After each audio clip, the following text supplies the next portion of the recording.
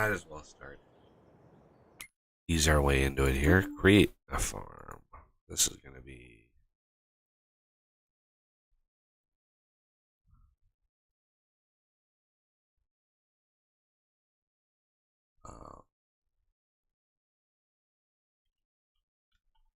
flat mega farm.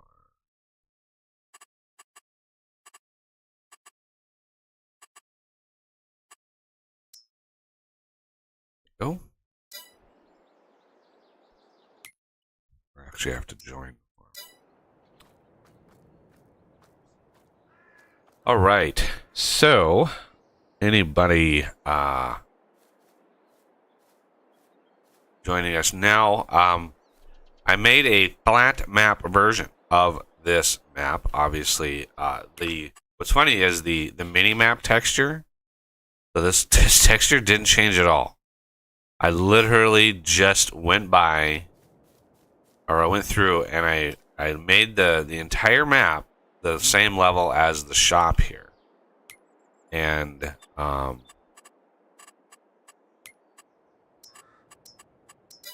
the only exception to that is naturally the lake. So still have the lake, but everything else.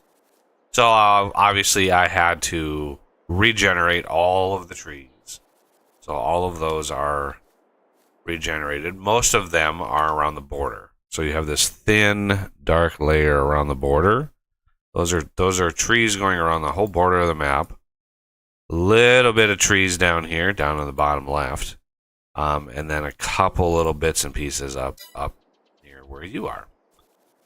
Okay, so I want, since we are playing this on hard, you don't actually start with a plot of land. So you actually have to buy your first plot of land here. $312,000 for that. It's crazy. So how are we gonna make our money? How are we gonna make some money? We gotta think. So the other thing I did, in order to encourage mega farm status and basically plowing and building this whole map up into a mega farm, I'm hoping that we can do that. Well, we're gonna need a whole lot of money because these plots of land are still rather pricey to buy the whole map. It's still going to be several $1 million to buy the whole map, and we want a mega farm. We're going to want the whole map. And you know we're playing on hard, but also I've went through and I sort of rebalanced all of the money, all of the sell prices for all, or well, I say all, most of the items in here. And I actually went for a lot of the base items, wheat, barley, oats, canola. I actually went up and I found what wheat is selling for, right? So like the US market for wheat, the price of wheat is by the bushel. Right, so how do you then divide it? Well, come to find out, and Google helped with this too, but there's about 35 liters to a bushel. It's 35 and some big decimal, so it's like 35 liters. So I just took whatever the price was and I divided it by 35, and that gave me the price for the liter. And then the game takes that price per liter and then multiplies it by 1,000. And that gives you what the sell price is. These values in here are by the 1,000 liters, but the price in the XML is price per liter. So it's can get confusing. And so yeah, I went through wheat, barley, oats, canola. Canola was really hard to track down. I couldn't find a U.S. reference to the price. I found a bunch of Canadian references. And pretty much the entirety of the canola crop is made into canola oil. So I found a lot of prices for canola oil, but to figure out like what the price of canola itself was, that was harder. Sorghum, again, it's very not a lot of sorghum is planted, so that was hard. Grapes, again, really hard. You can find it by like the ton. Same with sunflowers, soybeans, corn, potatoes, sugar beets. I don't even think I looked up sugar beets.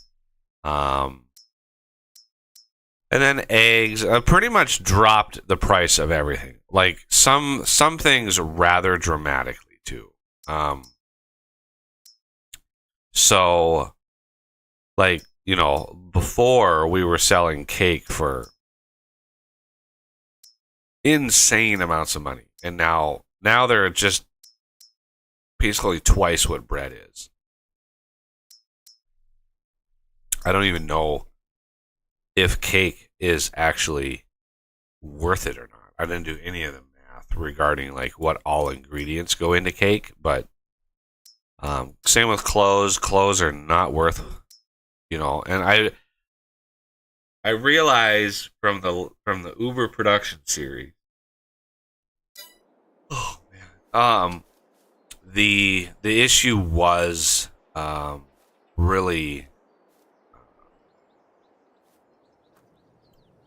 there were too many trees, way too many trees, and there's just not enough farming. The productions were just too good, and so you didn't really have to farm all that much. So I wanted to rectify that, and we have ourselves some serious.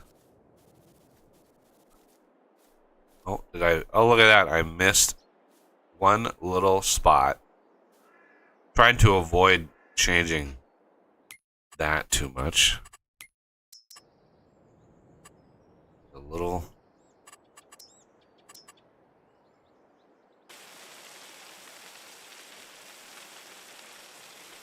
bit of thing there. There we go. It never happened. So we've got a little bit of wood in here, as a, if we need some money, if we want to get into forestry, we've got that here. But this first plot of land here, we're going to have some mowing going on here. Now, how do we want to do this? If we look at our prices, you can see I made grass almost worthless. Hay, you get a big bump in hay. So selling grass outright, not worthwhile at all. Hay, however, is pretty darn good. And then silage, if you go through and do silage, you get a really high premium on that. But silage, I noticed one of the things that the hard difficulty does is it makes silage slower. It's a slower system. Whereas on easy, let's say you wrap a bale. You have silage additive, so you wrap this bale. On easy, that you can sleep a day and all of those bales will be silage. And I did a test world with this map on hard, and it's only like 30% when you sleep a day. So you have to sleep like 3 days in order to get the bales to actually be silage, which is crazy. But anyway, in this case, we might want to get might want to actually collect a bunch of these collectibles.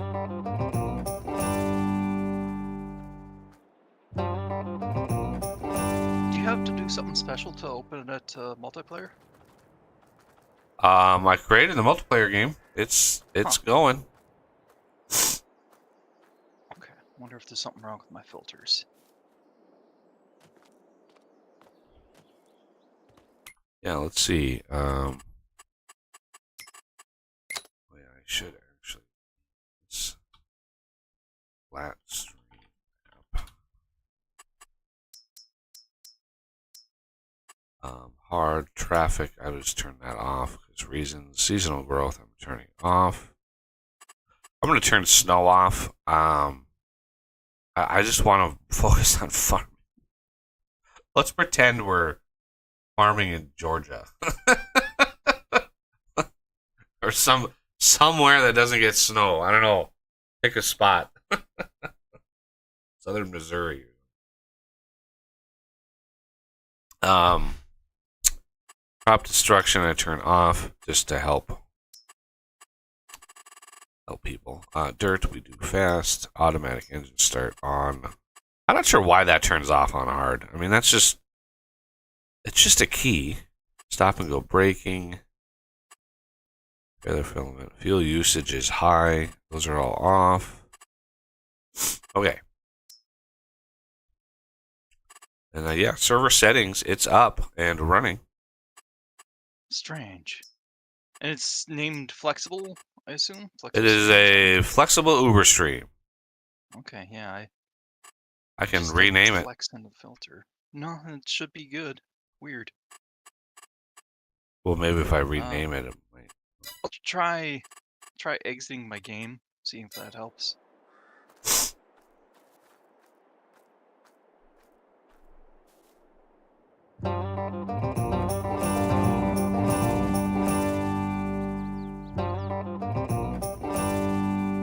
Hey, Patrick. I see it. Strange.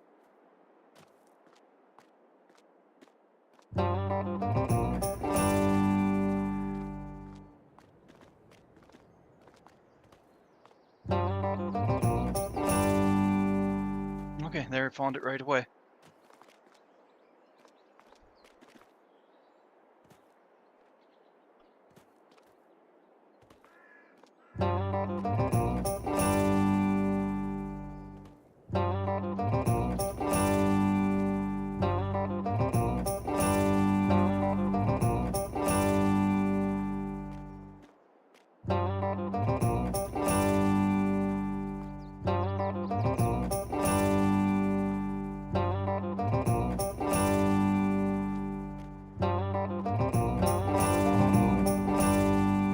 Alrighty, that takes care of some.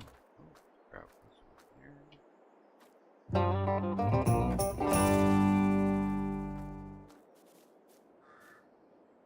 I had to update a few mods though, so. Yeah, I got three mods queued as well. Just make sure yeah. that when you're done exit Farming Simulator, then go back in. Oh, yeah. I might not have remembered that. Thank you.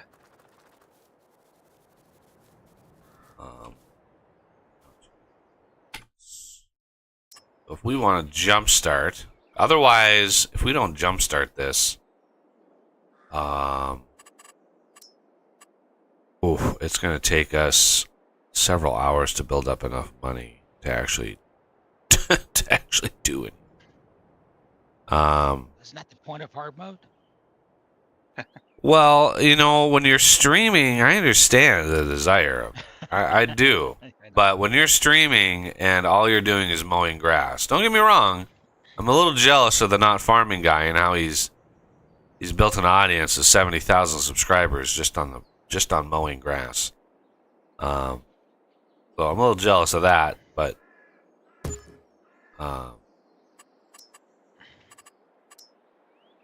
I a lot of people just sit there and watch it in the background while they're farming or something like that. Or yeah, and that's mainly what I do as well, is just have it on in the background. But it's still like, those are still views. Those are still like, those it counts. Although I don't know, as far as the music that he plays, I don't know like what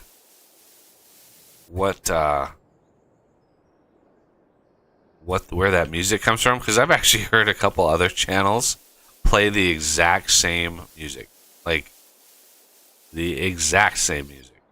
So maybe it's part of a royalty-free website or something. I don't know, but Yeah, I know there's a few of those. I mean, usually if it's a paid one, they usually have to put in the description where they got it from, you know?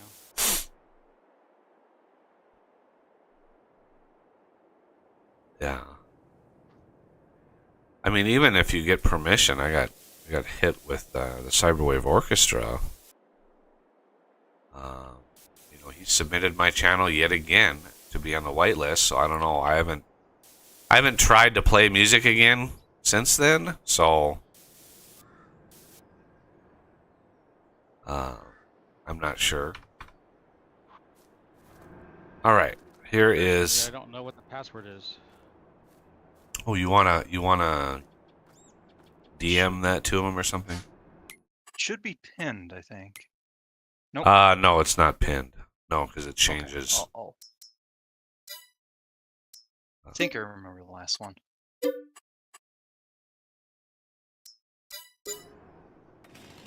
So I did a thing with this version of the map.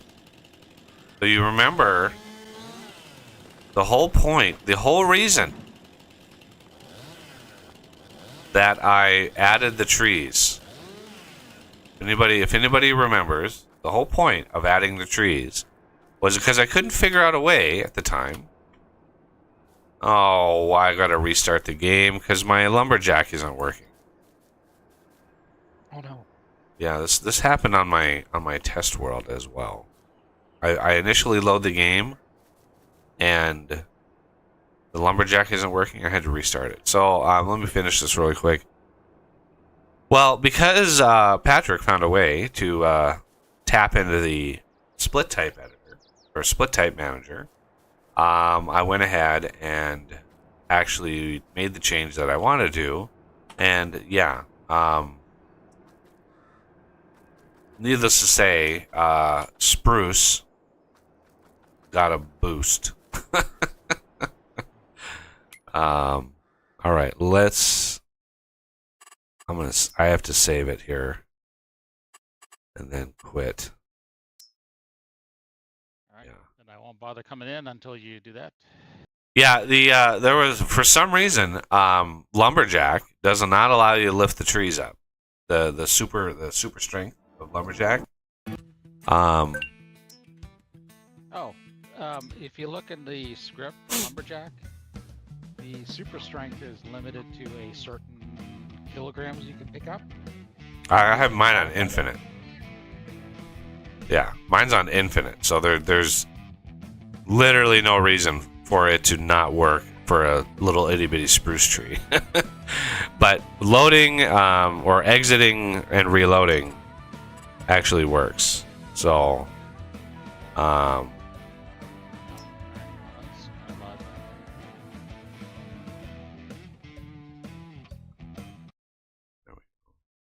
load this up. Yeah, I don't know why. Maybe it has to initialize, maybe when you first load a map it doesn't work, but let's see. Oh yeah, because I'm on multiplayer, this key.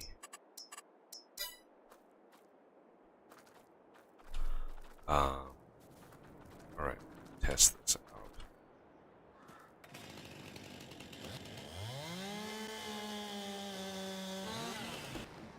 Yep, now it works. So yeah, it's kind of weird, the fact that it doesn't work. But. So you take this normal average spruce here, 34.7 meters long. Put it in here. Get out. Stop sticking to that tree. You load it in, and it's 120,000 liters.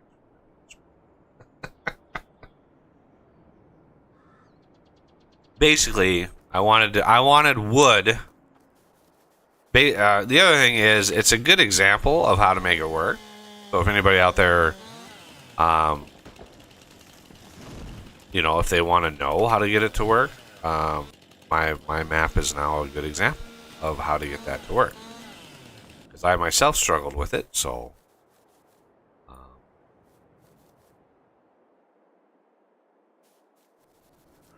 Yeah, I learned a lot actually investigating that. I haven't done a lot of scripting in Farming Simulator, so it was interesting to learn the ins and outs of it.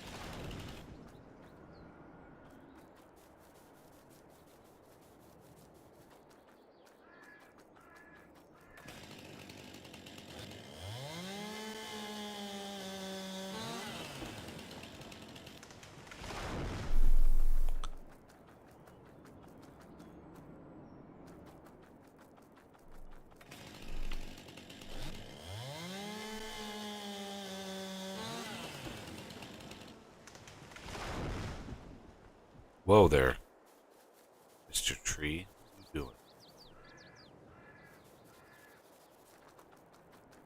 Talking to your trees now? Well, sometimes when you cut them down, they jump backwards. It's weird. That one slid back about 50 meters. I saw a great little comedy skit the other day. A couple guys talking to one another,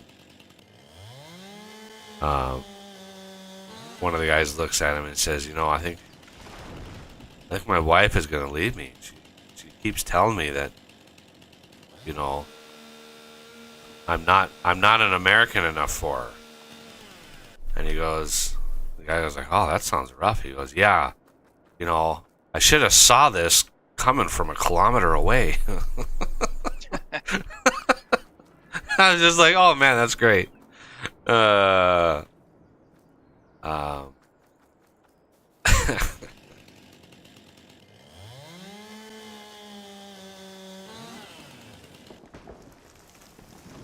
Not allowed to cut trees down. well, you got to join the farm. I did. Oh, you did? Okay. Let me go in and give permissions.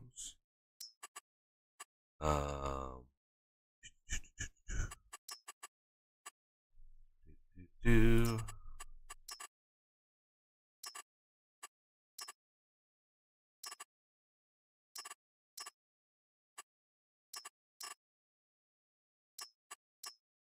There we go.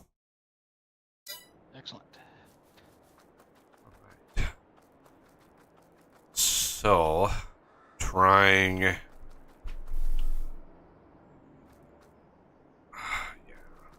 So, what we can do is get enough wood in here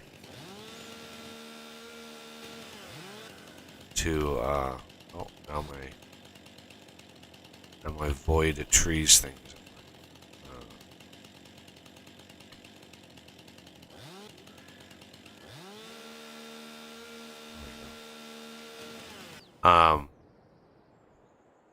Get some just some boards or planks or something crafted, and that will give us enough money for maybe some grass stuff. The whole silage, the silage taking so long. Like my test world, I literally mowed the entirety of that first, like number 36. I mowed pretty much that entire thing and made it into silage bales. Because I wanted to like build up a bunch of silage and then sell it and then make enough money to actually do stuff. Well, that first I made, oh man, it was like 240 bales. It was so many bales. I just had a mountain of bales set aside. Then I skipped forward a day, and it was only like 30%. The whole day, 30%. I'm like, oh my god, this is not good. This is gonna take a while. If I only get 30% for a day. All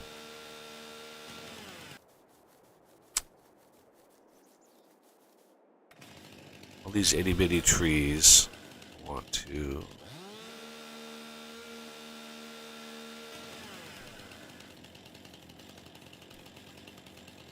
Lumberjack is not working. exit and come back in. It's not working for you, even when you hold Alt. Yep. I see that you gave it to me, but I wonder if it's Oh, I don't think we ever had. I mean, do you think you need to restart for it to work? well, I'm gonna try that right now. Uh,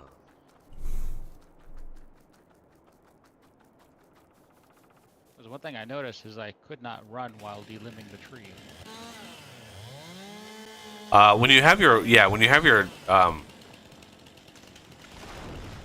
chainsaw out, you can't run. Actually, that's been changed in the latest version of Lumberjack. Uh, I've never been able to. I mean, I'm currently running a save right now, a 4x game where it's basically all trees, and I run all the time when delimbing. I mean, I have my player speed up. You can set your player speed up with B and V. So you can set yourself to actually walk as fast as you can run. But Right. What I was saying is that what they did is they holding down the shift key.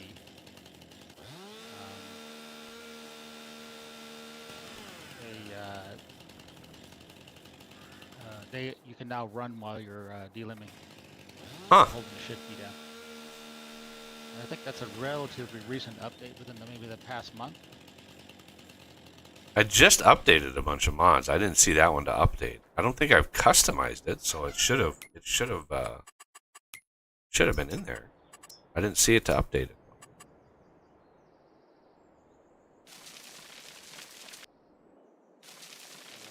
Take a look at the mod. Yeah, I think I remember hearing something about what you're talking about, but I haven't seen that reflected in the game at all.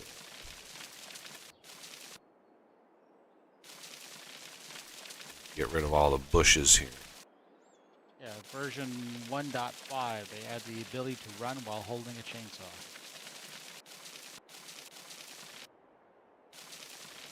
Which, I would not recommend to do in real life.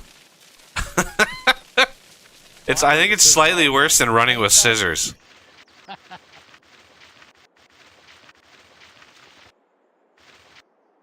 I juggle chainsaws while running.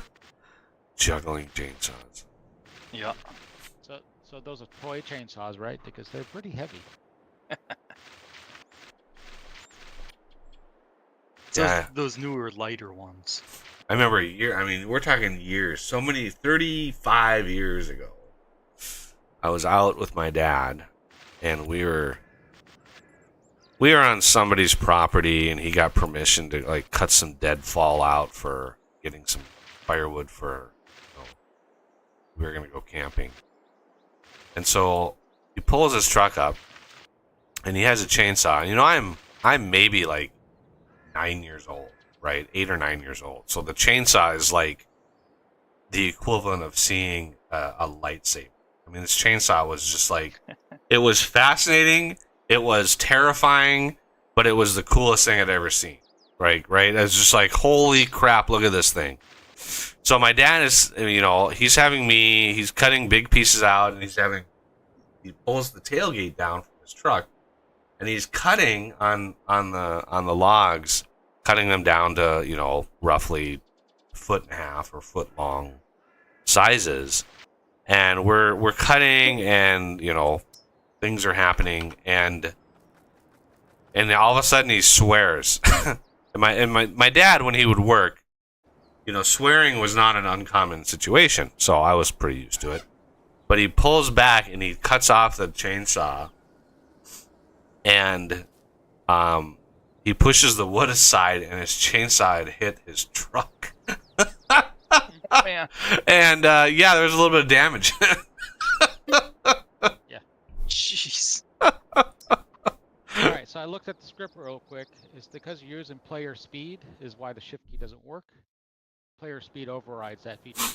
Ah, yeah. You just hit B a couple times, and whew, Bob's your uncle. You're good to go there. Right. I've used that one too. There's another one that I like using too that you can use shift 1, 2, 3, 4, 5, and basically you can jump between them without using B and V. Uh-huh. Player speed works too. I like that. Yeah, player speed is really nice because then you can kind of adjust a little bit how fast you walk up the tree. Because if you go too fast, you're gonna skip. You're gonna miss. You're gonna miss things. And if you want to make your run speed faster, you just hit F12, and you go through and you just change your run speed on the second icon down, running multiplier, and then running multiplier key. So yeah. We're super fast. Okay, so I would like to, well, let's actually start making a little bit of products. I think beams give us the most, and then a little bit of pallets for a little itty bitty bonus. Beams are also the least cheaty, because you don't get very many beams compared to like planks. 3,000 to 5,000 planks. 3,000, 73. Okay. I guess longboards are very, very similar. But as we load more and more wood up to this, a full load of beams would give us just enough to actually start the process. So wanted, I don't know, something to do that didn't involve trees. One thing that we can do to really maximize the time spent like mowing is this first plot of land here, number 36, that I bought already, which was not a cheap purchase. Yeah, you start the game with 500,000, but you have to buy your plot of land. So there goes most of that. So one thing you can do is go into construction mode, and in this first plot, which you can sort of do, one of the things I've learned to do is when you're in construction mode, the mini map, right, like this very center of your screen, you can kind of tell how far over the plot of land is where the line lines up. So when the line is like right in the middle of the screen, so if you're looking at the vertical line, if it's right in the middle of the screen, you know that the property line is basically in the middle of the screen that you're looking at, right? So the mini map will kind of guide you into the boundaries of the plot of land. But if you want to just take some meadow and landscaping, plants, meadow, and paint over these red flowers, because these red flowers, when we mow, these red flowers will not only not give us any grass, but they will be a blank spot in this plot. So yeah, I was tempted to get rid of them when I generated the foliage, but I was like, no, I mean, it's the difference between like a wild plot of land and not is the orange kind of shows you where that is. But you can go around and just in this giant big plot of land, just repaint meadow and get rid of all of the orange. I mean, you could do the whole map if you want. It's free to do. It's just whatever your tolerance level is for shit jobs. Or Okay, you I'll can just plow certainly it and make it a grass field. I mean, we're definitely going to plow it, but we're going to plow it after we mow it and harvest some of the grass off of it and then let it grow for 1 month so we get some fertilizer out of it. I have a set, number of steps that you can go through to really efficiently process a lot of that stuff. Oh,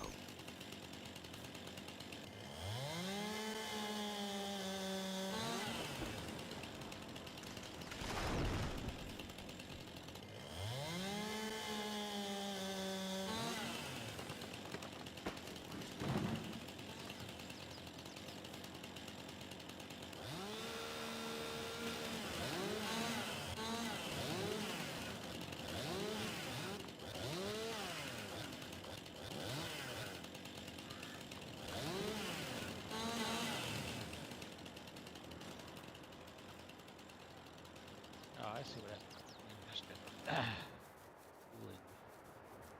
dueling trees. Yeah, we crossed the streams.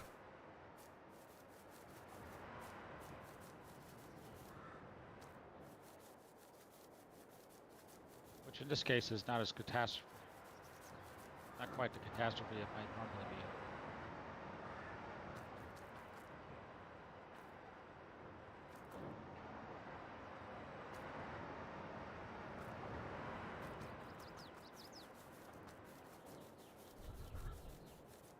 I do still like my big trees, though. You don't need to farm on this map. You don't need to farm the big trees, but I do like them.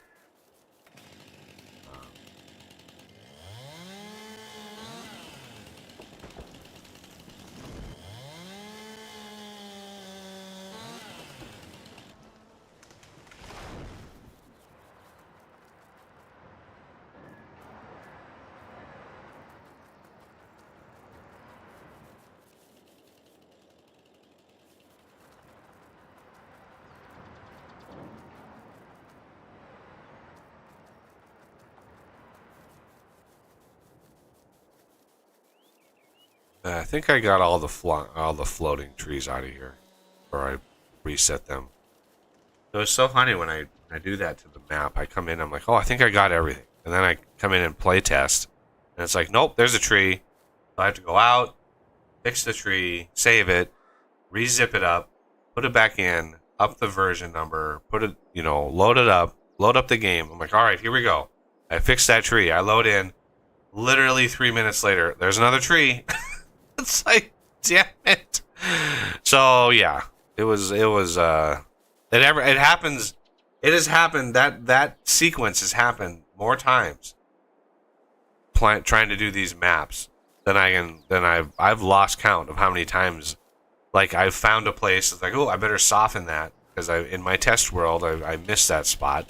So I come in. I'm like, all right, I get it all done, and then come back in the game and literally within 5 minutes of of playing, it's like, oh, there's another spot I missed. It's just in the editor, it's so hard to see that stuff. Yeah, you really need that player perspective. I tried to join the farm. I don't think I can get into the purchase menu without being on a farm. Okay. Okay. I forgot you had to be added to the farm. Okay, let's go here and OS. And set sell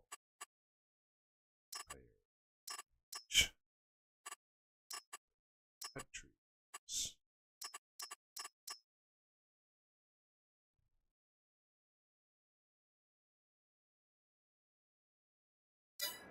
Alright, try it now.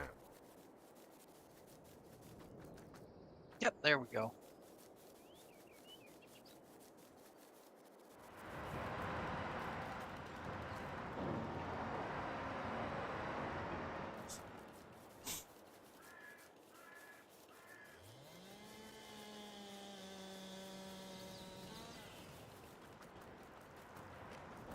So any of the orange flowers. Well, you just take meadow. It's just a generic meadow, and you can use M and N to increase or decrease the size of your brush.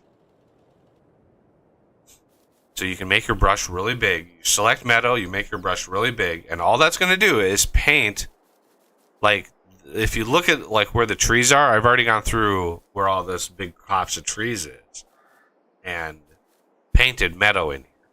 So meadow, you're going to get little bits of, you know, other things other than grass. You're going to get tiny little flowers, but not the big chunks of orange flowers in like the plains area. That's really the marker of where the plains, where the grassland is. Oh, and I missed that itty bitty bit there. Shoot, which one is meadow? It just looks like a single tuft of grass under plants. So It's the first one in my list, but that's not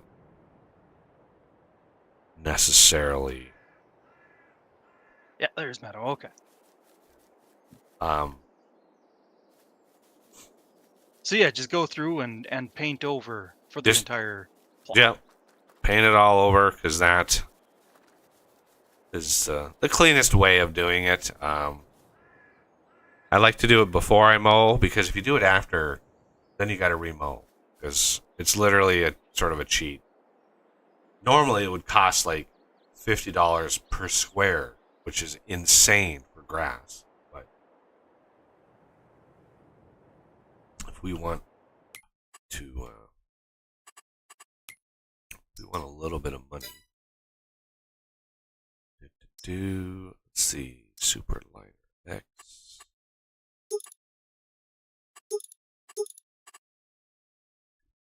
Do I have to worry about painting over top of the gravel here? Yeah, just focus on the grass. You can paint anywhere, so just focus on where the grass is. Okay,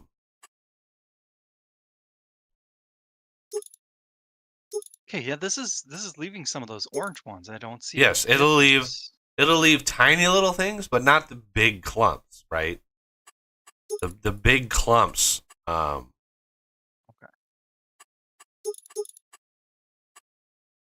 Because yeah, the stuff you place down by the trees, that's a different color than the ones I'm doing. Unless that's the terrain, I don't know. Well, yeah, just give me a second. Oh yeah, sorry.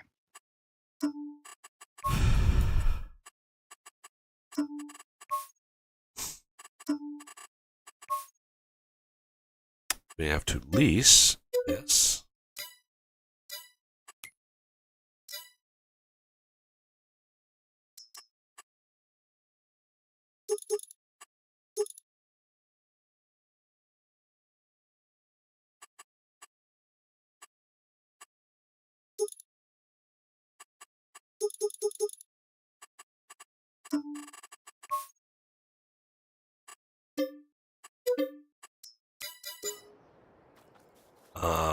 Where are you at? So where did you do?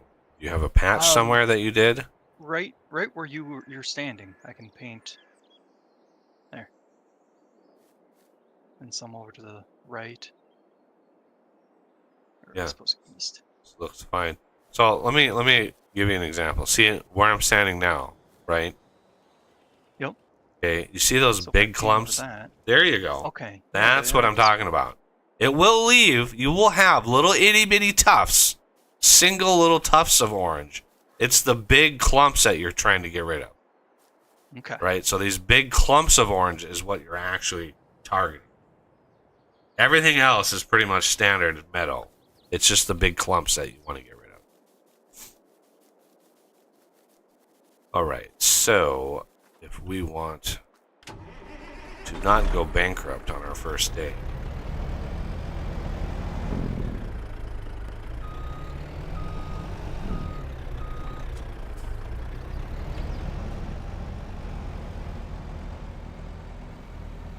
Speaking of bankrupt, don't mind me doing like trillions worth of landscaping.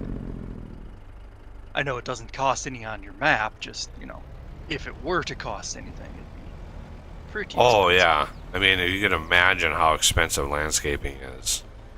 Yeah, if we wouldn't have had free landscaping on the Uber production map, we would have spent millions and millions of dollars on landscape when I would go in and like I would flatten a bunch of the map. Yeah. Oh my god, is that expensive? As it would be if you're trying to remove a mountain, right? It's not cheap. Okay, how are we doing over here? Wood beam's about halfway full. Yes. I do like how close to the ground you can cut things on a flat. At least Well, that reminds me of a story when I was first doing lumbering, and I decided that there was a hill there, and so went and raised, or sorry, it was a valley. So I raised it up, and I realized that the stump was now under the ground, and it created these kind of weird-looking things. And then of course, the hard worker would like always stop right in front of it because they didn't like that there was something there.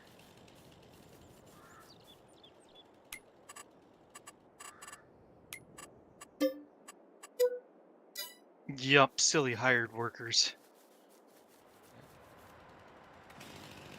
Yeah, so I had to lower the ground all the way so I could find out that there was a stump there. you didn't have dev controls on? I did, but we were doing things the hard way. Truck. Yeah, I accidentally hit the truck with the wood. Yeah, that tree, you can, that's 75 tons. It may not feel like it when you're using like super strength. Like, oh, this tree is nothing, but the game, it's funny, the game still simulates it as if it's 75 tons. So you can hit a piece of machinery, a 30-ton tractor with that tree, and it just will go flying like you hit a golf ball or something. It's crazy. Let's see, is this thing close to 620 now? I just learned something about Lumberjack that I didn't know. Normally, because I don't play realistic that much, but if you turn on super strength on permanently, you can't delimb a tree. Well, you can't walk along it and do it. You have to just tap you have to click it. That was something that Coffee discovered, is turning it off, because we all had Lumberjack on permanently, and it was just a pain to delimb a tree. And he was like, "Oh, you just turn Lumberjack off and you just walk along it." We had no idea.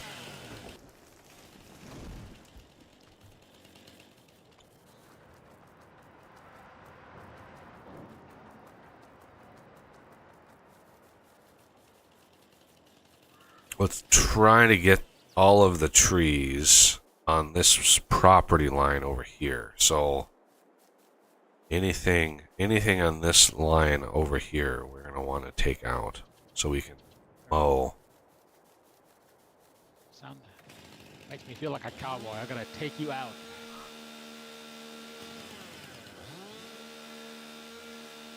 Cowboy.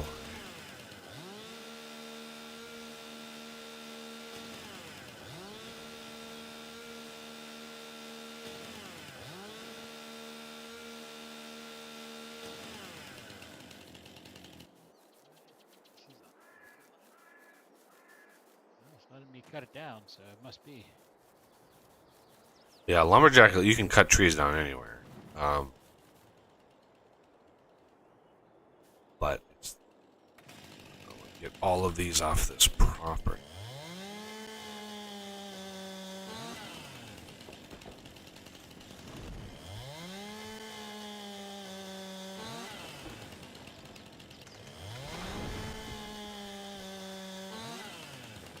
amazing how much better performed Lumberjack is on 22 as compared to 19. What do you mean? Well, if you were to pick up a log and try to go run with it, it would just drop. You had to walk slowly with it. Oh. Walk slowly and carry a big stick. Yes. Literally an entire tree. Right. Normally we talk about, tapping over the head and shoulders with a 2x4, but a big stick like a tree will work too.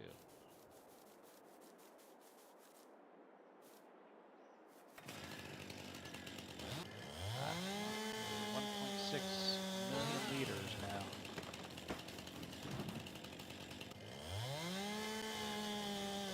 Yeah, there's a lot of wood.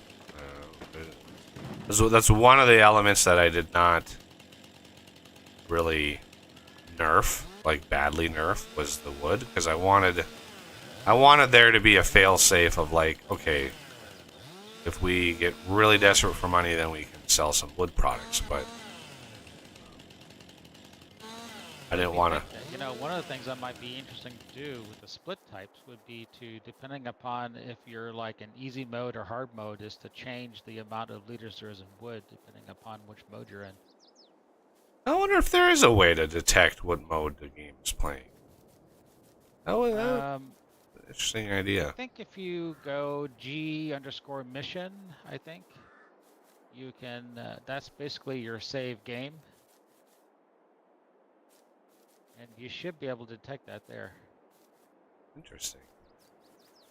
The only downside to having a script on the map is it's incompatible with consoles. Well, your map is incompatible with consoles because you can't get it on the Giants hub. Yeah, plus it's 4X, and there's no 4X console maps. Right.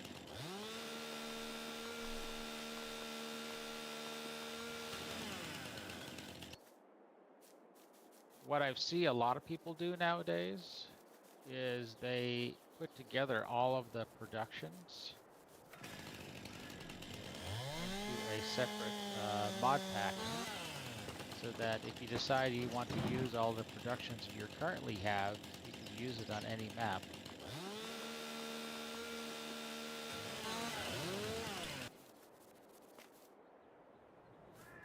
Yeah, I mean all the productions that I have, I mean they're not in a single mod, which I mean that's doable. I could put them all in a single mod. It would be tedious, but could be done.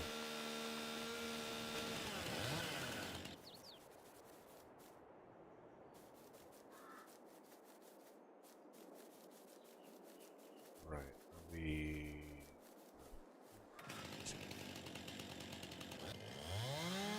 That way, if you get tired of the scenery, you can always, use the same mods with a different map. Off you go.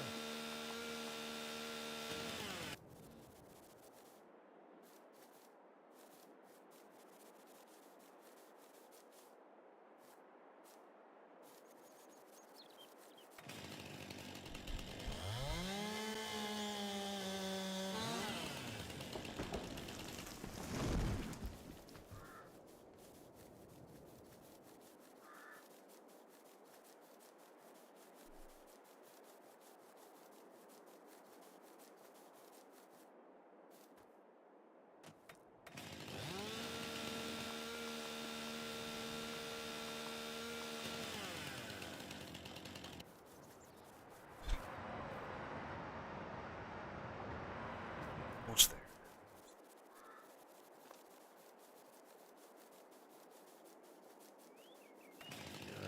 One more tree.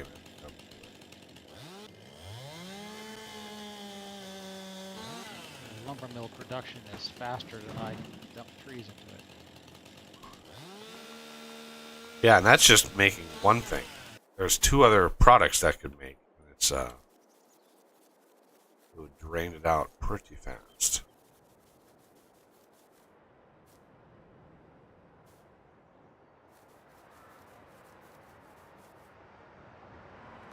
it's full, so it's just wait. Uh, All right. I timed it perfectly. Let's not do any more trees right now until we get.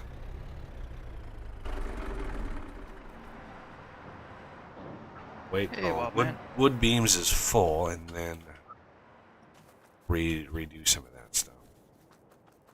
So, what we're gonna do is I'd like to just start by getting some of the equipment that we're gonna use long term.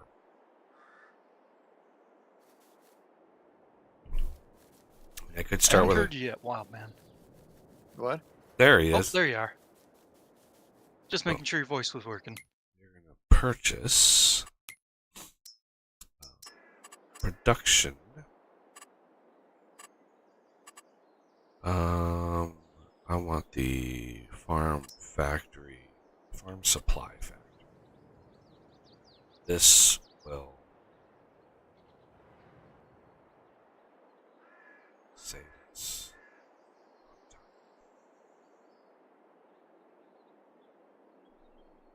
Don't know whether or not.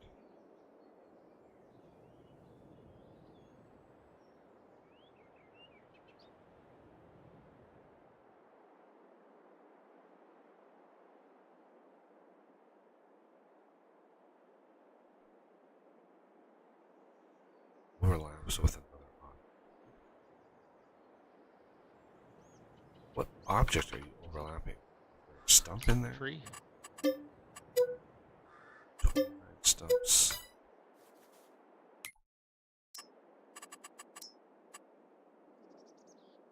Farm supply factory.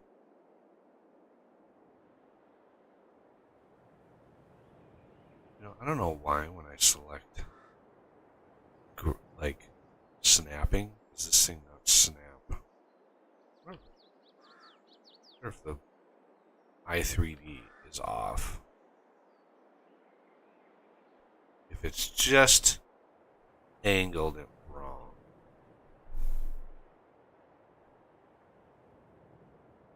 Farm supply factory will help process grass and stuff.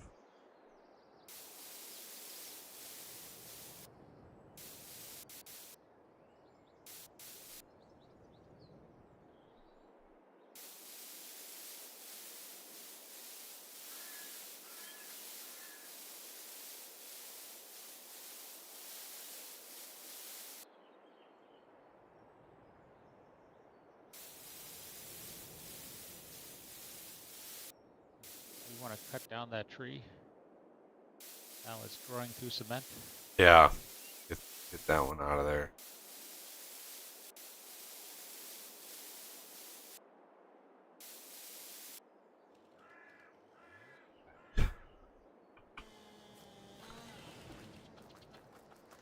This thing can make silage. It can make a lot of things and stuff with the grass. So all we need to do is push grass in there. I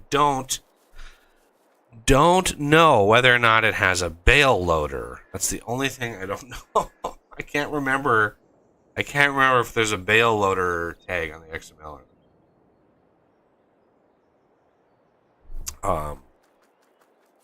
You're looking for an autoloader. No, there's a tag. There's a special tag for a building to support loading bales. Oh yes, yes. And I can't remember if the farm supply factory has it. That's going to be egg on the face, right? Yeah, I can't remember if I did it because a lot of these, I did before I really knew what the hell I was doing. So, yeah, there's a whole big element to that. Okay, I can take this, move that, take that, and we're going to spawn the wood beams while we make planks and longboards. Just for fun. The wood chips I'm building up purposely here because we want. Believe it or not, one of the things that we can do with a lot of this wood is make it into wood chips.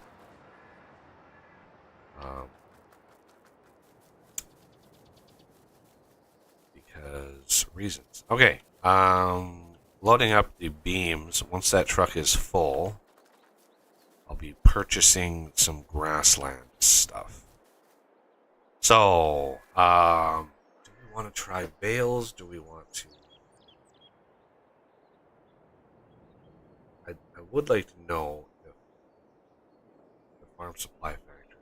If we have a bale loader on that, then we can use a baler on the grass, like a square baler. Just pull it behind, like, just pull like a square baler behind the big lawnmower. I want to get one of those M500 lawnmowers. I love those things. Yeah. You got. I'm assuming you got the M5 with the PTO in the back. Yep. Ah. But it kills the turning radius on that thing. Like, I wish there was a PTO extension, like, thing that you could do that. I'm sure there's probably some janky thing out there that somebody's made, but it just sucks that, you know, the M500 can turn on a dime, except when it has a trailer. And it's like, ooh, then it's bad. Well, they have actually a new mod out now, where the both the you know the mower that you stick on the front of the tractor and the one you stick on behind the tractor. Yeah, there's one that they did both. You stick Right. on the back. And so yeah, and back in 19 it also swathed. So what I would do is have both the mowers in front of the tractor and be pulling the either the baler or the forage wagon on the back of the tractor. Yeah, and I've done that forage wagon, that Mysticat, like, super cheaty forage wagon behind the mower. But that's usually what I do in single player. Multiplayer, you know, we want to make sure people have jobs to do. And I know there is a collectible somewhere in this first plot. I don't know where, but there is a collectible on the ground somewhere in here. The worst possible way to find it is by mowing. Because it's like trying to drive over Thor's hammer, man. That thing is not gonna move. But yeah, it's somewhere out here. I did rearrange because I flattened the terrain and stuff. So I did rearrange all of the collectibles. There's still a massive cluster of them north in the north plot, and I really tried to scatter them a little bit more, but my brain just couldn't scatter them very well or whatever. So I was like, I just gave up. I was like, okay, that's enough. Come on, load it up. We need more factories working, so this slows down just enough.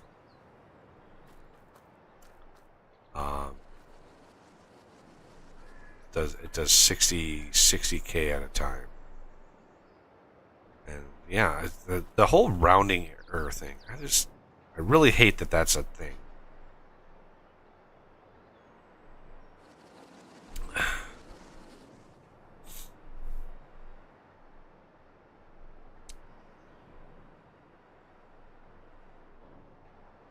Yeah, it's 11. Rounding error of 11. There we go. Okay. Wood beams, you are no longer going to spawn them. Alright.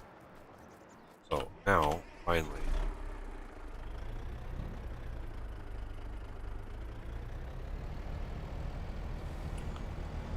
Our first influx of money, which doesn't last very long. Yeah, it's a decent payday.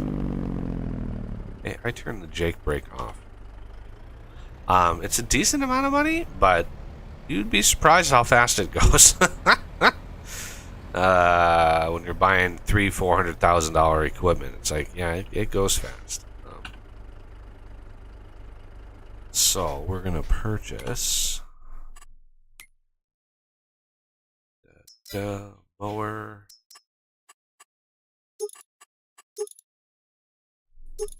Yeah, I always start off with the cheaper equipment to give myself a sense of progression.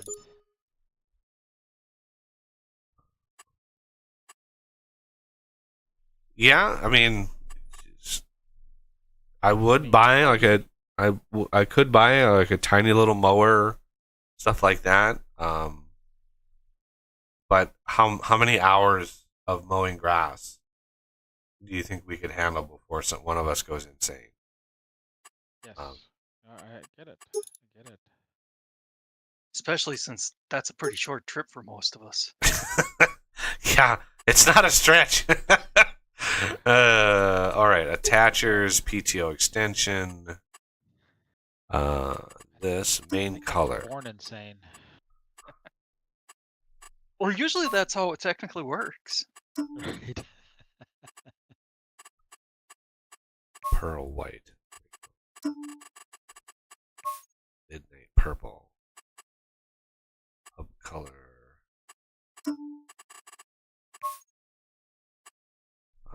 First decal color. What?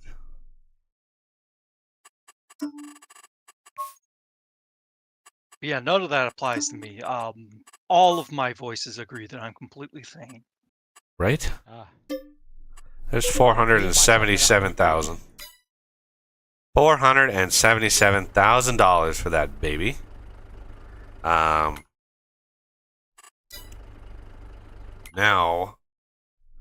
I would like to do a large tractor, and we're gonna go for one of these babies. Oh, there's a wild man. US big.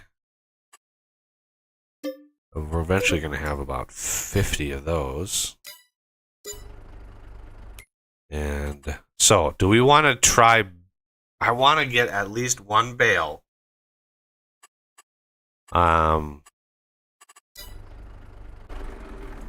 So purchase, because I mean, I don't want to just rely on. I just don't want to have like one forage wagon and then,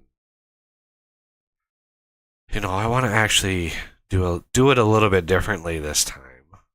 So that means I want to go down to balers. Balers. You need the round bales or the Heston bales?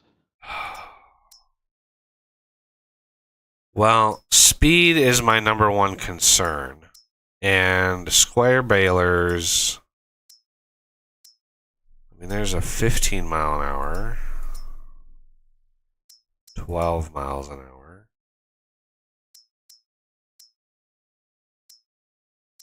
Suppose with the square bales, you wouldn't need to stop. They're designed to. Yeah, that's what's really nice about the square bales is you just cruise. Well, the quick baler usually it's also a round baler. You shouldn't have to stop either. Yeah, the quick baler is usually my go-to. It is phenomenal. Plus, it can do silage, but we're not going to use it for silage. We're literally not going to wrap the bales. Oh, well then that's a different story. Yeah, we don't need to wrap the bales. We might not even need bales in the first place. But it all depends. Well, let's do this. What is this liftable? Why is one of these liftable? The Case IH 436 HD liftable. What it does is that it creates bales, special bales that you can actually lift without super strength. Oh, okay. Well, so we don't necessarily need that because we have super strength. We're Superman. Working speed. 1, 2, 3, 4, 5, 6, 7, 10. 21.2 miles an hour is the best I can do. I'm gonna AFK to work on some lunch. I'll exit. Well, I suppose you probably won't be advancing the day anytime soon, would you? Well, probably not. Okay, then I'll just stay in the game. And they always kick you anyway if we do. Too true. I can boot him at any time. Yeah. All right, so I'm gonna lease this until I know.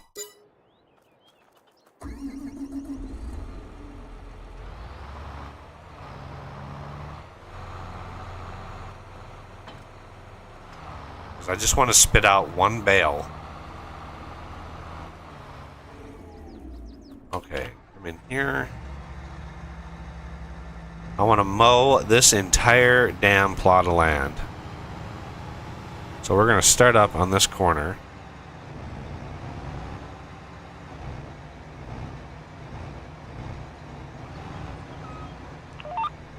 Get my lines going.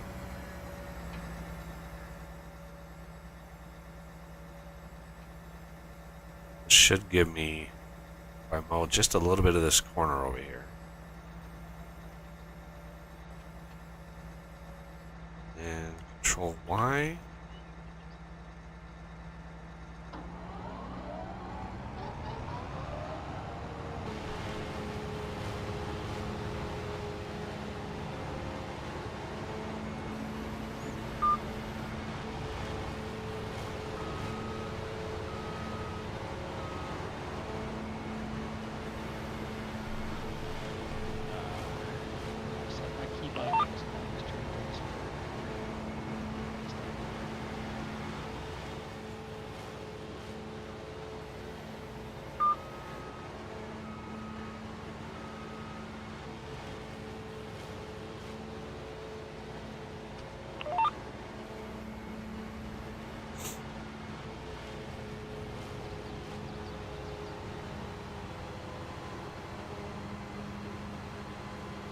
Yeah, because this baby can go 43 miles an hour.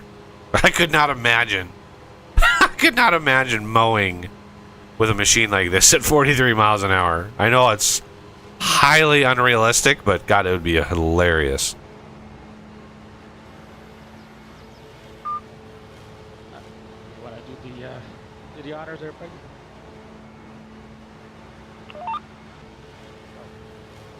Let's see, Buggy is the running man right next to the banner.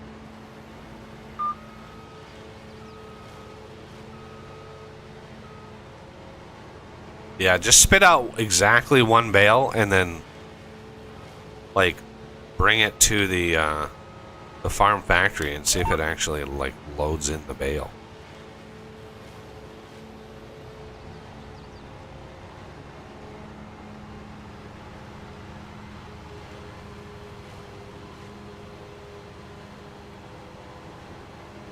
Helps to lower the baler.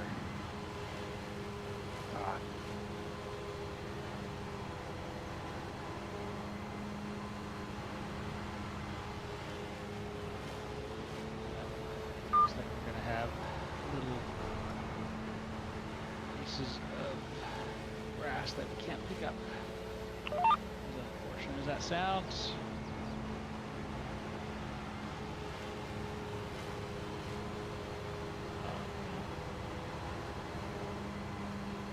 Problem with the steering wheel is that there we go, there's the first one.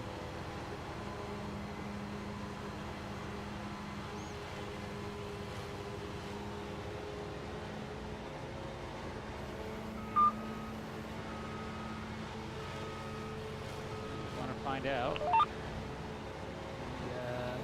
Take it, right?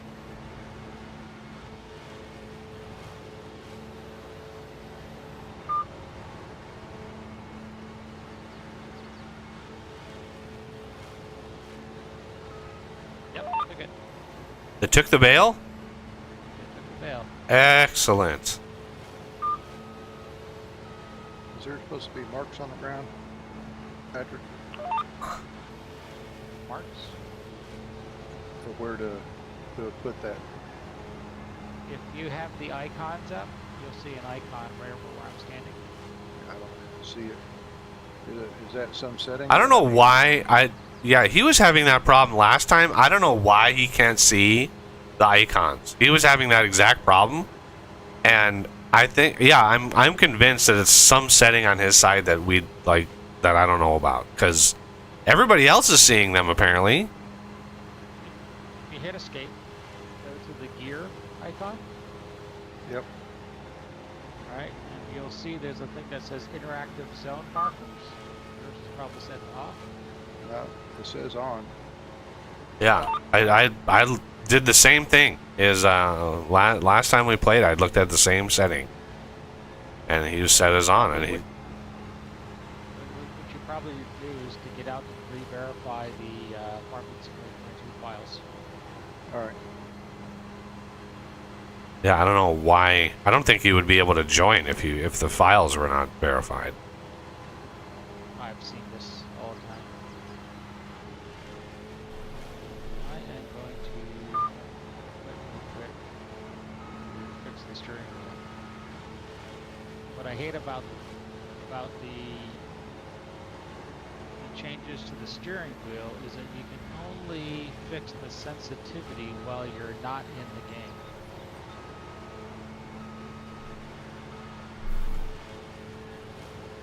So what they do is they create a dead zone at 14%, which makes it insanely difficult to actually drive it.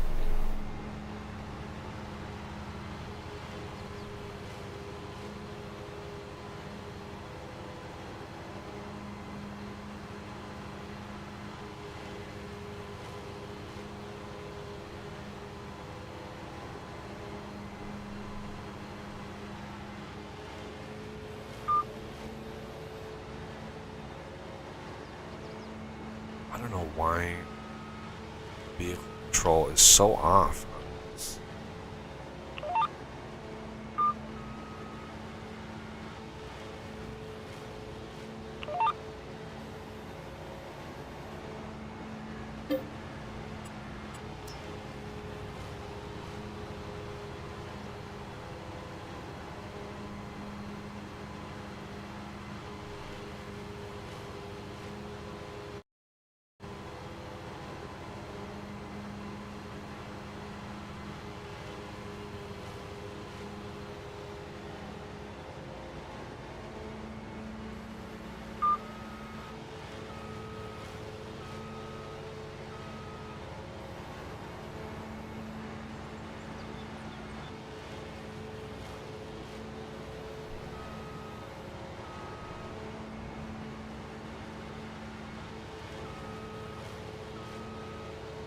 So how many bales are we gonna make? Just want to bale the whole thing?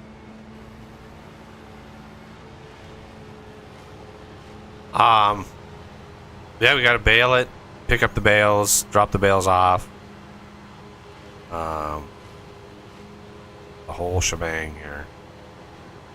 Should we Like, just put this into hay since hay makes more money, or we're just? Well, we're loading them into the farm supply factory can do all of that for us.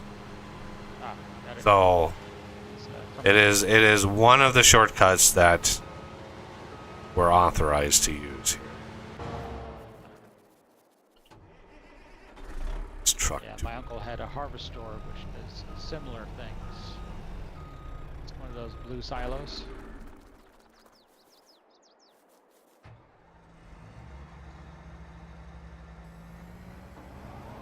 Didn't Set find up.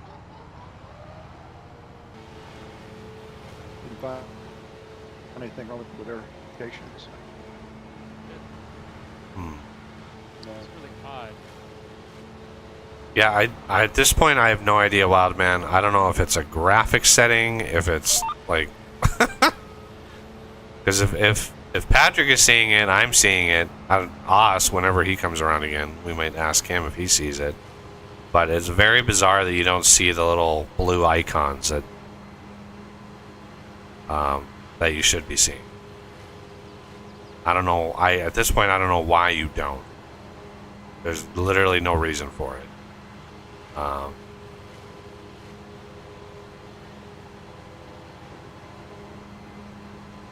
wonder if he's getting a mod conflict. I mean, you Assume.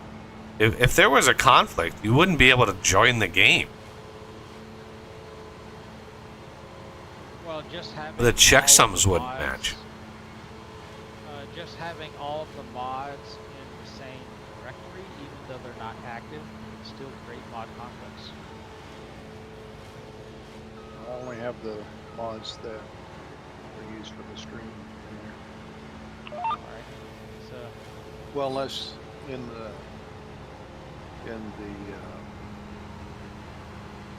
folder, buggies folder, if there's mods in there that we're not using.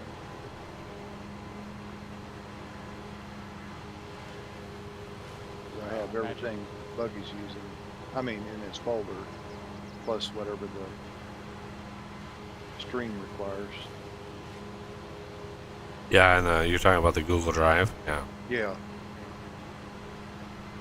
well, that's what I'm using at this point. So it's kind of expecting to work.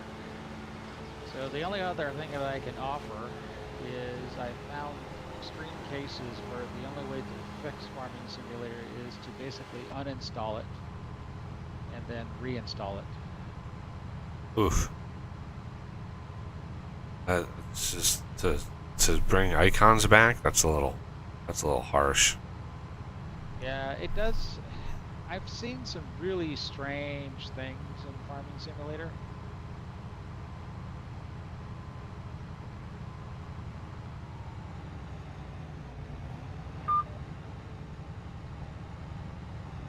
I guess I can give it a try.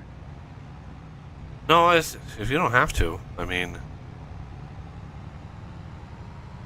it's not the end of the world that you don't see those.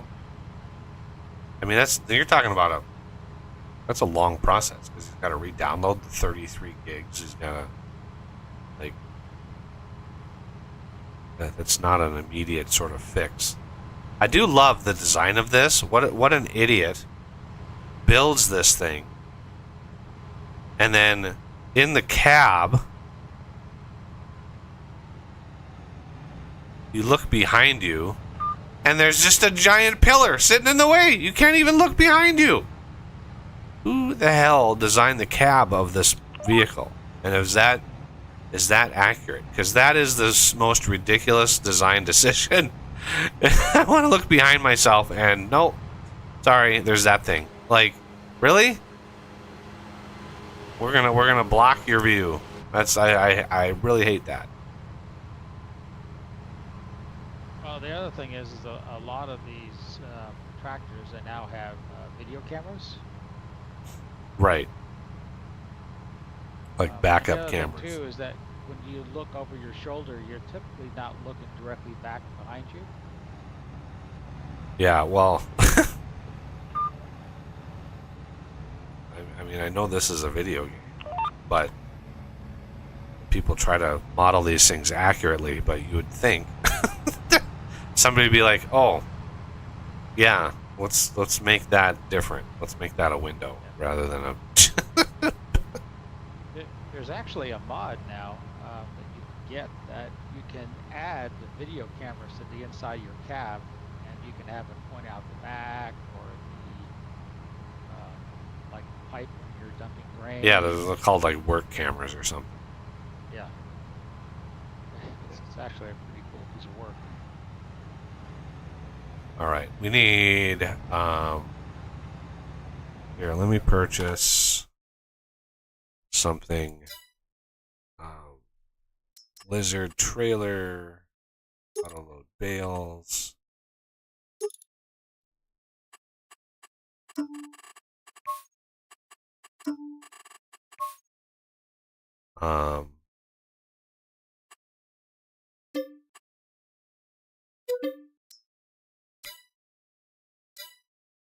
Then let's go to leased. Purchase truck. Really? Purchase the trailer. Purchase the bait. Alright, so I've got the truck. Or the truck, the trailer.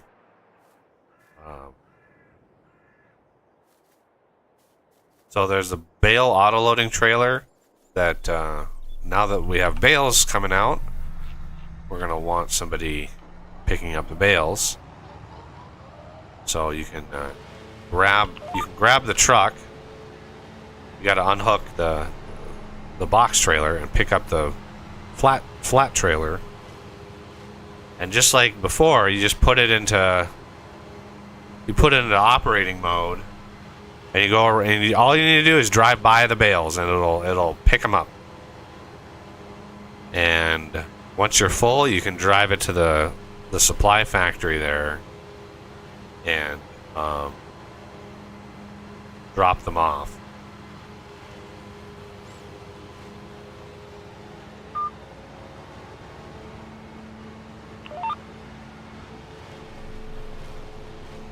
So did you get the auto load? Did you get the one from the arm, or did you get the one that just kind of magically appears in the wagon?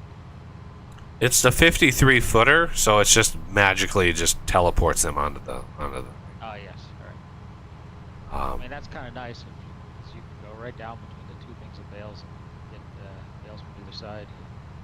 It's usually not. Yeah, that can be tricky.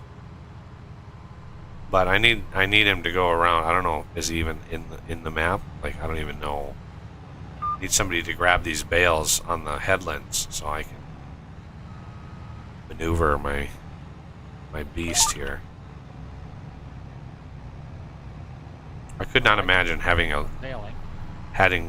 grass, having enough grass to constitute a mower of this size. And there's that Kloss one too. There's the Kloss like spider looking one. I don't know how wide that one is. I don't know if it's wider than this one or not, but yep, it is. But I was hoping it would be on the mod hub, but it wasn't. I've actually downloaded a few of them, and some of them work kind of okay. Some of them are really kind of janky. The M really is one of the better ones.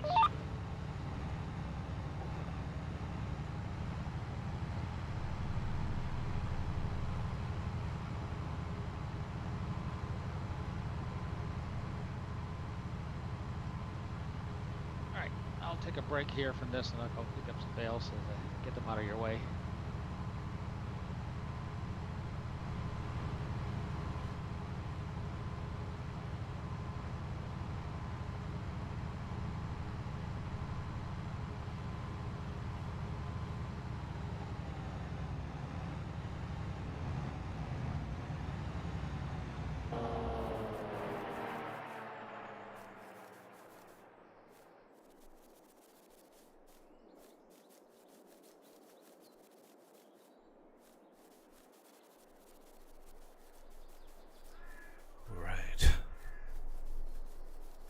So much grass.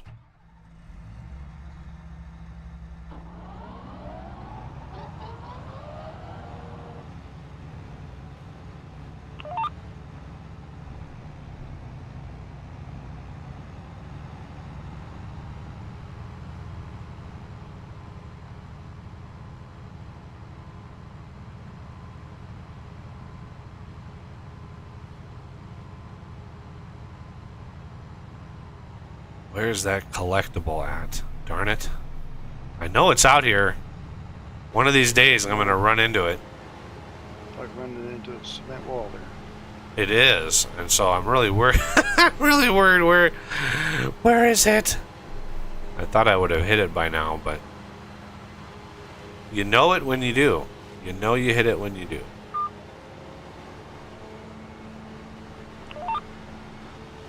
See if I can get zoomed out here and catch it before I hit it.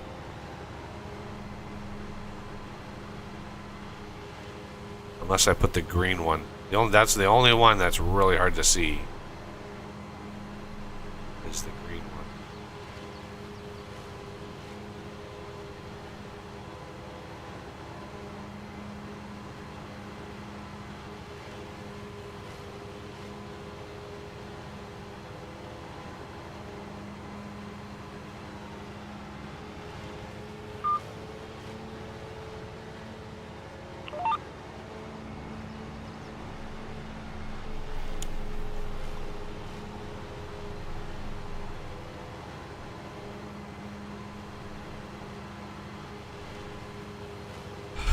Yeah, once that trailer's full, let me know how many bales it holds. I got 26 on it so far.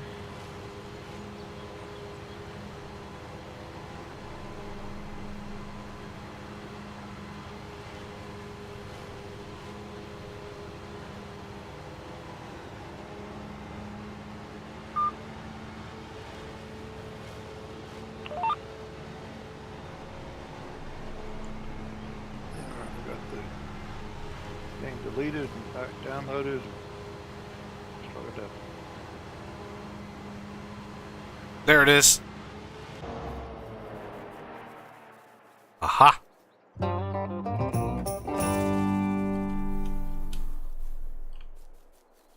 42 is the exact number. Well, it is the meaning of life. I was gonna say, isn't that the meaning of life? 42 is the exact number of what? Oh, 42 bales? That's not bad, because I know it holds 34 round bales. Because that's what I was using before for round bales.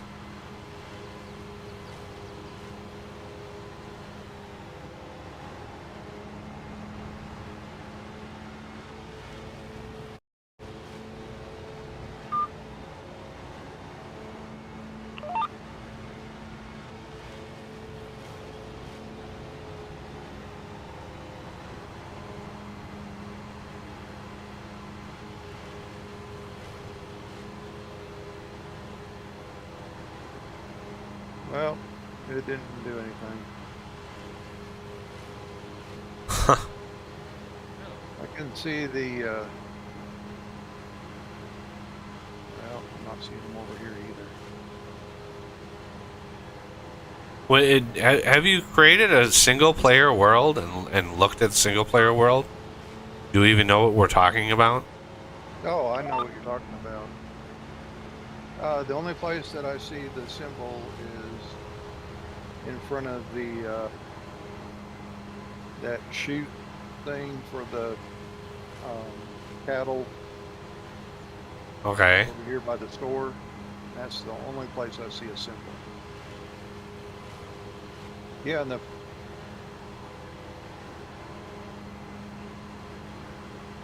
It makes no sense to me.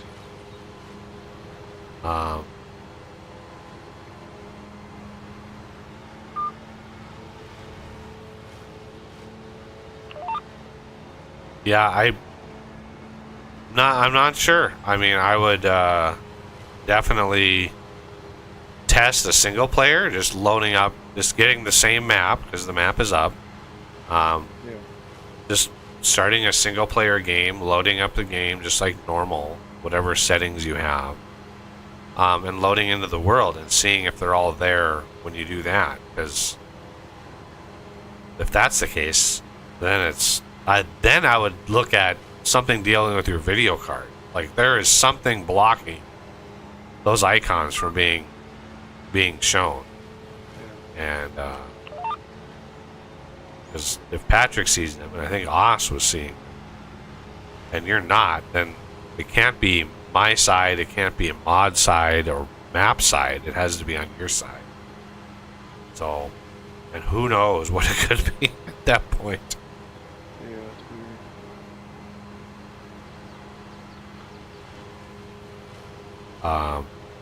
weird. Maybe disable the setting of,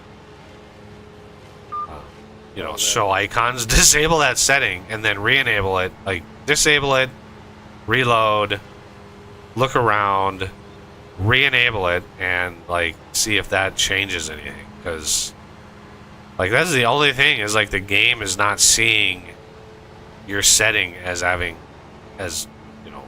actually set. That's the only reason I can think of that it would be off like that.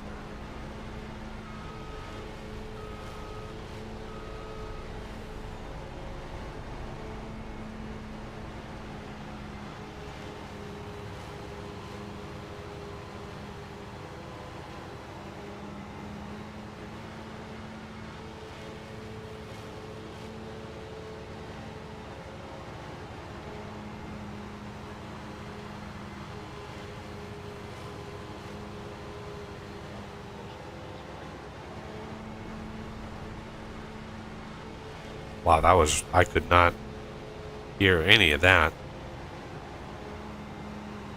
I'm eating my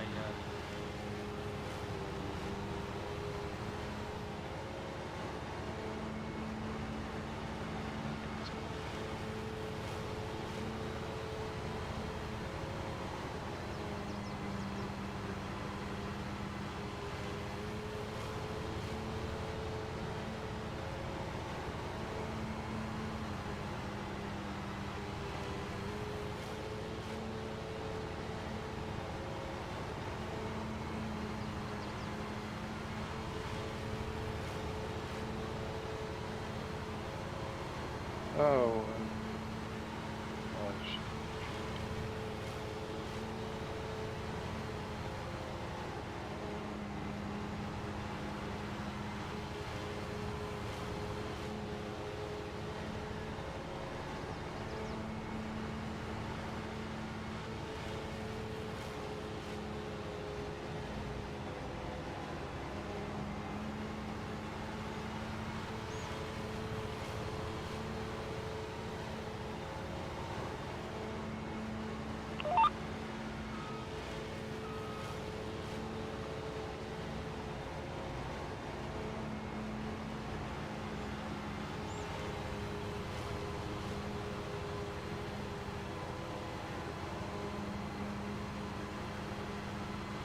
I'm back, but I'm eating.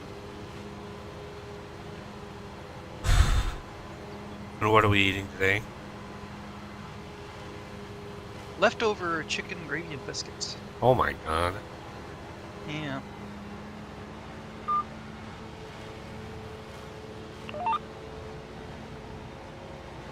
My dad found a stovetop biscuit recipe. They're pretty quick to make, and I mean, you know, just toss them on the stove, cook them up. On the, you don't have to put them in the stove? You just put them on the stove? Yep. It's best with a a lid for the frying pan, of course, but yeah, stovetop. If they're done right, they really tall. I mean, like inch, maybe even an inch and a quarter, depending on how well you do it. And it's got that flaky inside and everything. It's fantastic.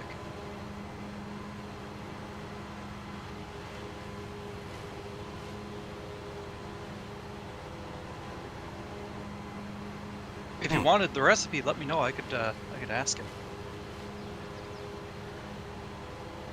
Yeah, me and cooking.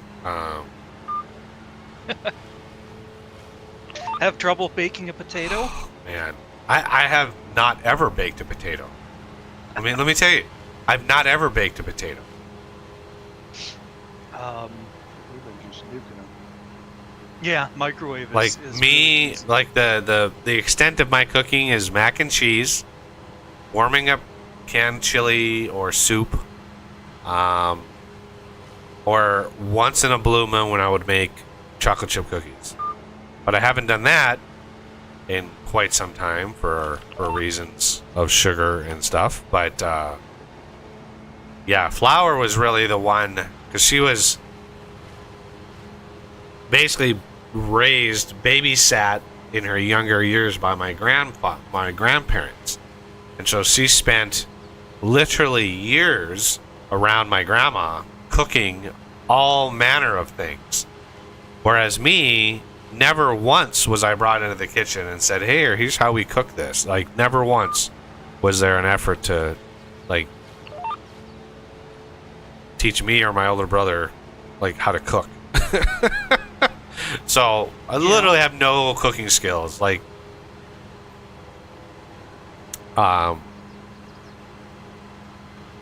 literally like asking my folks, like, what is the true definition of bring to a boil? Like, what does that mean? Because every time I boil like pasta for like my mac and cheese, like I can't have the pasta boiling because it boils over, like it foams up. You put it all in and it starts boiling, and then this like foam starts, right, when it starts to cook off the starch. I mean, I know the science of it. It starts to cook off the starch, Put in and a it's little bit oil or butter or something in there with it, and it'll help calm that down. Yeah. Really? Oil? Yep. Yep. Not much, just A little, Even just butter, I think. a little dabble, butter. do you? It combats water's surface tension. That helps creates bubbles. I was going to say, well, you could put some soap in there too, but Yeah, that would work. it might taste funny on the others. It's filling and it cleans your breath.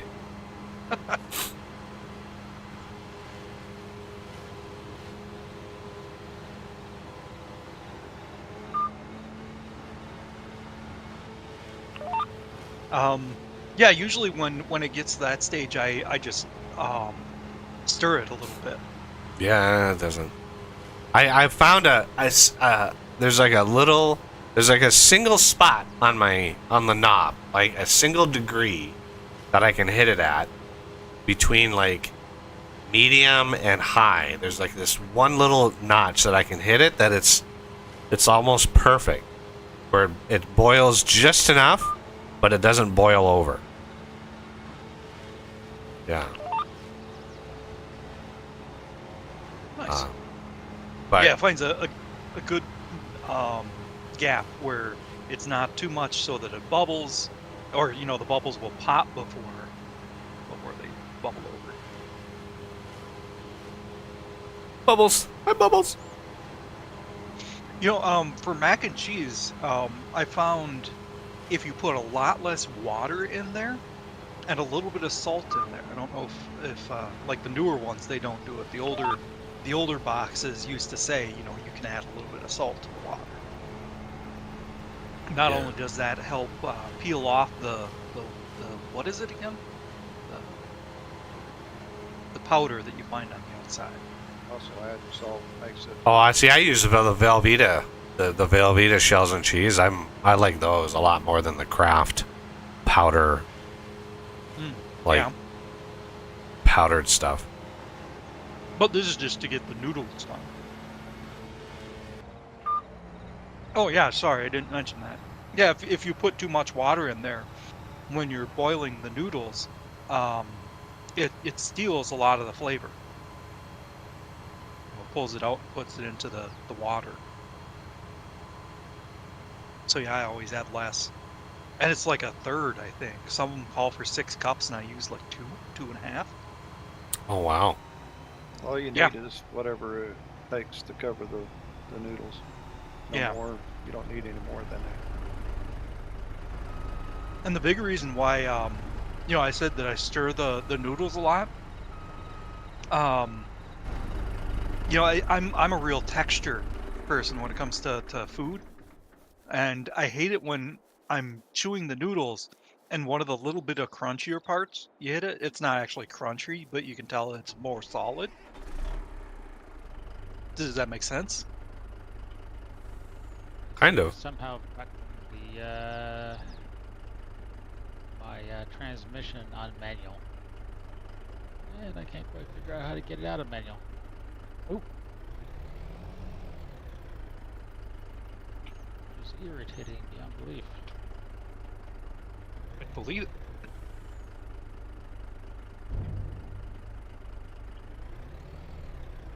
What the hell just happened? Huh. You broke the truck. Well, the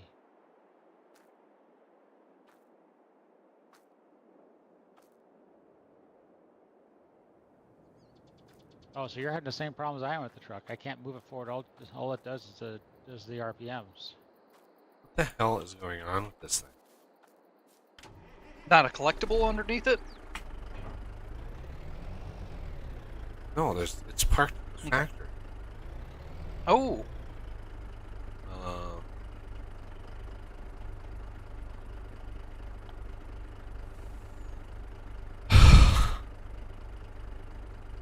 I get into the mower and I'm fine. Then I can move that one back and forth, but if for the life of me I can't do the same thing with the truck. reset that. Reset that.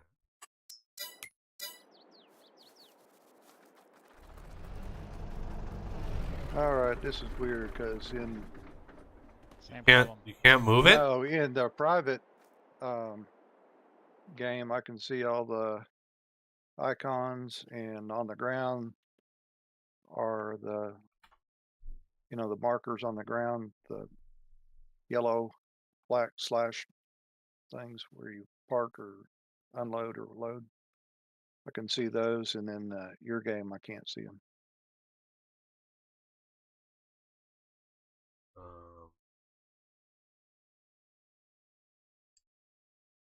So anyway, weird.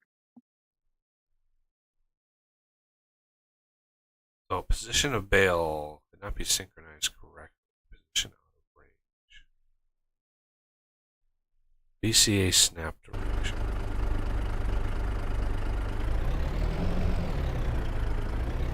Oh my god. I let the damn thing go.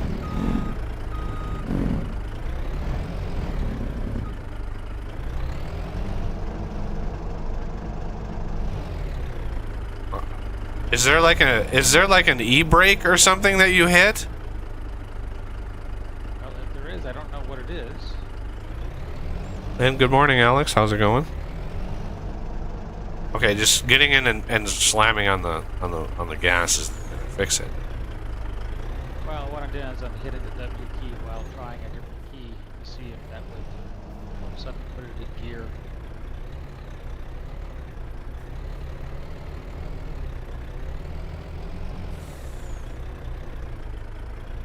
Whoa! There it is.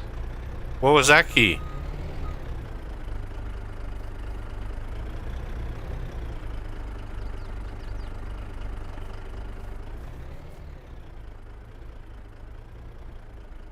Semicolon. Semicolon, I think, was the gearbox and manual.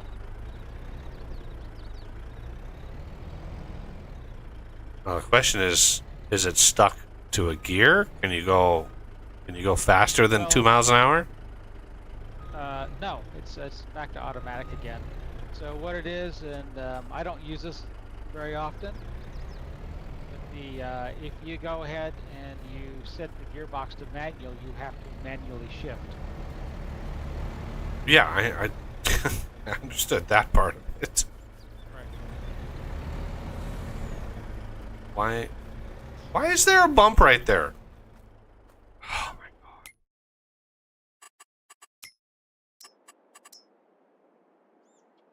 I literally flattened the hell out of this map.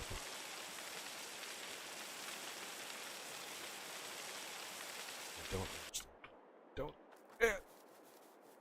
Don't. Okay, we need another set for baling because we got a lot of bales. So let me get another tractor and another baler. How's that bale working, or that baler working out? Oh, it's working really well when I'm actually baling. So if I get another one of those, All right. Well, I've picked up all the bales at this point, so I'll continue on with baling, I guess.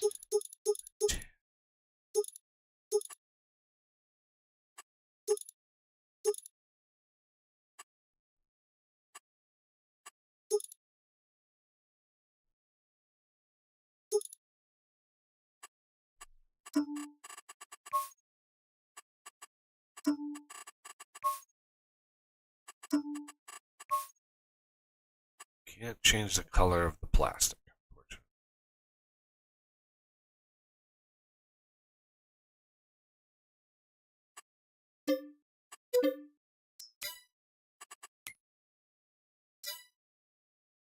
I wonder if Wildman has what kind of video card do you have?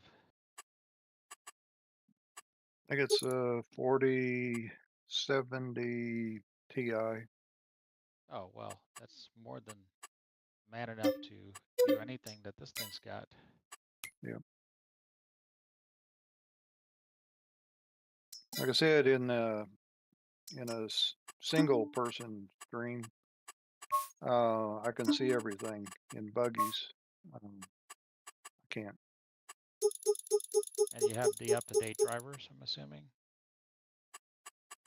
As far as I know, last time I checked, I did. And video lets you know when you have Yeah. drivers to update. So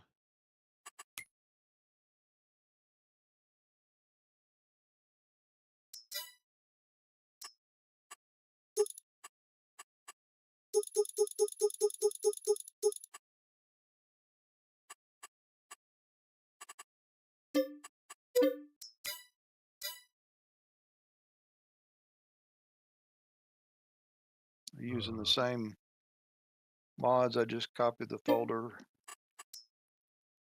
So I'm using exact same mods, everything.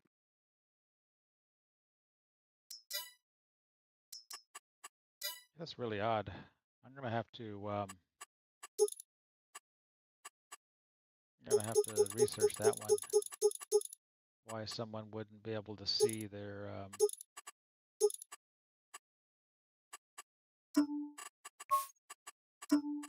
Yeah, and like I said, even the stripes on the ground outline, you know, The chevron, loading. red, black and Yeah. yellow. The one here for this one is showing up, but the one for the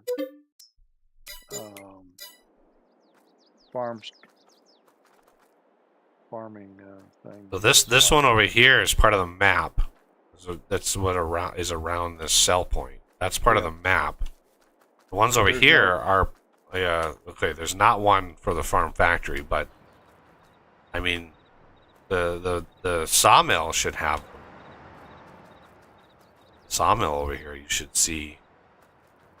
Well, the farm factory has some out here on the ground, but I'm not seeing anything here. No, this farm factory does not have chevron. I don't see any chevrons for this at all. In my game, it did. There was 2 of them here. Kind of. This is not the farm factory. This is the farm supply factory. There's 2 different. Okay. There's 2 different versions or 2 different names. Part of the same mod, but it's the farm supply factory doesn't have one because there's no pallets, right? There's no pallets to unload. This one does have the little floating icons, though. Yeah. Right. I don't see anything. Yeah. So there's an offload over here. There's a load over here, and a wrench right here. Okay. But the sawmill should have black and yellow chevrons on the ground. And if you don't see those, like at this point, I have no idea if there's a key command or what. It's bizarre to me. Do I have the same? I don't think this has anything to do with it, but do I have the same permission as Patrick does? That's a good idea. I haven't checked that. You're not even part of the farm, so that's one possible Reason. You have to join. You have to join our lovely farm. yeah. If you don't join the farm, I don't even know if you'll see those icons unless you join the farm. That might be the problem.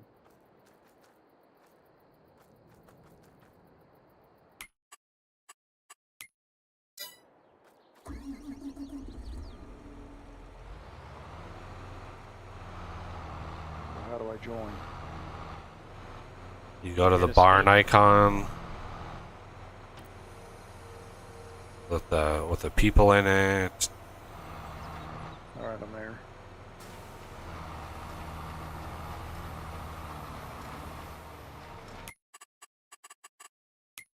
You see the farm? You got to join. You got to join the farm.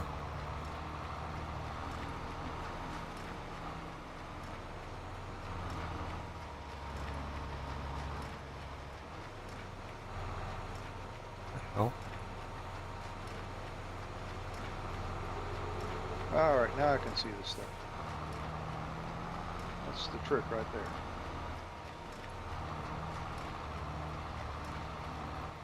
So maybe uninstalling and reinstalling also fixed a couple of other things. Yeah. Yeah, I can see All right, everything now. now he can. Now I can give him permissions. Ah.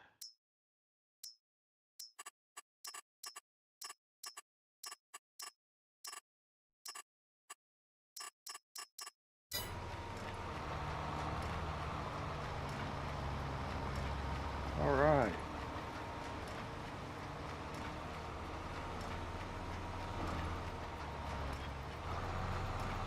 So what do you need me to do? Well, if you want to do some baling, Also baled too, so there's bales to pick up too as well. I can do that. you were having some issues picking up bales and unloading them, and I mean, if you want to give her a try again, you're more than welcome to. Or I can pick up bales and bale. But I've got a second baler here, so we can, because there's a lot of grass out here. Oh my god! Even though the width on this thing is nice and wide, I'm still missing a bunch.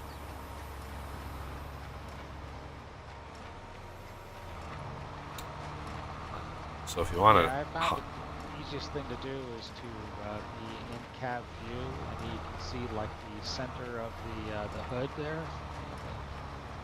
and I put it directly on the center of the windrow. That's how I've been doing it.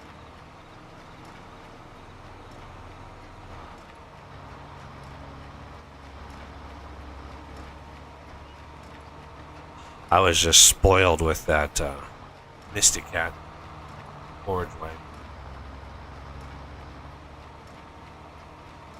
20-meter wide, like, pickup area. Well, here also in the store there is a baler that has the wide two arms. Right. Hay. Yeah, but I think the speed on those would be maxed at about 15 miles an hour. Which, I mean, we can certainly do. And that might speed things up a little bit. Let me actually get one How of high those. does this stack it on here? That'll be 3 high. 2 bales.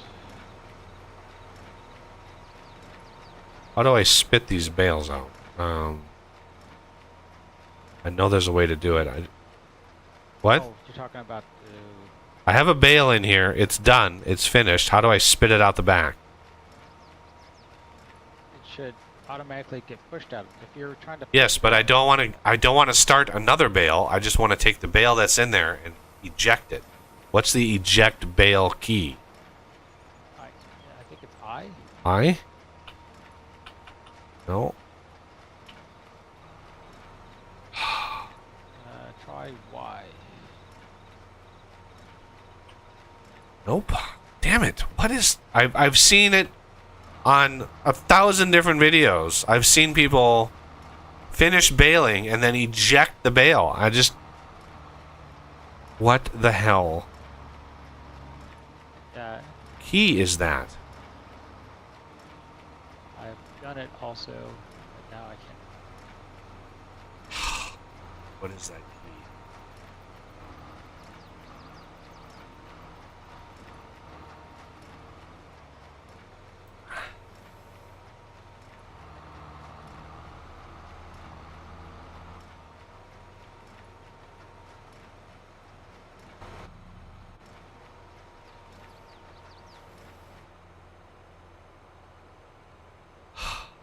Y. Unload baler. There it is. I tried Y, but I had to like fold it and turn it off and all that kind of stuff. Okay. There we go. Because I want to purchase balers.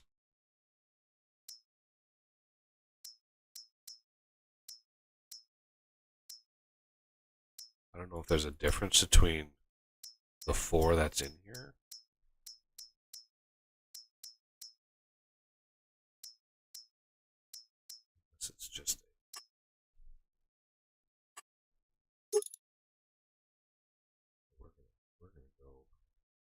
full Monty.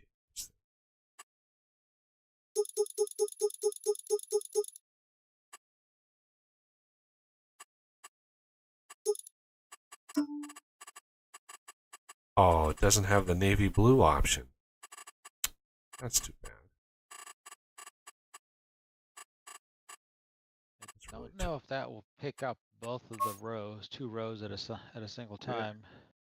It doesn't seem to. They're not close enough.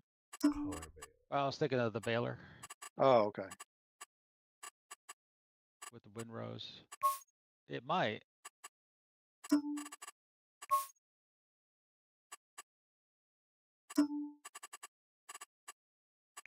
Be awesome if it did.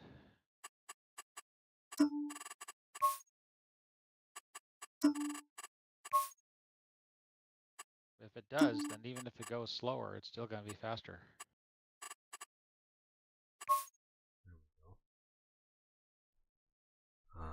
Is that John Deere green or Fendt green? John Deere green.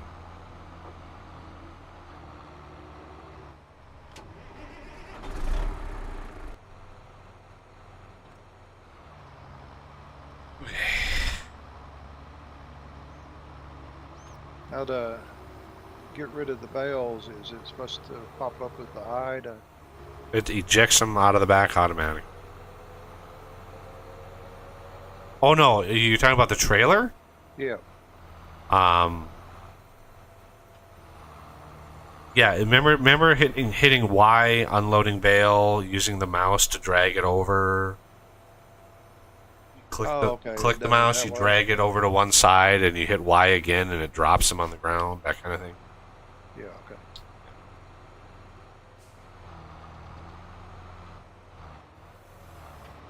You have to be in transport position to do that, right? I don't know.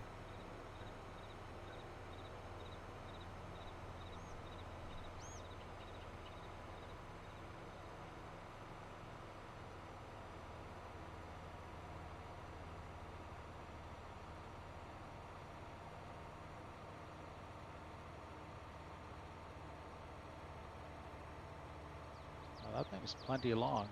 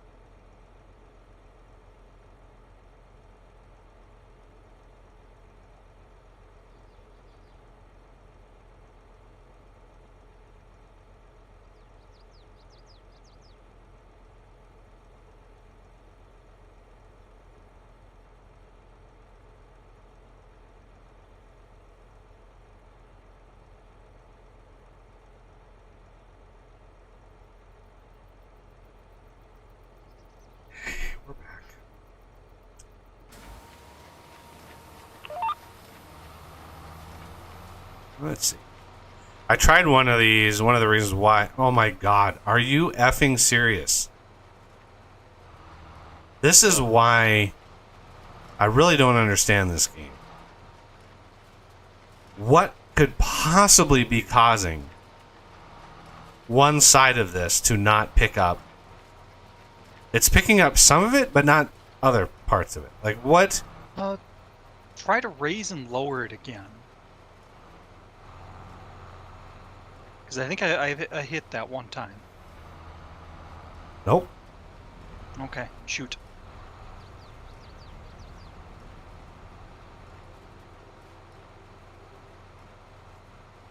So weird. It is strange. Yeah, it's a perfectly flat map. And this thing is missing. It's like there's a dead zone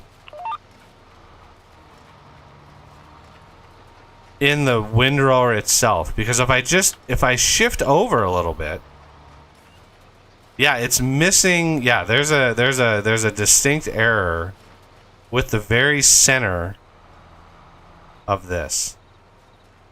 Oh, man. So yeah, it's on each side. It is on each side in the dead center of the windrower. It's missing.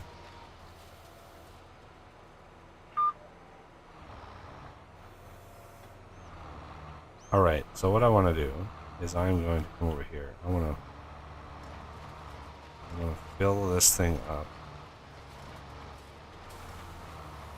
This was a total bust.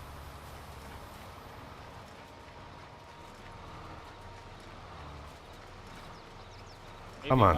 What might work better is the windrowers that you stick on the front of the tractor. I don't know if this tractor's got a 3-point hitch. It does. So I'm gonna. I don't know. Could you return $100,000 piece of equipment to the store and be like, I want my money back? Yeah, on there for it. Yeah. You know, use it for 5 minutes and be like, yeah, this thing is broken. Yes, the equipment depreciates over time, so it doesn't. Oh yeah, I knew about that. But you drive a brand new car off the lot and it's immediately down 20 grand, right? So. Right.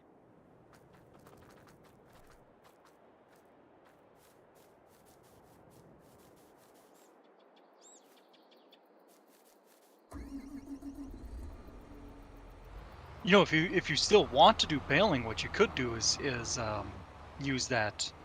I think you just got one that picks up all the grass, and then just dump it all in one spot.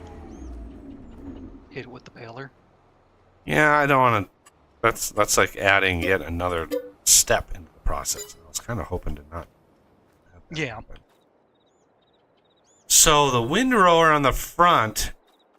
Let's see. Purchase windrowers. There's the trailed one and the front one.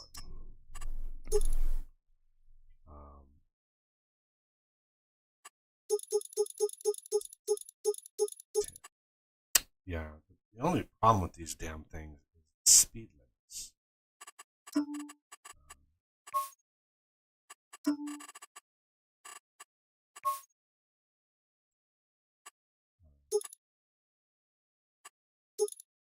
That's why I always like the real speed mod. You just turn off the speed limits and you just set it to your cruise control.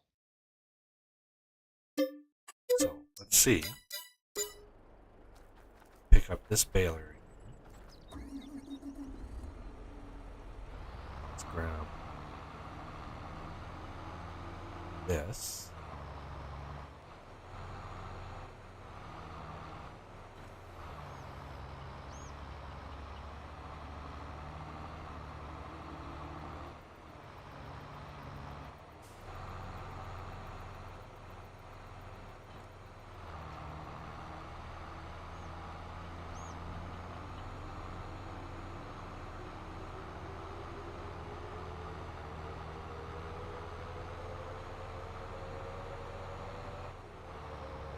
I've used that front windrower an awful lot, and it's always been very reliable.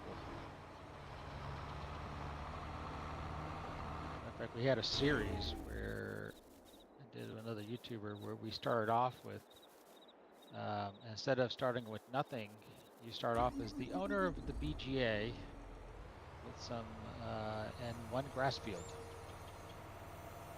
BGA, is that biogas? Yep. The difference is you're not allowed to own anything, you can only lease it. So Really? you That's have not a some challenge. insane leasing fees. Oh, we made it We more ran into expensive. negative Okay. many times before we got to the point where we were able to make money. No trees.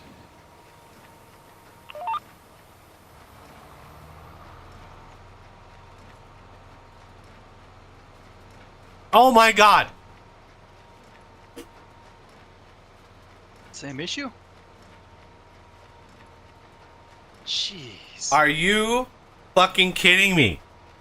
Are you kidding me with this? Right down the middle.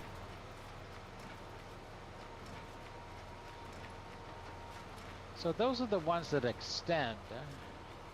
Well, you have to get the ones that extend. Otherwise, you can't hit both rows on each side. Right. Yeah, I've never tried the ones that extend this. How? Yeah, if I offset it, if I just turn just a little bit, it picks it up. I've seen tons of people using this exact windrower without any problems like this. What the hell? Did we have this one back on the previous map, Silver and Forest, or whatever it was? Silver, yeah, we never had a big enough field to use these. Oh, okay. Like that little grass patch that we were using.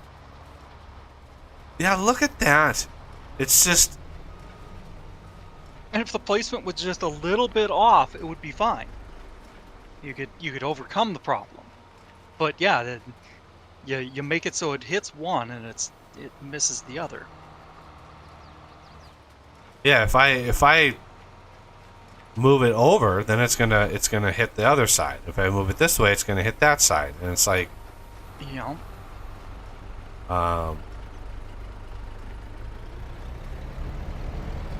hey, look at that. I just like disconnected it while it was running. That was funny. All right. Not at all dangerous. Yeah. Let's see. Owned items, windrowers, sell, back.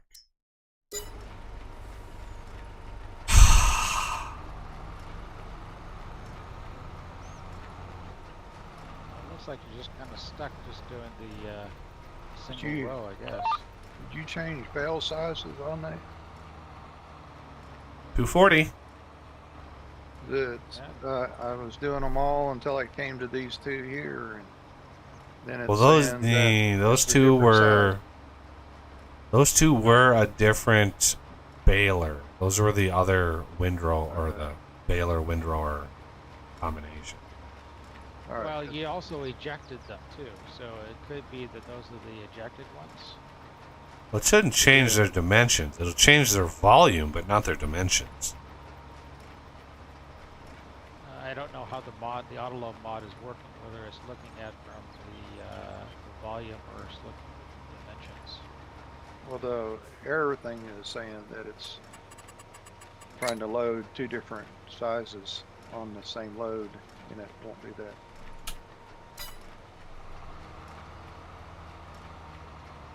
I just have to get out, Pick put them those on up by top. themselves, yeah. Well, if you get out of the truck and just look at the bale, it'll tell you a little bit about the bale. Yeah, I could do that.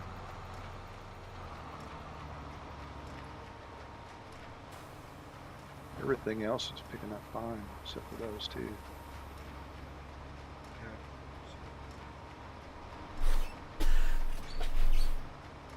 she's content by herself, but as soon as I get up for like a bathroom break, she's like, "Ooh, it's lap time again."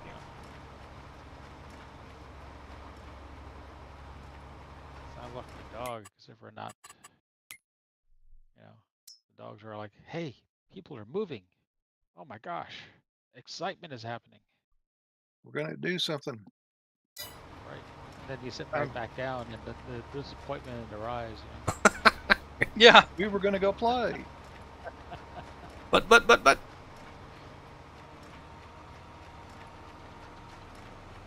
Yeah, it's amazing how you really can tell a dog is disappointed. Right. Either that, or you're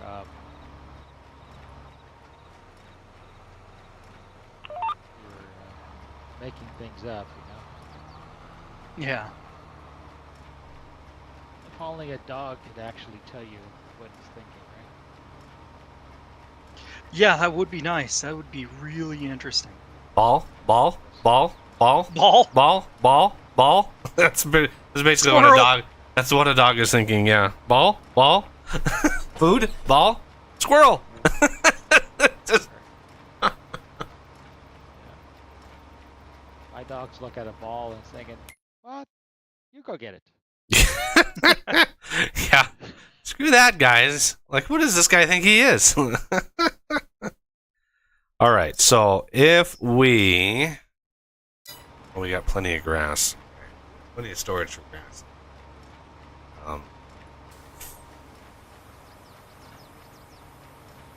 Found the trick for unloading easier is just to do the unload on the trailer itself and not scoot it off to the side or not, and then just drive over the Yeah, that icon works. there and it takes it right away. Yeah, that's what I was attempting to do. You're just slamming the keyboard and you hit the wrong key. It's like, oh. Right. I was using my forehead. You're aiming for the any key. The any key.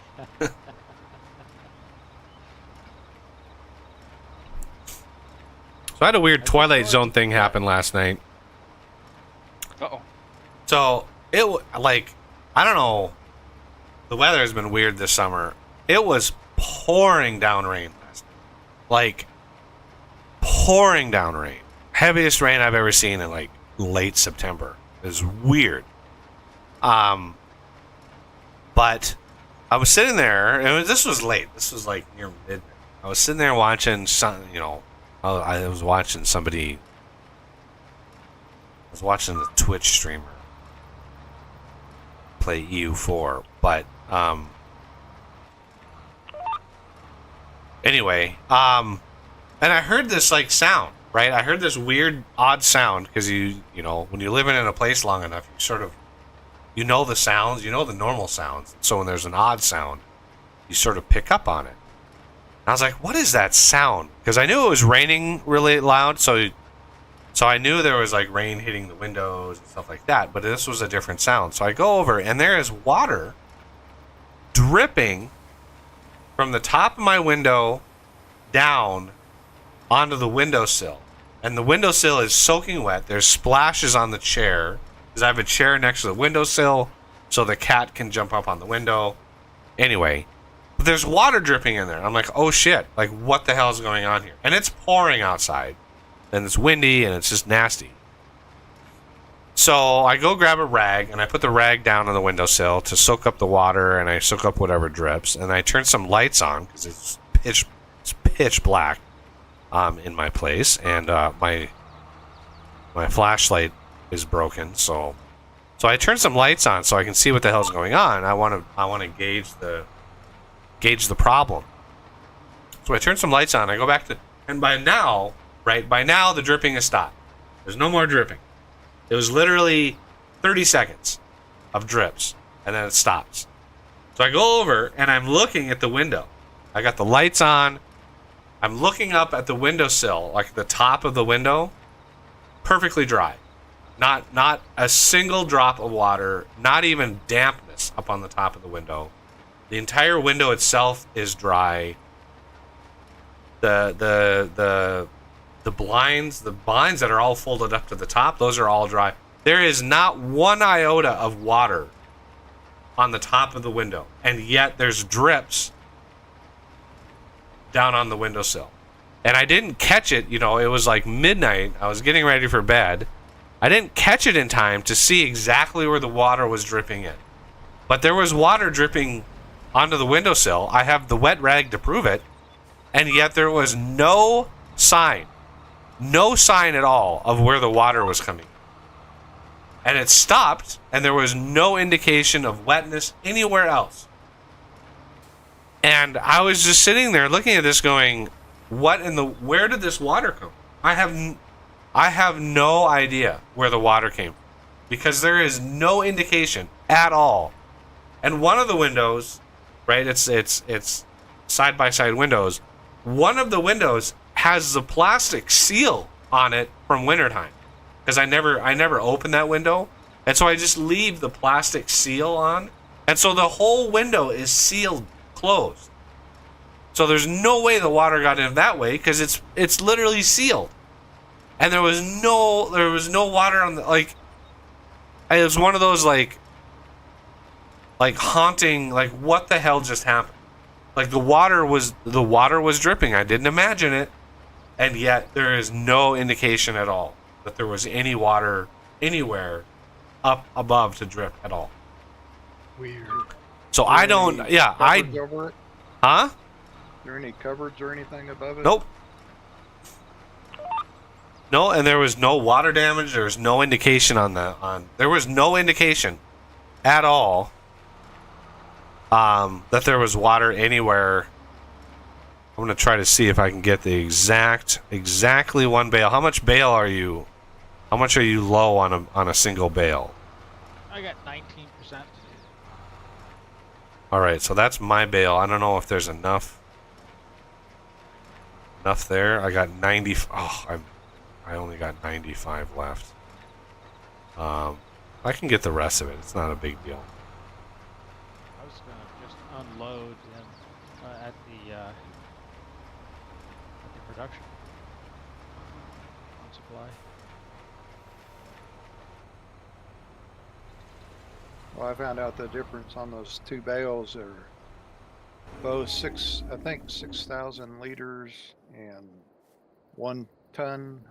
I'm guessing that's the measurements for 'em. Where all the rest of them are 6,500 liters and 1.1 ton. Yeah, it was a different baler, so they're slightly off. All right. Well, I got 68 bales out of that. What's your bale count on that, Patrick? He says I got 230 bales. We got almost 300 bales out of that. Puppies are bugging me AFK a little bit here.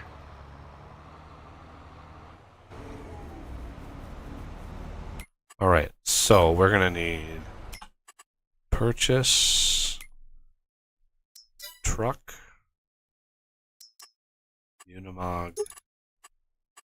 Patrick, can you pull up or move Sorry. somewhere else? No problem.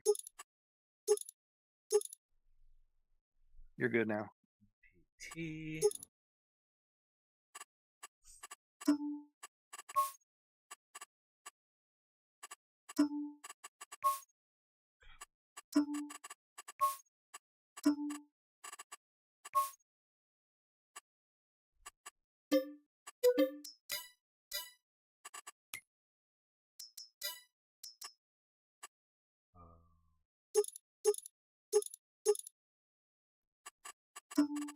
We need to invest in a power washer. We have dirty equipment here. Yeah, could get one of those. I think that's under construction, isn't it? Yes. Um, Unless you get the mod that's a service truck, you can actually, one is a trailer that you can hook behind a tractor or a We got we can cheese that all you want. You can just hit insert, clean it. But if you want to high pressure washer, put this next to Check the this. washer.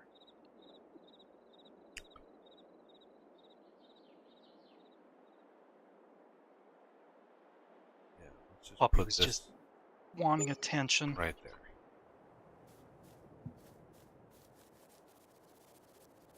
You know, where I work had a big, giant truck wash place. Drive it through and it gets washed.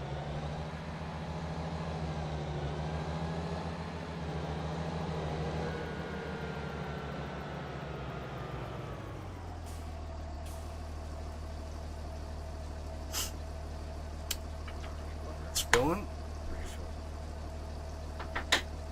Yeah, unfortunately, we're not going to get coffee. Probably for this entire streaming series, like, which is, you know, the irony of that is absolute, because coffee was the one that's for years has been trying to get me to play this game.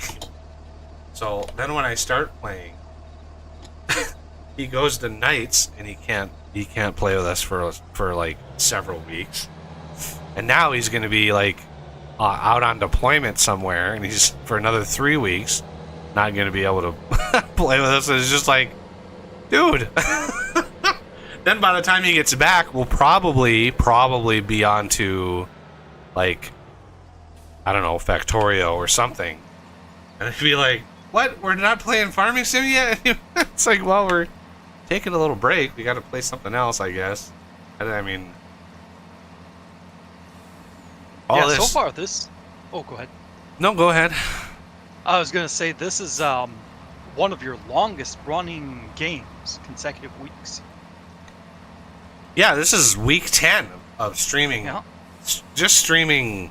Well, I mean, we did 9 streams total of the Uber production. That's like 4.5 weeks. We did, I don't know how many weeks of the Silver Run Forest. We did at least 4 weeks of that, I want to say. I mean, we streamed it. My birthday was the first time we streamed it.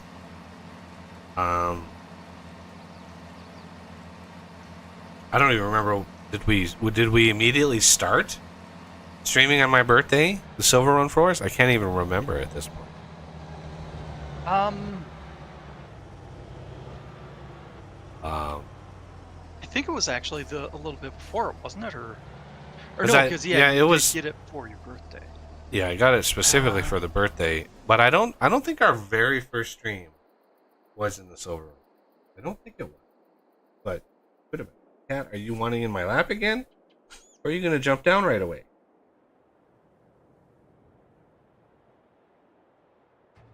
Oh man, it's tough for me to remember that. Usually I have a really good memory as far as like what we do and how long ago we did things, but that one I'm drawing a blank for, what we did first.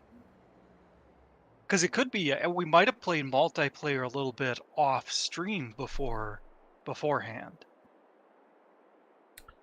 It's one of those rare games where you, No, I'm pretty sure when I loaded up that game on my birthday, that was the first time that I played.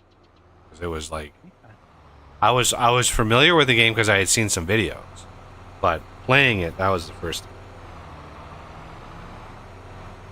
But I want to say we started Silver Run because that was when I was trying to play with the harvester. I was like wanting the joystick.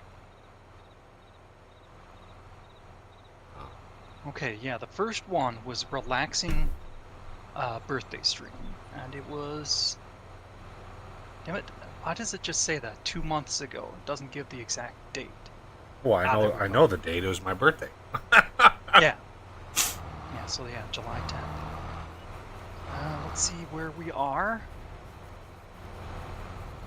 I think that looks like the Silver Run map. Yeah. Yeah, I because want to there's say it must have been because it was. I remember thinking like, Coffee wants us to play Farming Sim, and so we're gonna play Farming Sim. But then I picked the logging map, and it's like, God damn it, like, uh, subvert expectations. Damn it, that's what I want to do.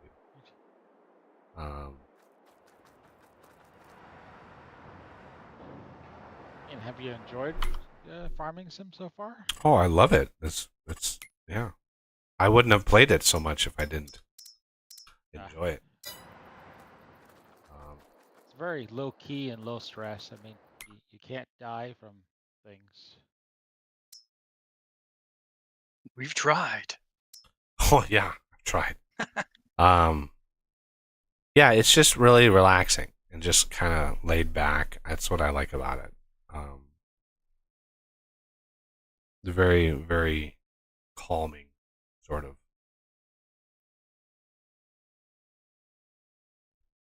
Okay, so For we me, are. it was not only was it calming, but I got a chance to try out different equipment that I would never have done on my uncle's farm. And I got to know different types of equipment that I had never tried before, like a combine, for example. What kind of farm did you run? If he doesn't run a combine, animal, It's a dairy farm. dairy. Just Okay, do, yeah. Hay, silage. We would purchase our corn. So we did do corn. I mean, we had corn in our silo, but that's it.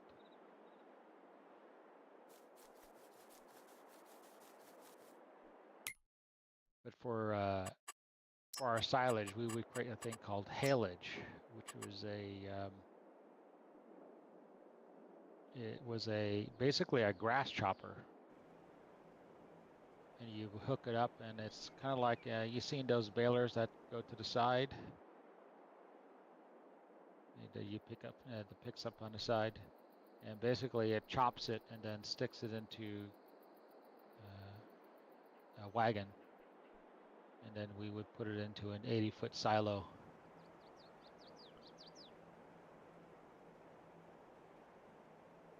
My dad told me a story years ago.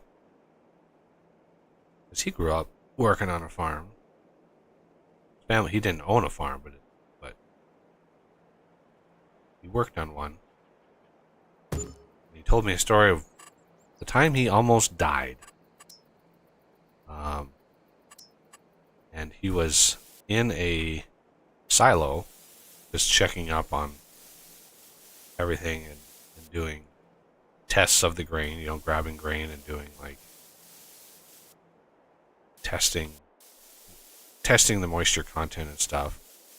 And it was a silo of flax. And while he was inside, he slipped off the board he was standing on, and he fell into the flax. Now, you may not think that's a problem, but the silo was, I don't know, It's like quicksand. 30 feet deep, and flax is a waxy, slippery grain, and he was sinking. He started sinking so fast, he just had barely enough time to reach up his arm and grab the board that he was on. But he reached up and grabbed that board, and that's what prevented him from going to the bottom of that silo. Otherwise, he would have gone straight to the bottom and suffocated. But yeah, I might not be here, everybody, just because of farming. Yeah. But yeah, I remember. Good. I remember a similar experience, except for not in a silo. I had basically is an older tractor with a really piece of heavy equipment on the three-point hitch, and I was coming up to the dirt road, which had kind of a ramp, and I realized instead of just the front wheels just going over the ramp and going on the dirt road, the front wheels just kept going up. And by the time I realized what happened, it was the tractor was basically 9 degrees up into the air. Ooh.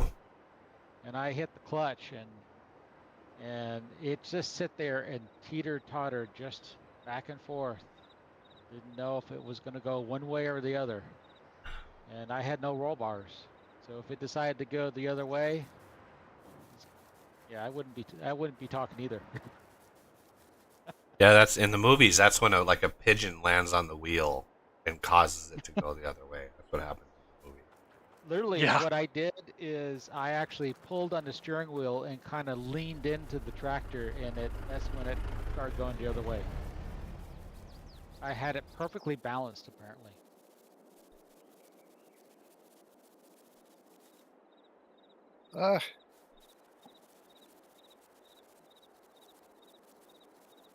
No what? Yeah, you were talking about silos, and the flax seeds. Even something as coarse as corn, you can have that quicksand effect. Of course, another thing with corn is that it has a little bit of dust that comes with it a lot of times, which of course will make the outside a little slippier.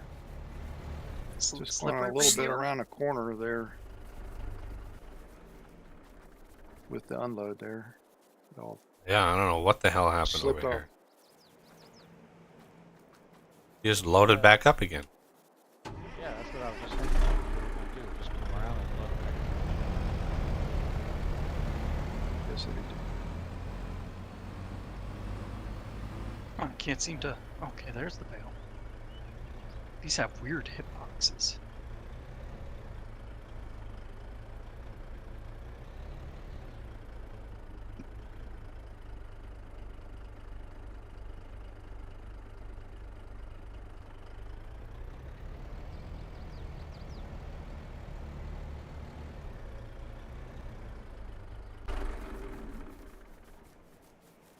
Did I lose some of my binds for super strength? Who was it? What's it? Well, I can't engage super strength. So I had the same problem. I had to get out and get back in, and it worked. Yeah, you have to reload. I had to reload. Me, this host, I had to reload too. Yeah. It seems to do that for every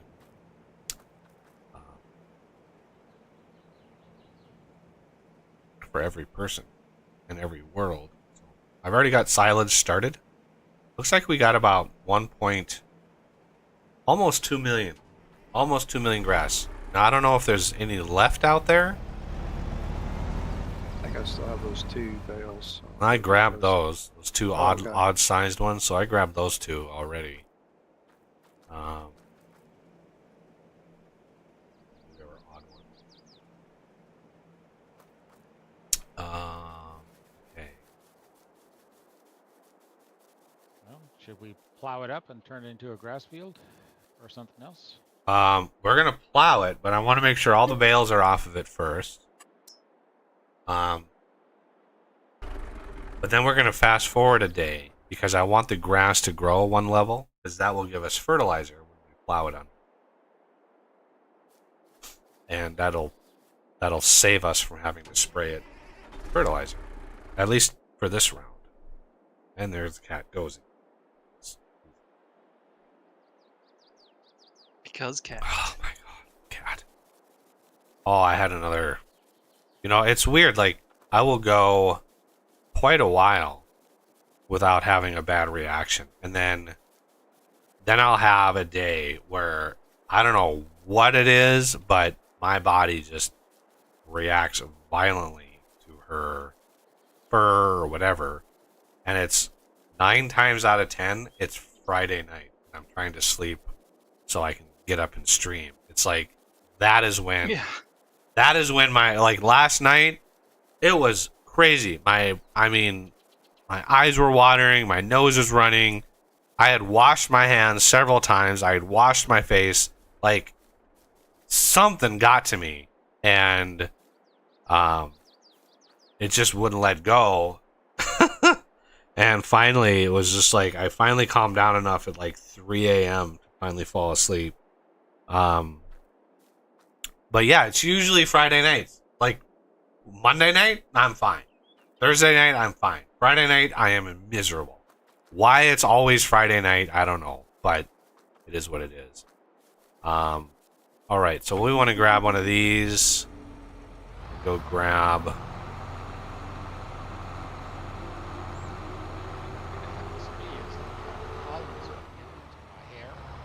Man, I cannot hear. I have adjusted your volume, Pat, so many times. Your audio is just all over the place. Kind of odd. I'm not sure what kind of microphone you have. I'm Whoa. hearing him fine. Well, yeah, I don't want it to be too loud, so I try to even it out so everybody's voice is about the same loudness.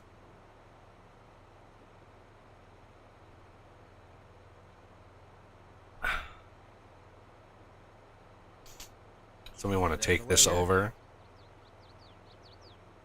If I hop out of here, yeah, we want to stop this at about 200K. Pat, you want to hop into that tractor and keep an eye on that lime? We want to, you know, you got to hit R when it's about 200,000, then you want to stop it.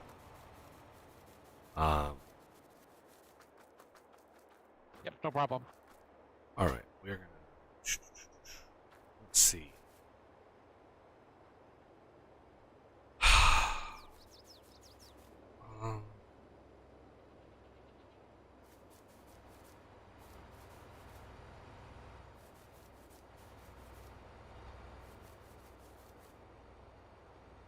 Purchase trailers, storage wagon, TARDIS.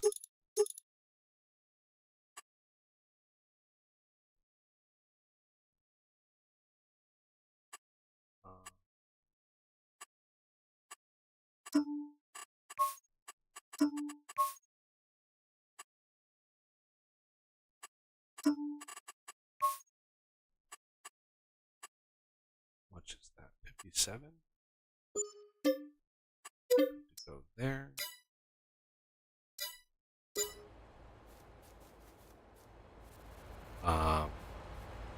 Okay. Let's fast forward a day. Everybody's here. Sure thing.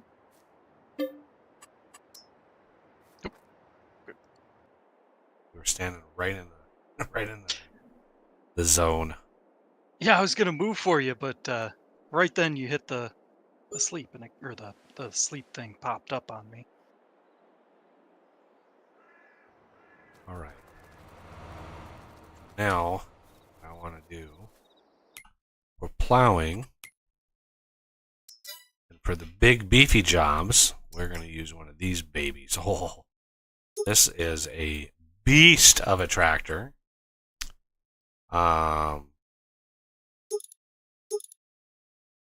Wide US front weight 700 kilograms.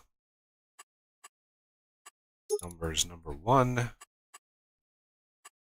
And unfortunately, we have to lease this one.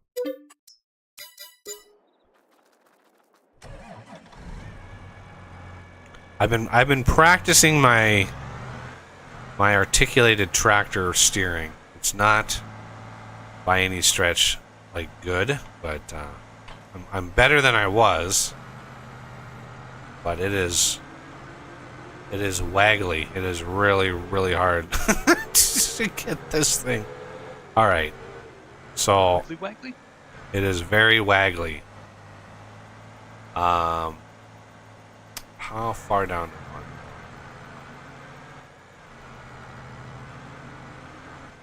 That sounds like a technical.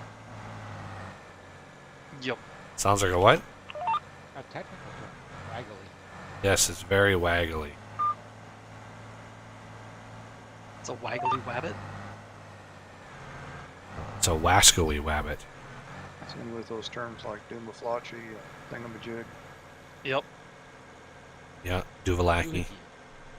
The doohickey. Yeah. Duvalaki, that's what Inominate. Inominate taught me that one, because that's the Australian version. The Duvalaki. But I really embraced it. That's what I use now. Yo. All right.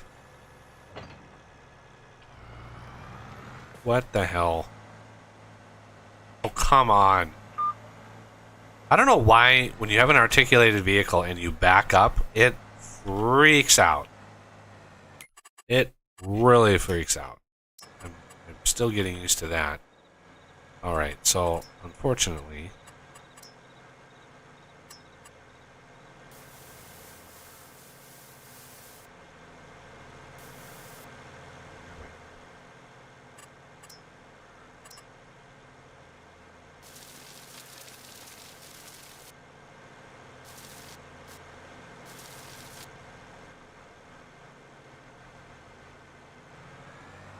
let's back this thing up. Hit the center line again.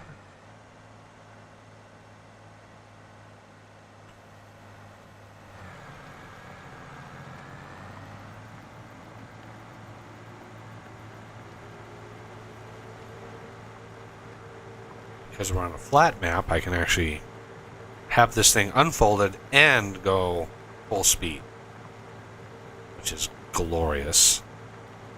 Daredevil, you. Does not actually take very long to plow this field.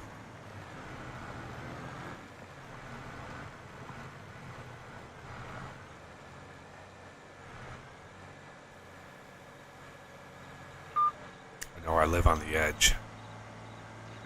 Certainly not at 36 miles an hour. Only we were able to plow at that speed. Yeah, the dirt clods would be flying. if you actually plowed at that speed, it would be dangerous just to be around the field. Let's see, lining this.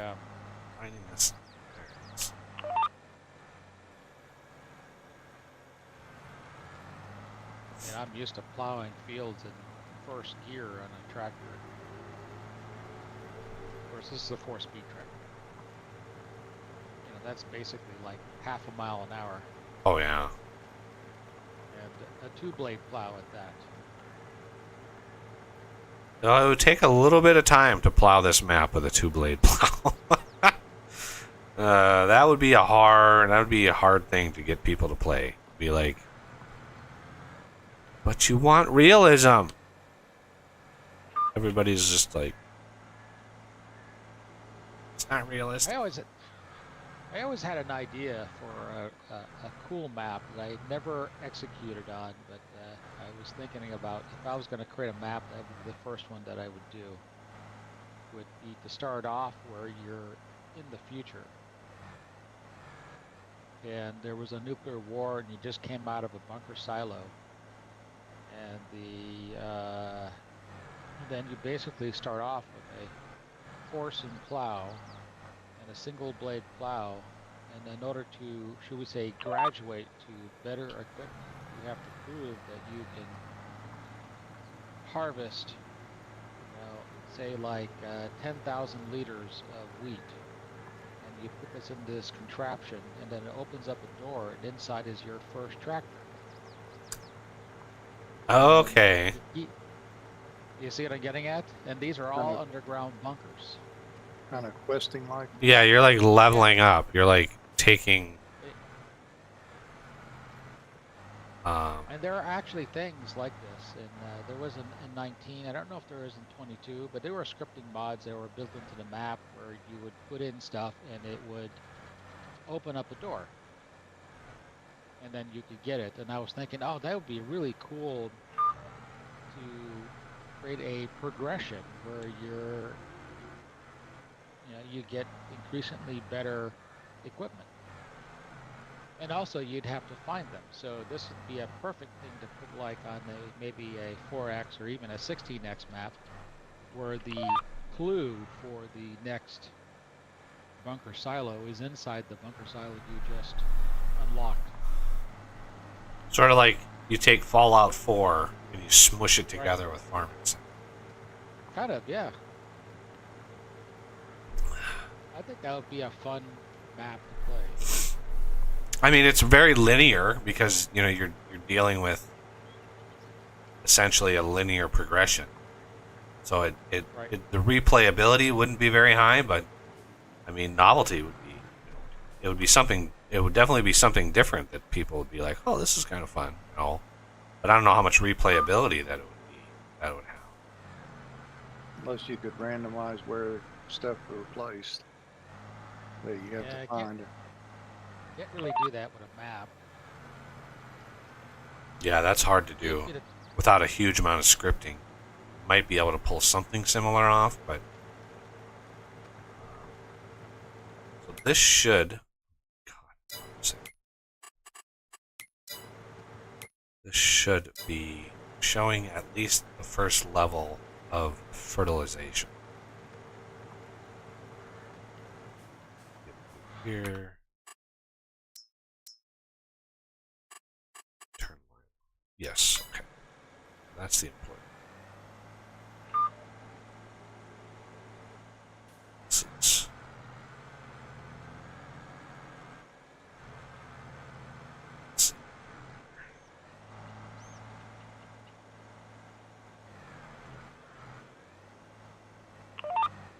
Now it's time to go back and forth,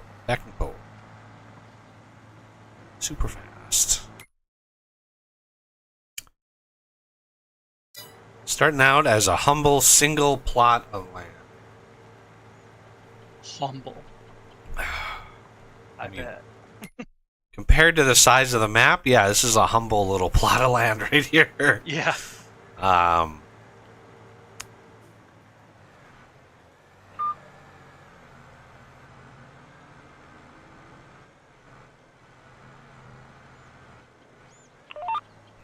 it needs lime. Yeah, that's why I had you fill that lime up, but you gotta wait until this plowing is done. That lime is twice the width of this poor plow, so.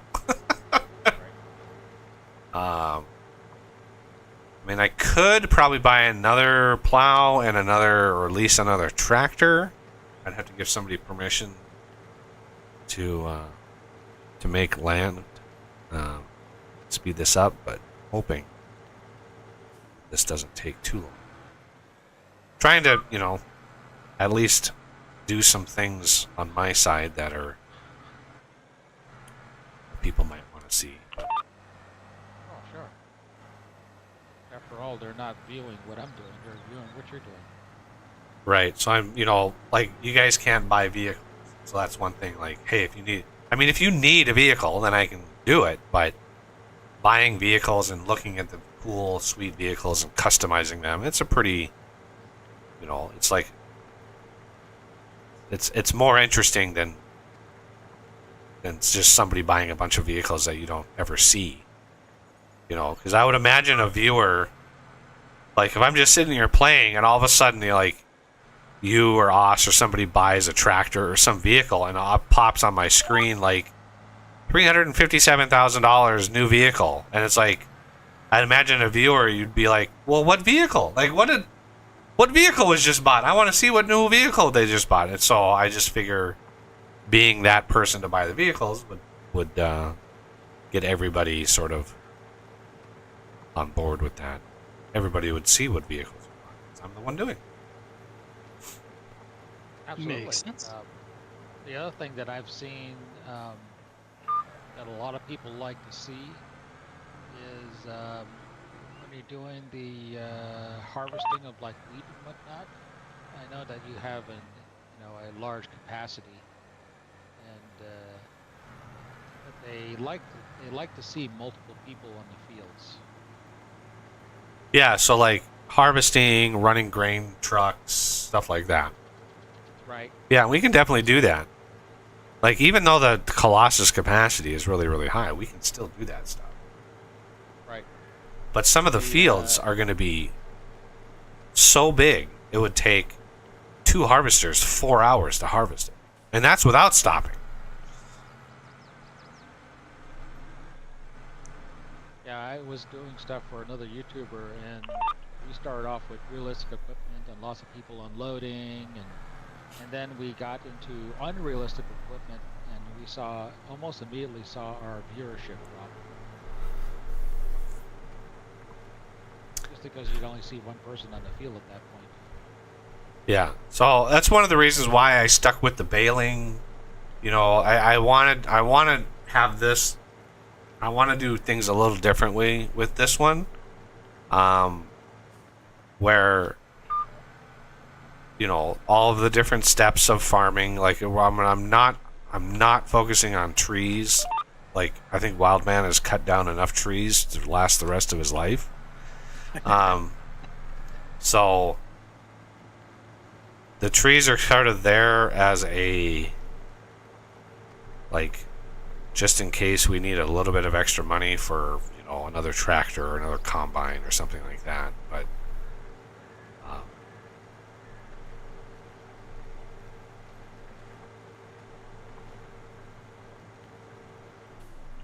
Well, you could always get the scythe mod, you know, so that we all have to harvest things. oh, by hand? Oh my god! Thinking I would have a mutiny on my hands if that happened. And then you get a couple of shovels. Yeah, people would be like, "You do it, motherfucker!" Like, here's a field that's literally like 400 meters by 800 meters, and here's a scythe. Like, I don't have a couple months on my hands. Like, it's gonna be December by the time I get this crop in. I guess. Or plow it with a horse. Now they have the plow. now they have the thing where you can fill up liquid fertilizer with a little container. You can walk, you know. Yeah, like a little Fertilizer. sprayer. A little sprayer? Oh my god! Yeah. Why would you do that to yourself? Why? Well, the only I can think of is that if you're starting small, and you have a small field, that's perfect. It shows a sense of progression, right?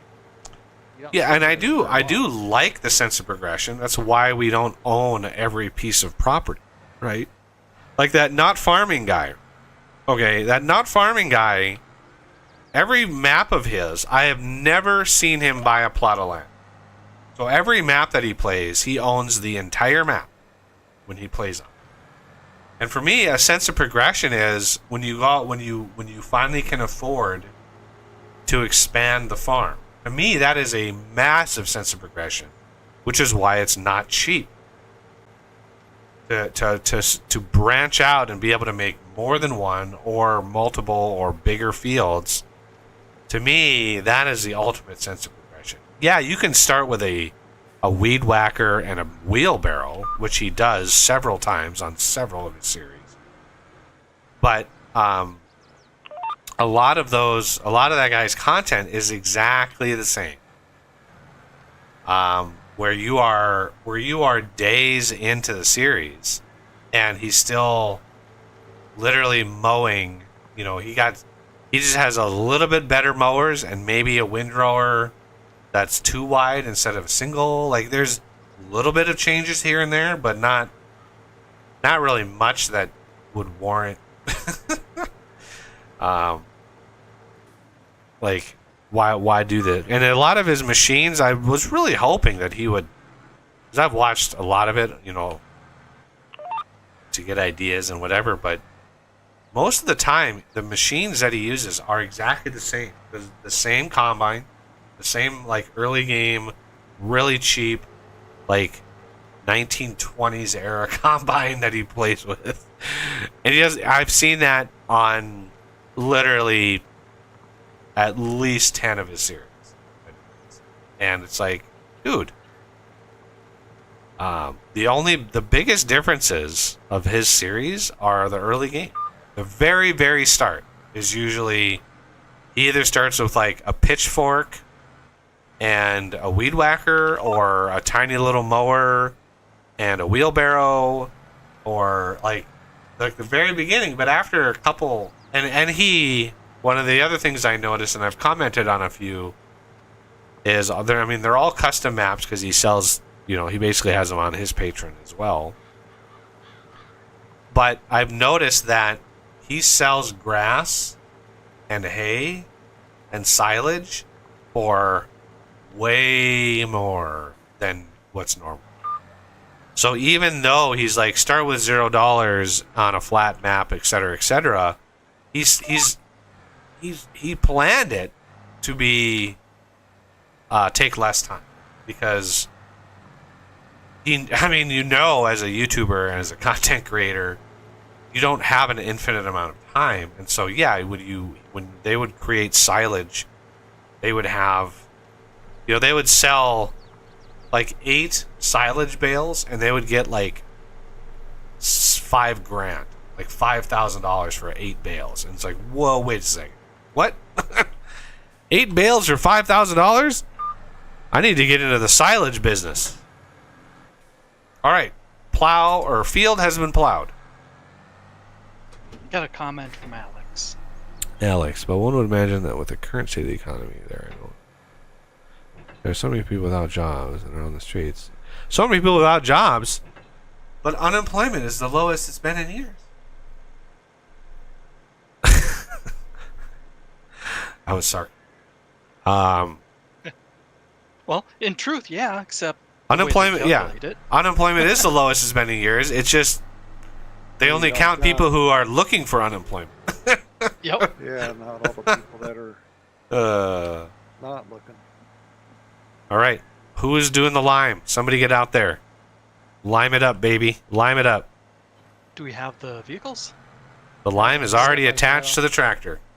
Ah, okay. I'll let somebody else do it since I've been There it is. the whole time. Alrighty, I've already got the rock picker. So us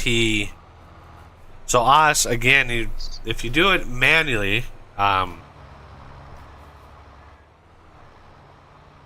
obviously the vehicle control.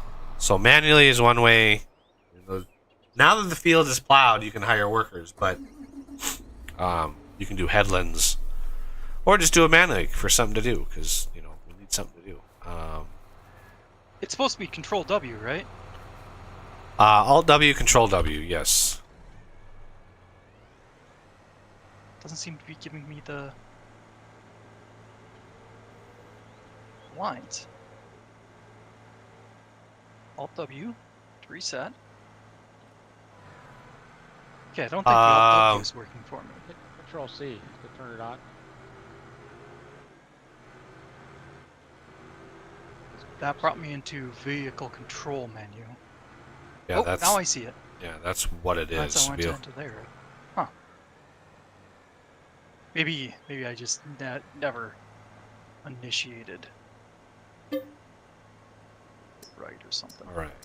What silage do we Sorry, have? we probably should have picked somebody else. Almost 2 million silage. So let's see what 200,000 silage is going to give as far as money. Just for funsies, I want to see 204,581 silage. This is like a bank, right? This is like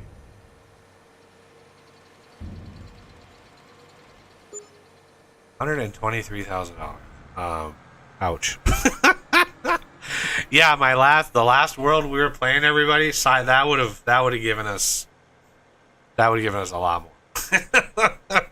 Yeah, I massively lowered the prices. Like, holy cow, there's no comparison. But yeah, I've got this TARDIS wagon here for things and stuff. So we can well, let me do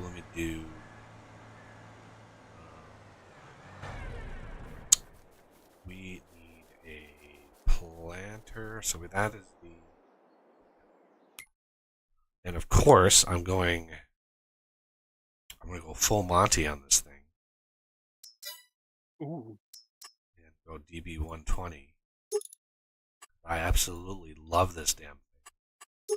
It is a freaking nightmare to manage, like, but I've gotten so good at it. I've gotten fairly decently at navigating this thing. Covers, no. And 372,000. Should I be doing headlands, Patrick? So you can do them too, or? If he's in the rock picker, headlands do not work with the rock picker. So, rock picker, yeah, is just back and forth. Even when you hire a worker, there's no headlands for that. Fortunately. Yeah, just going down the up and down. All right.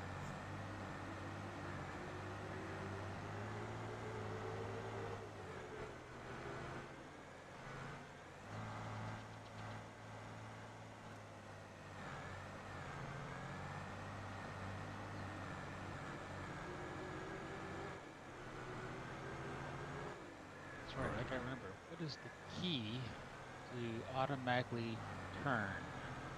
Yeah, I was wondering that too. When you said it, when you said the VCA automatically turns, I was like, "Holy crap!" I had no idea it even had that feature. I used it not too long ago, and I'm like, oh, I can't remember the key now. I think it's Alt A. Yes, Alt A. How do you tell it the direction you're going then? Well, Alt A and Alt D are the two things. Oh, I'm gonna have to try that shit because I had no idea it could even do it. Interesting. Put 50,000 liters of seed. And then we should be able to actually make our own fertilizer. Digestate liquid fertilizer. Yes, indeedly do. How much digestate? We almost have 1 million digestate, so that will make quite a bit. You have to be careful about the speed, it seems. Yeah. So if you're going too fast. Yeah, VCA doesn't compensate as well as the GPS mod is what I've noticed.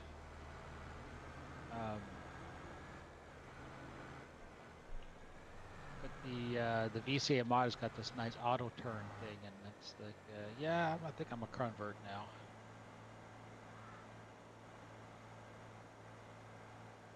No idea. I'll sit there. We gotta wait for this thing to actually build up the liquid fertilizer. So we'll wait on that. So this should have one layer. Yeah, it should have the fertilizer. Got the lime, and we got the rocks getting picked up. So, what should we plant on this field? Any suggestions?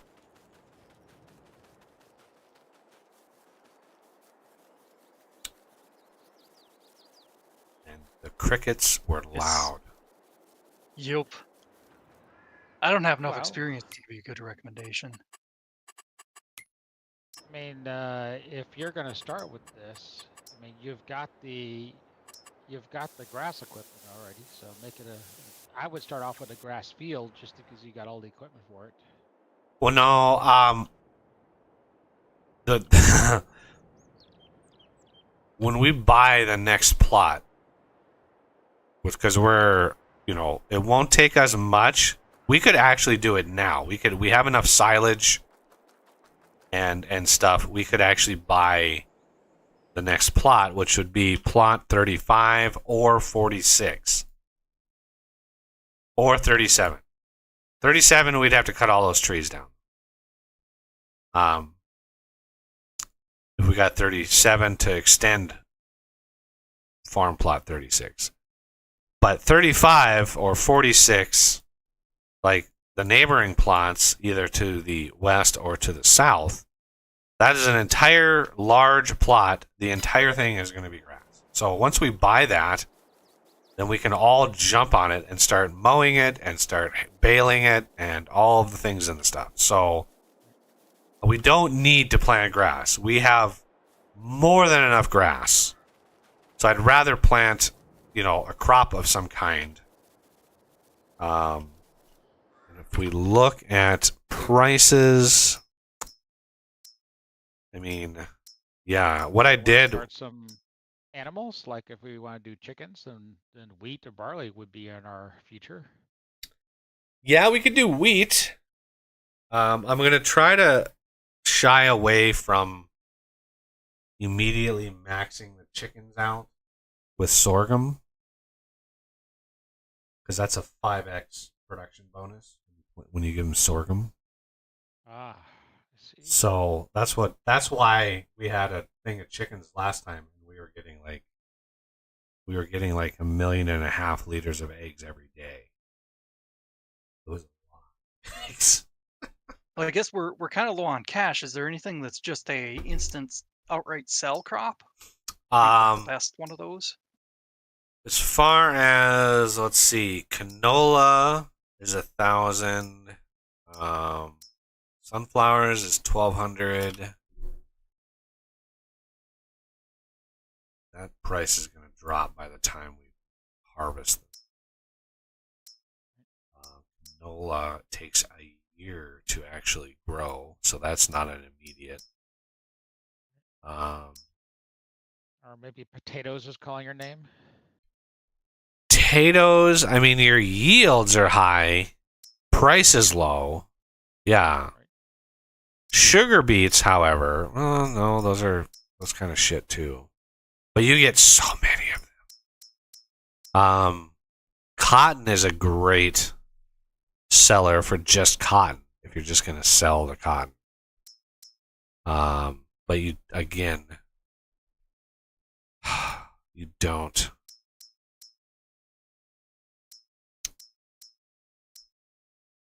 I mean, we could get wheat. Oh, see the grain. Yeah, see the grain mill, the production building, the old grain mill is the most expensive production building. It's like $600,000 for that thing, and because it does all the things, it does the flour and the oil, and a few other things too. So we can't, if we want to make like bread into flour, flour into bread, like oats would be the best thing to do there, but God, I'm just so undecided.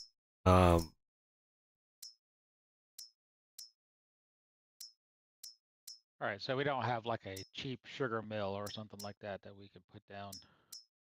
So we could do like, for example, beets. No, we could. Okay, here's an idea. If you wanted money, it looks like I didn't edit. Yeah, see, the production facility added the type French fries. French fries we can make in the farm factory, and they sell for quite a lot. They're very at the bottom of the list, but they're a potato crop. So, right. What about premium potatoes? Premium potatoes, we don't have. There's no recipe to make. Premium potatoes are a fill type, but there's no recipe to make. Yeah, usually it requires a production with water and stuff like that to wash them. Is usually how they do it. Right, and your crop is cut down. You take, 500 of bulk potatoes, and you get maybe 250 or whatever the ratio is. So anytime you take your production and you cut it down, then the price goes up, but it's deceptive, right? Because I don't know what the ratios are, and I would have had to have had a spreadsheet, a whole price tracker to try to come up with have all the recipes built in just to see what the balance was, and that was an amount of work that I really didn't want to do. Now, unfortunately, if we plant potatoes, here's the unfortunate thing is we would need the other DB120 to do that, because the potato version of the planter is a different version. I could not make the potato version. I could not make the regular version plant the potatoes. So, but to do French fries, you also need oil. So Do I? I can't remember what the recipe was on the farm I believe factory. you needed canola oil for that. I can't remember what I did on the factory. What did I do? I think it's just a straight up potato to French fries, but I'm trying not to min-max profit because that Which mod would you put that in? French fries would be in the farm factory. That would be where that recipe is, in the factory. And that's in the map. No, that is a mod. That is a separate farm factory mod thing. Factory, whatever. Ah, there it is right there. I'm trying to avoid just going for the high. If we just wanted the highest profit shit, we would just cut down all these trees, make prefab wall, and Bob's your uncle. Now we've got $20 million. And what's the point going on further than that? So I'm trying to avoid literally like just having so much money that it doesn't matter anymore. Because at that point, what's the struggle? All right, looks like it just needs potatoes, empty pallets, and carton rolls. So there's no oil. Yeah, the empty pallets and carton rolls are even optional. For you get a production boost when you get those. Right. What I should have gone through is all my factories. I should have removed or should have drastically lowered the boost, but I'm not worried about getting the boost right now. Like, Right. I don't have the master carpenter. We're not making armoire or furniture. I'm not going that route on very, very specifically. So what do you know offhand what the what's how many stages of growth sunflowers have? Don't know off the top of my head. Man. 'Cause I know oats has 4, so they grow fast. I know sorghum has 4, so they grow pretty fast. I mean, if you want to give us things to do, definitely do something with straw, and that will. Well, pretty much almost everything gives us straw. I've made it so wheat, barley, oats, canola, sorghum, sunflowers, soybean, and corn all give straw.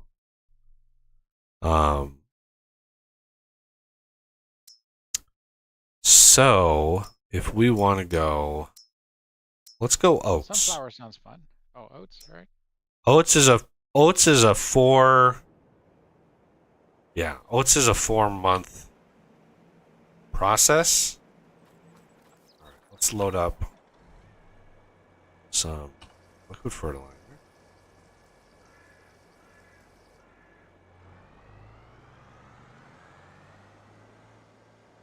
How in the world? What happened?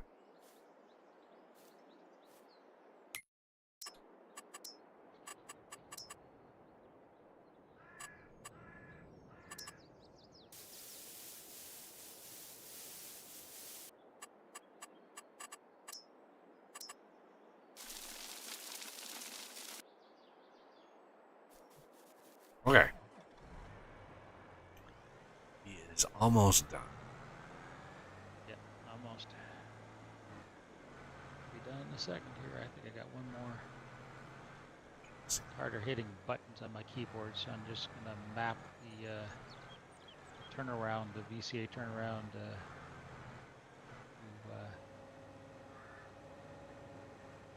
a button on my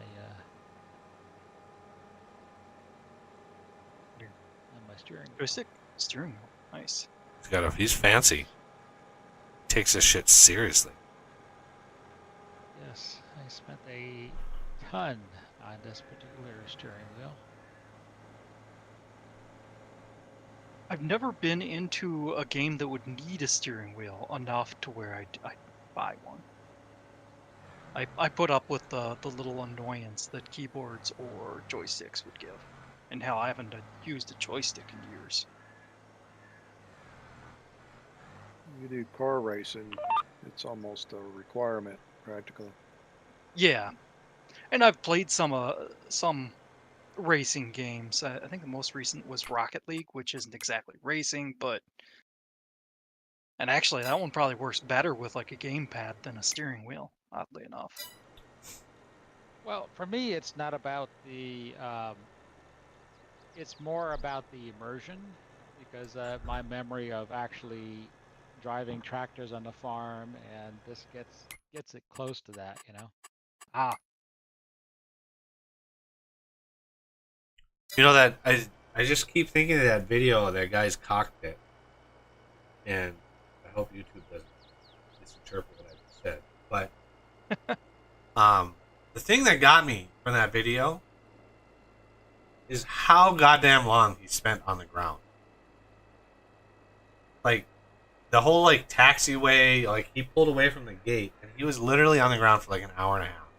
And it's like there is no way. I mean, I've been in planes and airports a lot. When you pull away from the gate, you are in the air within like 10 minutes. Even on crowded airports, they try to get those planes up in the air as fast as possible. Like for him to spend like an hour and a half sitting on the ground, like I'm just like, what? Like, why does this take so long? You've got this crazy setup for a cockpit, and you're literally just sitting on the ground. Anyway, Well, he was playing with Huh. other people there, so there was big backup of people taking off. I don't know why there's such a big backup, but maybe there's some inexperienced players might queued be. up before him.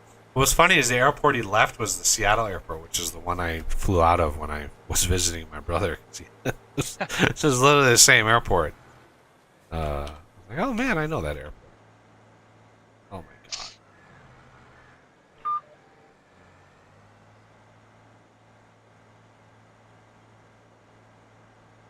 It'd be way better. Okay, it'd be way better with that other trip.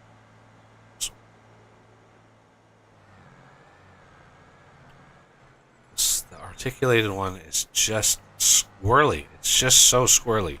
Okay. Yeah, it's not one that you want to back up.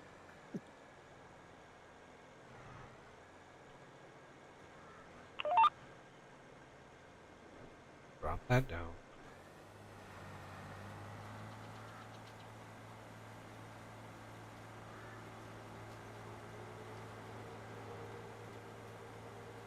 Now we should be.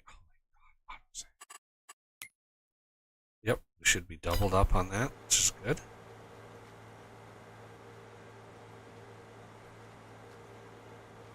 So what we can do is sell that silage that we have in the farm supply factory.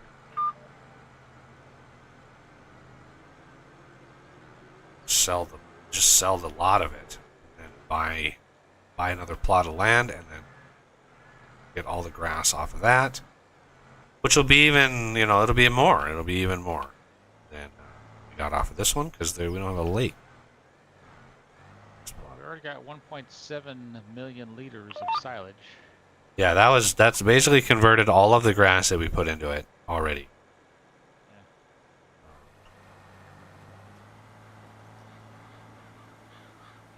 But we need, if I buy another plot of land, that'll zero us out. So we need to get some money somehow. So I see it. So part of creating the silage is it creates digestate also? Yeah, it's one of the optional recipes. So there's a lot of different ways to make silage in that thing. And so I wanted digestate because I wanted fertilizer. Then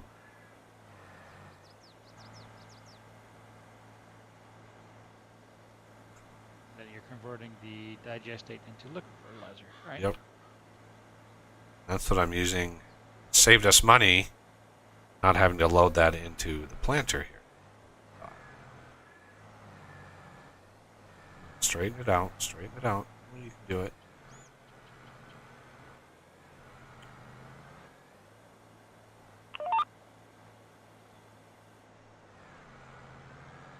Whoa, whoa, whoa.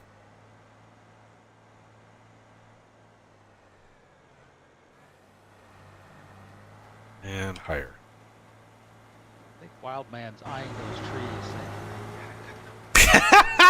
It's like a compulsion at this point.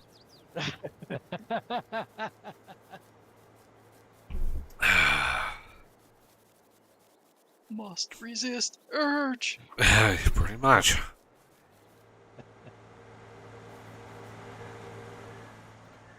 No. All right. Got the worker. Why is there little spots here? What? Why does it look like there's spots? Just don't understand. Don't understand. Oh. Like, there's no spots. The one I did automatically, like I ran the headlands on the top, on the west side, on the bottom, turn it around, go up, and hire the worker. And there's little itty-bitty, like, individual squares that are, like, either not fertilized or... I don't know if that's a mini-map thing.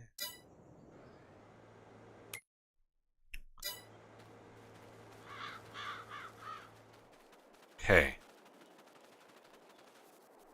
So, the silage we can move with this TARDIS. That's why I bought this TARDIS thing here.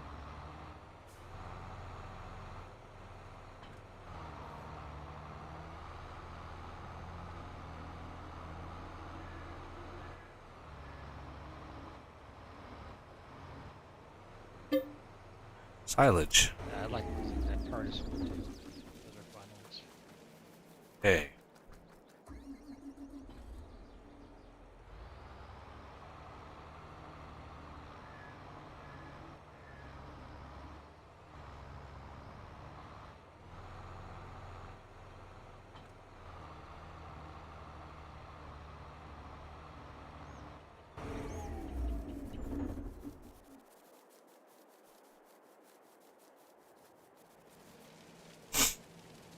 Yeah, I think that was one of the ones I modded. I think.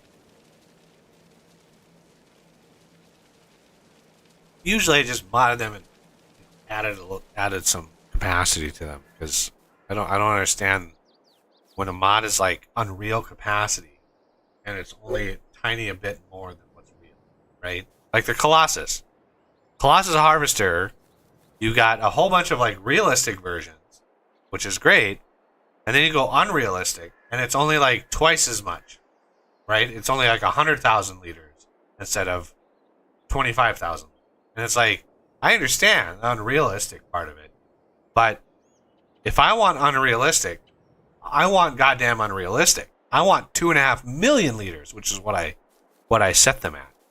So that's why we haven't updated, because the Colossus Harvester pack actually came out with an update that added another tier of Colossus Harvester that was able to harvest at 77 miles an hour, not just 49 miles an hour.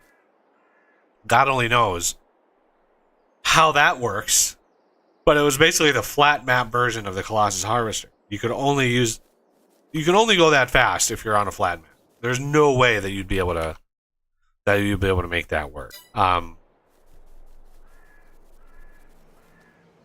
All right, that is the silage. 89%. Look at that. Almost filled this trailer up. This is a lot of silage. So this should give us enough, hopefully,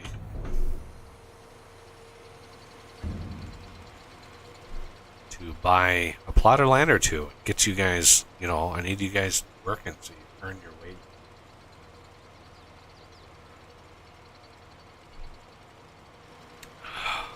Oh, keep it going. I'm gonna go on strike unless I get another 0 added to my pay. I will add 2 zeros to you. All right.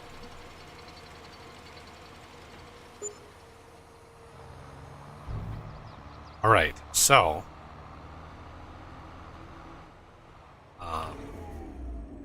which any thoughts on which plot of land we should get, or more than one? 35, 45, 46, 47, 37, like any of the ones around us. What are people thinking? Because 37 would cause us to have to cut all of those trees down, basically. Because then we could extend eventually. But I'm thinking like as far as like a field, right? I'm thinking a field. I'm trying to decide like how big of fields we want, how many, because we want more than, we want a few fields that we have to manage, but 35 would be my first choice, because then we could start that. But like that field, if we look at it like futuristic, right, or into the future, starting a field at 35, we would then be able to extend it back to 34 and then extend it all the way down to 54. So you'd have a field from 34 down to 54 that's too wide. So you'd have this giant field right there. That kind of leaves 53 sort of dangling out there, though. Because 51 and 52 are all trees. It's just a bunch of trees over there. Because I was thinking like another field would be 31, 30, all the way to 33, then 41 to 43. I don't know if you guys follow what I'm talking about, but like just looking at squares, like squares of fields, like the 36, 37 could go down to 56 and 57. So that would be a rectangle. And then next to that would be a field of 38, 39, 40, all the way down to 58, 59, and 60. So that would be another big field. And it wouldn't be right next to the edge of the map because we'd have the tree line there, so it would be a little offset. We don't have to do the squares, but because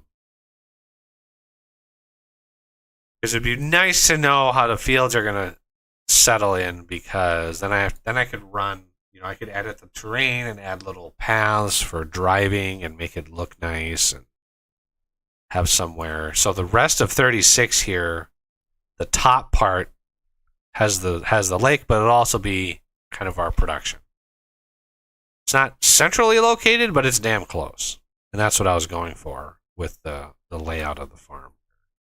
Trying to go for somewhere central. So the roads will be branched out northeast, southwest from there. From that top corner of the plot we already own. Top left corner will be the four-way. So 35, I guess, if we want to start that process.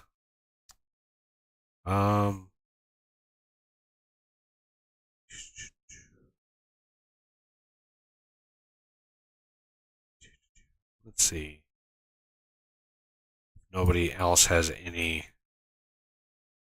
thoughts, then I'll just go with 35. And maybe. Yep. Oh, Certainly sounds like a plan. I was thinking 37. Just some random. How about number 6? Yeah, number 6 was what I had in mind. Yeah. 4. Give me 4, give me 4, give me 4, give me 4. Yeah.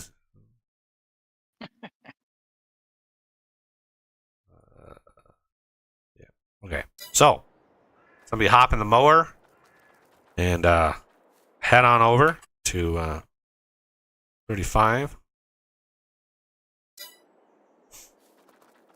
Get to mowing, and we'll work on.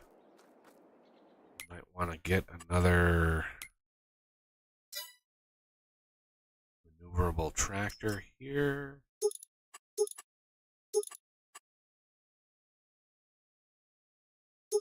Wow. Not used to the steering on this one. Gotta say, this game has some very diverse steering. Yeah. Whoa. I suppose the big part is I haven't played this in like 2 weeks. Been missing your Yeah, dude. streams by a little bit.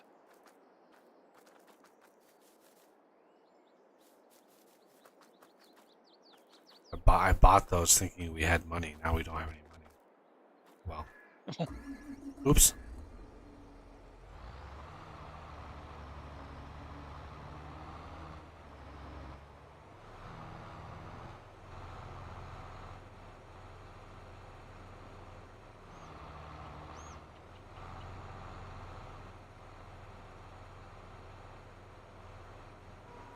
Suppose I should do a headlands on the border of this.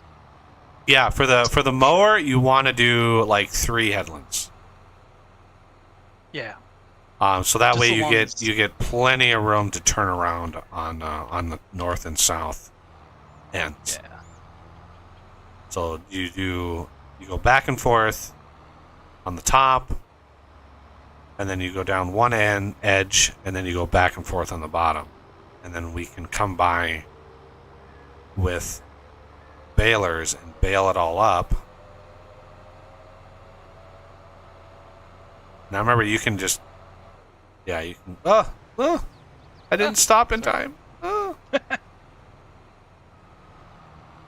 it's Yeah, nice you and can lined get up. her all lined up,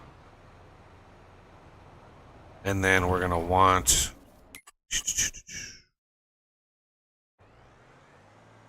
Oh, this is such a waste of. Oh yeah, I didn't get the orange flowers, the clusters on this plot. Well, you want to do that before you start. You definitely don't want to do it, when you're into it. So, Do we want to bother? I mean, we're going to turn this into a plot, so probably doesn't matter. well, eventually we are, but the money we get off the grass is, at this point, is kind of important. Because we don't even have enough for a combine now. To harvest the oats that I just put in the ground. So that's kind of a problem. So we need as much money out of that as possible. I'm gonna finish this line and then I'll. Just be very careful, and not paint over the field, Yeah. because you will void the field that we just got finished. I just finished planting. Yeah. I've done it. And I swear at myself every time. My brush goes a little too far. It's like, damn it. Why? All right. Hop out of the vehicle.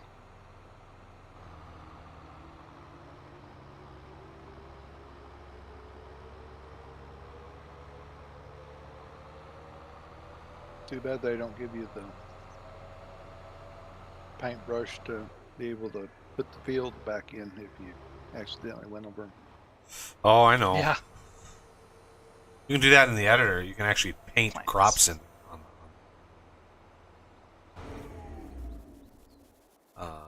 All right.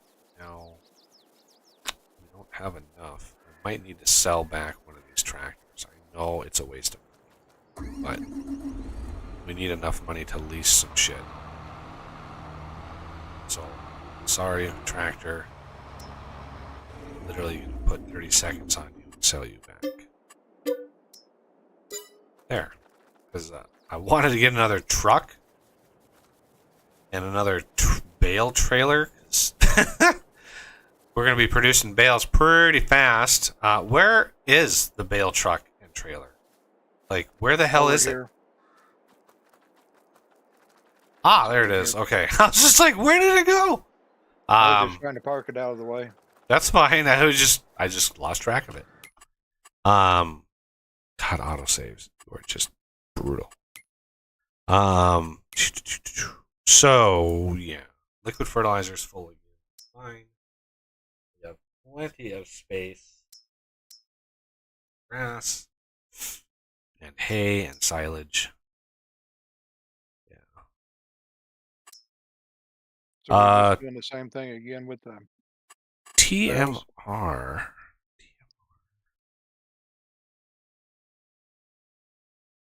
Isn't TMR in here? Huh. TMR should have a sale price, but I don't see it in the list. That is weird. I have mean, my coffee. I set the price pretty, to be pretty decent for TMR,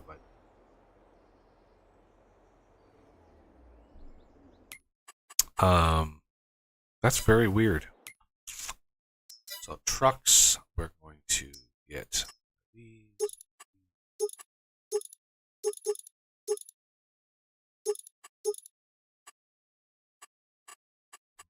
Here.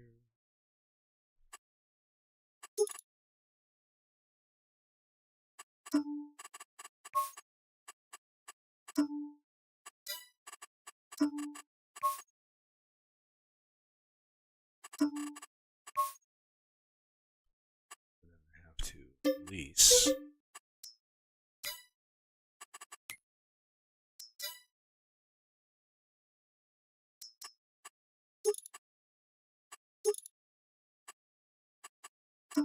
Oh, this is probably bad timing for the conversation, but Unity, there's something up with Unity, right? They're like not going to be supported after a certain amount of time, or what's the deal there?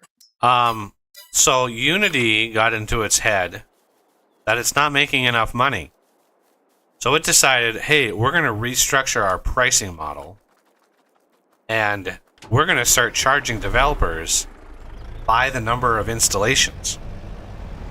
So instead of when you make a game, instead of developers paying a licensing fee, if a customer installs the game, say on their computer, that's an install, so that's a 20-cent fee. And then if they then install it again on their like Steam Deck or whatever other device, that's another install. There's another 20 cents. So Oof. you know, and they did tier it so you had to have so many, but unfortunately they decided to sort of backfill it. So from what I understand about it, they had a cutoff of like $200,000 revenue cutoff, right? But the number of installs was always going to be tracked. And so once you hit that mark, they would then charge you for all of the installs that have already happened. So there were some customers that were doing the math on that and saying, if I release a game and let's say, and they're all, remember, this is 20 cents per install right off the top. Per device, yeah. Per device, per install. Yeah. And the problem was, if you're an indie developer and you're selling on Steam, Steam takes 30% right off the top. Boom, you're 30% gross. They're taking it. And so now you're left with 70% of whatever you're selling it for. And most indie games, are under $30. And so you're already looking at, less than 20, sometimes less than 25, sometimes less than 30, depending on what agreements you have. And so let's just, for easy math, let's say you sell the game for $20. Okay. So the 200,000 mark is 10,000 sales, right? 10,000 sales gets you 200,000. Well, 10,000 sales, 10,000 installs, they're going to charge 20 cents per install. So 10,000 installs is $2,000, something like that. So the second you hit that 200,000 mark, boom, now you have to pay Unity $200,000. But so it's like a tax. It's like an indie developer tax, essentially what it boils down to. The problem is Unity, or one of the problems is Unity to bill. So when they give you a monthly bill as an indie developer, they claim they're estimating the number of installs because of some proprietary internal tracking software. So they're basically charging every month. They're going to send you a bill and you just have to trust the amount that they're charging you as the amount of installs that actually happen. And they're not going to release how they're tracking. They're not going to, and not only that, but they're literally forcing the software to dial home, and there's no way the developers can disable that. So if you start charging per install, well, then obviously you need to track the installs. And how do you do that? Well, you have the software phone home and say, hey, I'm installed. You know, this software key is installing me, and then their proprietary software manages all of that, and they send a bill to the developer. Okay, so that was one huge thing, is they not only had licensing fees, so you hit a certain tier and you're hit with licensing fees. Gotta walk the dogs. Well, all right. Check you later. So you're hit with licensing fees and the per install fee. So they didn't remove that. So you're still paying a licensing fee, and now you're on top of that, you're paying a per install fee. And so people initially were asking, hey, if I have a demo, if I release a demo for my game, am I going to be charged per demo? And Unity came back and said, yes, every install you're charged, right? So they already walked that one back because people lost their minds. Because when you look at like a Humble Bundle, so you get a bank of games, and a lot of those games are built on Unity. Well, Yeah. those Humble Bundles, you know, they bundle thousands upon thousands, millions of keys together. And so there are developers out there that say, you know, my game was selling okay, but then it became part of this Humble Bundle, and 8 million people installed the game. Right? 8 million people installed the game. Well, you're looking at, you know, I think the per install starts going down to like, I think the minimum base was like 5 cents after you hit all the other tiers, but it was still like a $30,000-$40,000 bill for an indie developer to be a part of something like that, right? If you put your game into the Humble Bundle and you get 8 million, not even 8 million people that play your game, just people that install it, right? And all of a sudden the indie developer is hit with $40,000 of a bill. Indie developers can't afford that kind of stuff, you know. And so Unity, the way that they broadcast, the way that they came out and said, here's our new pricing model. It takes effect January 1st. Oh, and by the way, if you already have a game out, the number of installs of that game count going forward.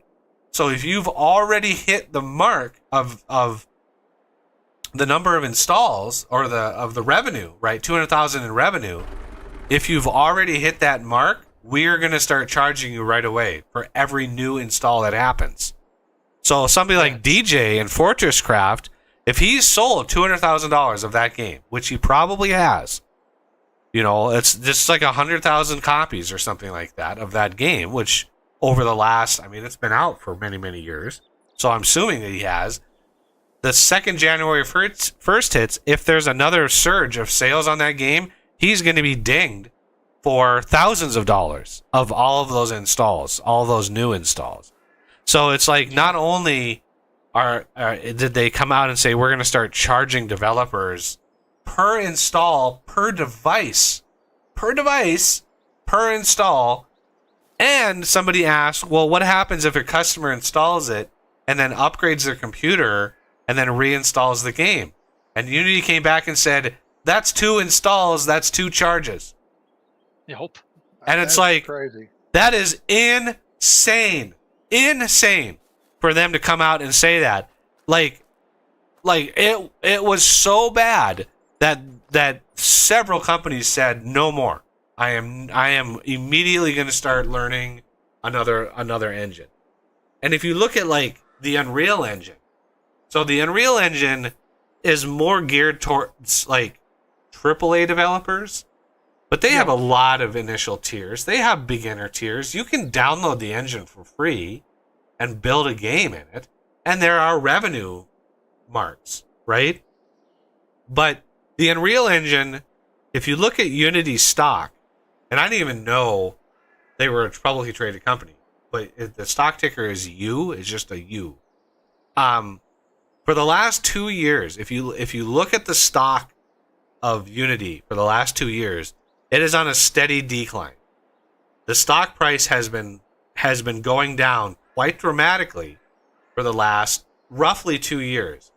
And if you match that up with the announcement and implementation and availability of the Unreal Engine 5, you know why.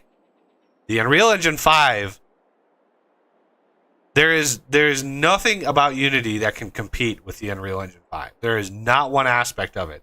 The Unreal Engine 5 is so groundbreaking that there is no comparison. And so the stock has been steadily declining as more and more and more studios start using Unreal 5 because it is groundbreaking how good it is.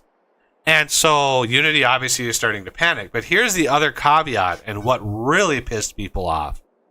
Last week, like 6 of the high-level executives inside Unity, 6 of them sold thousands of shares of stock last week. Oof.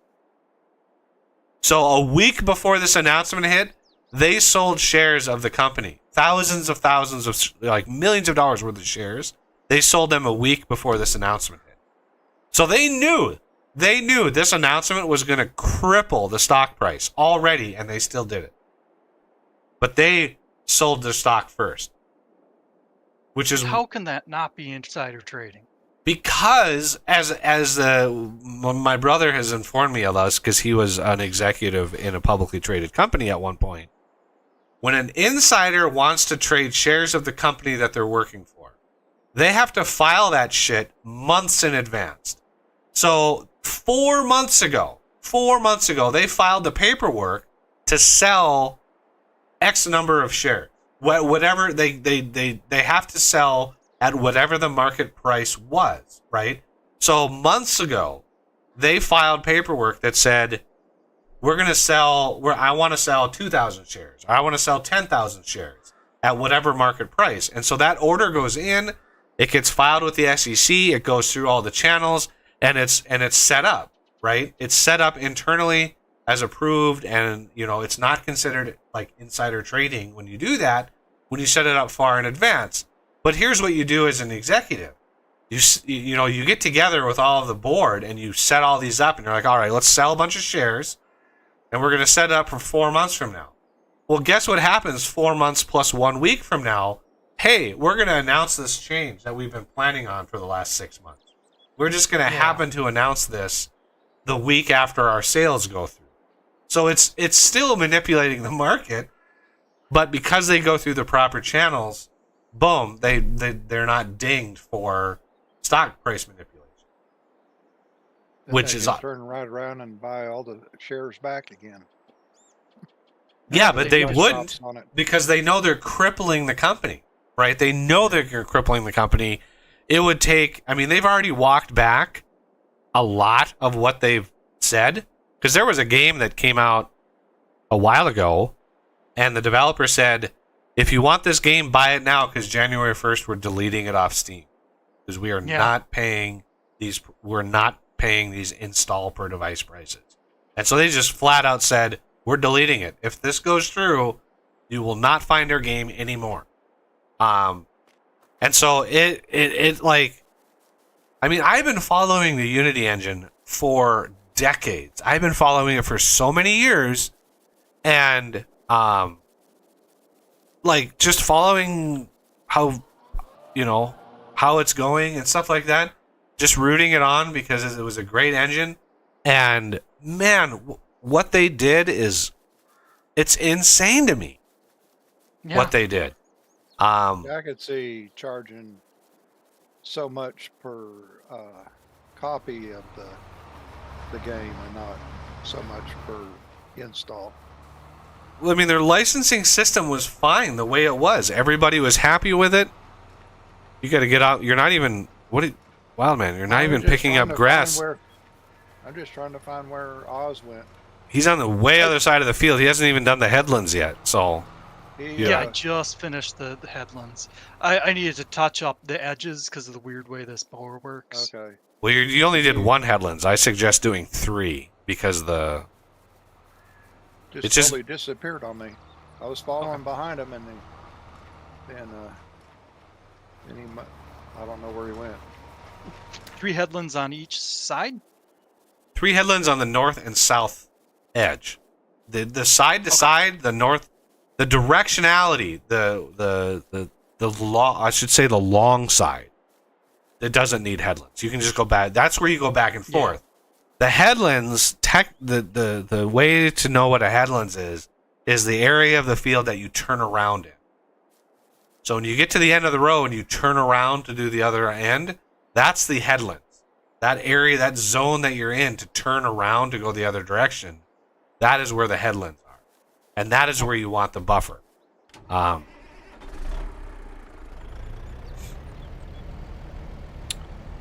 right. Supposedly, there's a way to get course play to automatically pick up bales. But you have to actually have it defined in a field. And we're already...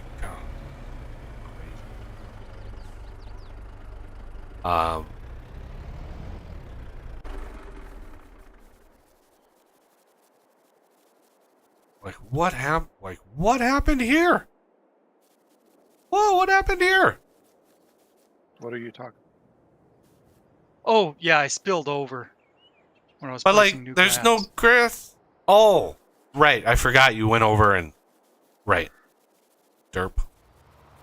I forgot that you went through and painted grass.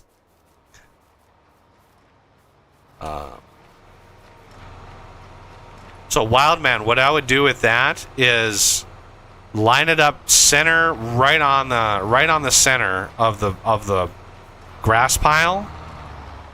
Yeah. And then set your width to 13.2 with Control C, right?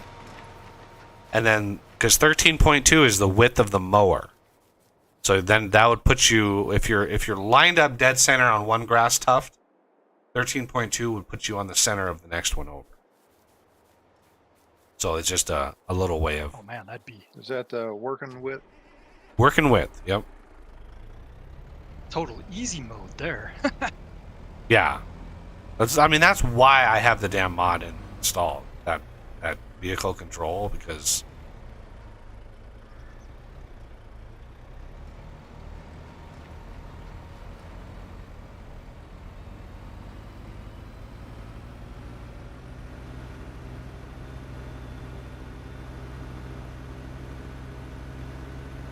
try to pick up the bales on the headlands, so you got to do another round of the headlands on the other side too.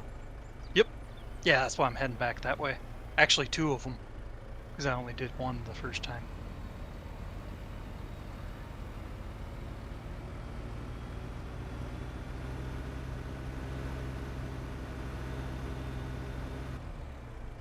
When you first said it, what I interpreted it as is 3 headlands, but on 1 on each side then, because there's 3 borders. And you probably said it the right way, and I just misinterpreted.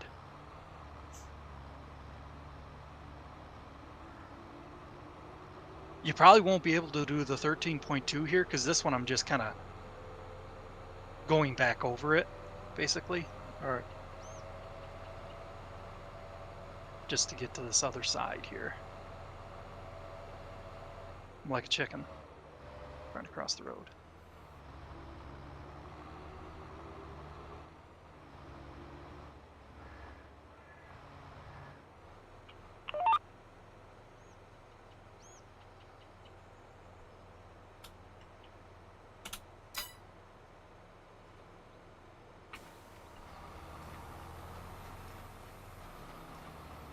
I have a addition problem for teaching kids in school. You have Uh-oh. 10 birds sitting on the wire power lines, and you shoot one, how many do you have left? 10 birds sitting on a power line. You shoot one. How many do you have left? 9? No, none of them, because they all left. Flew away when you. Oh, jeez. That is true. They would fly away. Or if they're crows, they sit around and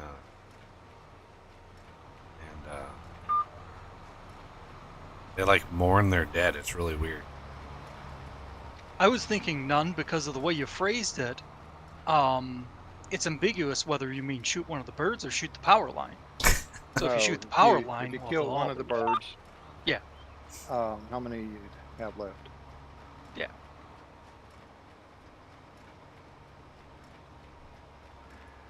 Well, like another question was how many? I mean, what month has? Well, how many months have 28 days? All of them. Yeah.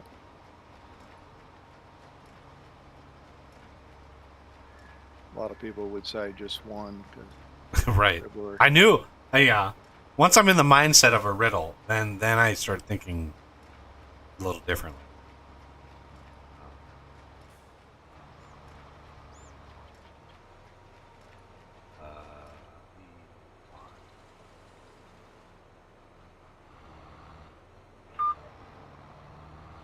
Pick these up so moss doesn't hit them.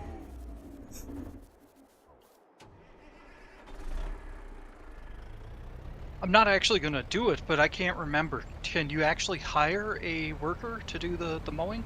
Only if it's on a plowed field that's then planted with grass. That's right, okay. I was thinking there was something weird about it, but I couldn't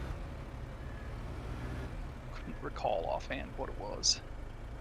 Yeah, that's the advantage of having a plowed, a grass field instead of. Yes. And we Grass will land. eventually have a grass field, but not. It'll probably be north of the base and not this south area. Because I want to make sure we're going to be expanding north as well. Because we didn't at all. We literally did not expand very much out. Outside of sort of our comfort zone here. On the last Set of streams, like it was just like literally, and all of the test worlds and all of that stuff that I did not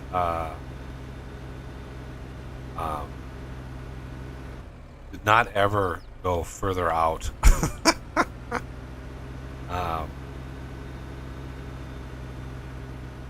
Yeah, the wood just ended up being so profitable. Well, there was just so much wood. We we couldn't expand the farm because everywhere we went it was forest. And it's really, really hard to expand the farm when there's 27,000 trees on the freaking ground, which there was. And then having to redo the land after you cut the trees down too. Yeah.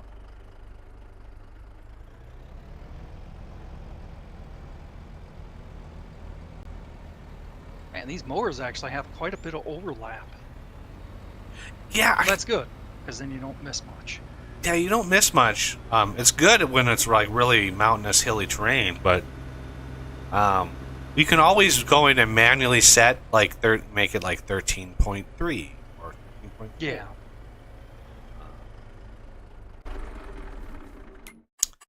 The other thing I could do, purchase mowers. This mower. 125. Don't we have to lease it? And I have to. Oh, there's a new Oxbow one. What is the width on that? 12 meters? That's not bad. It's not the best, but it's not.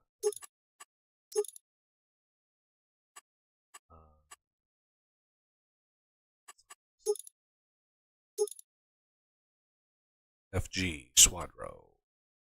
Lease.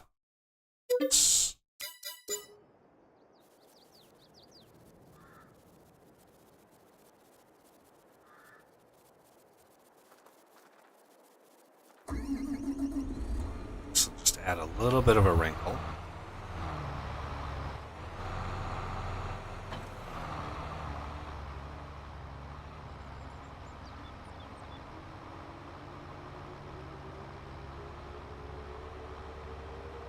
See, now that the headlands are on, one of the things I do, because it's way easier to do headlands with that mower, and then you can take this mower really.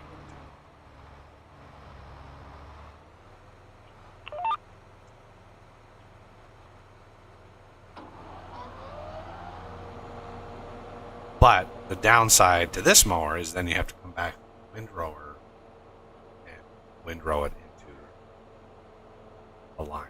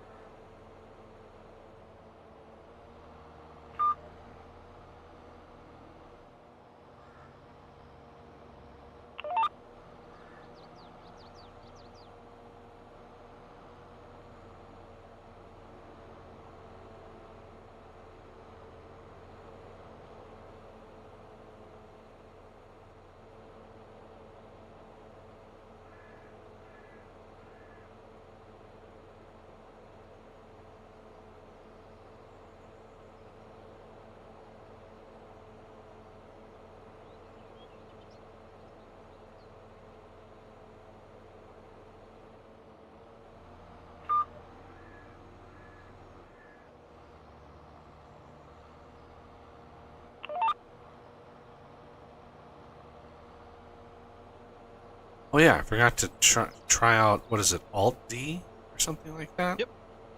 Alt-D or Alt-A, basically the direction you want to go.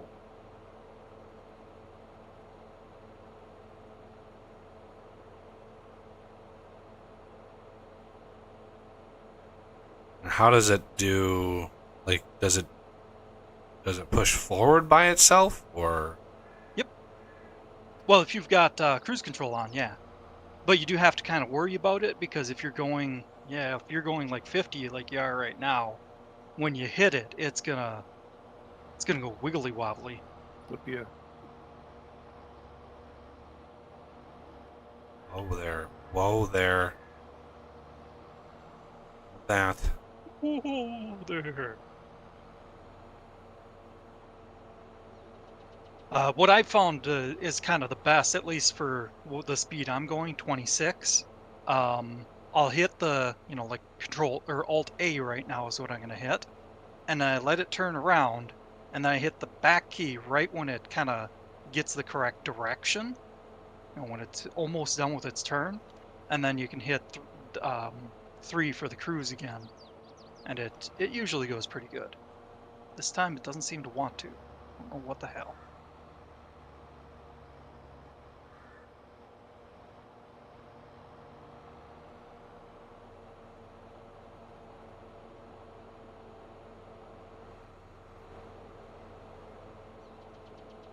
And I'm sure each vehicle is a little bit different as well.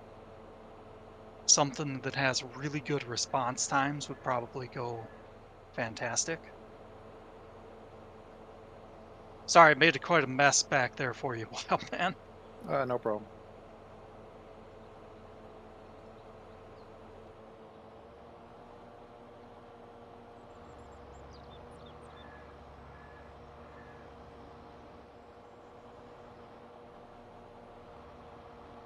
It's like you're doing donuts or something there. Yeah.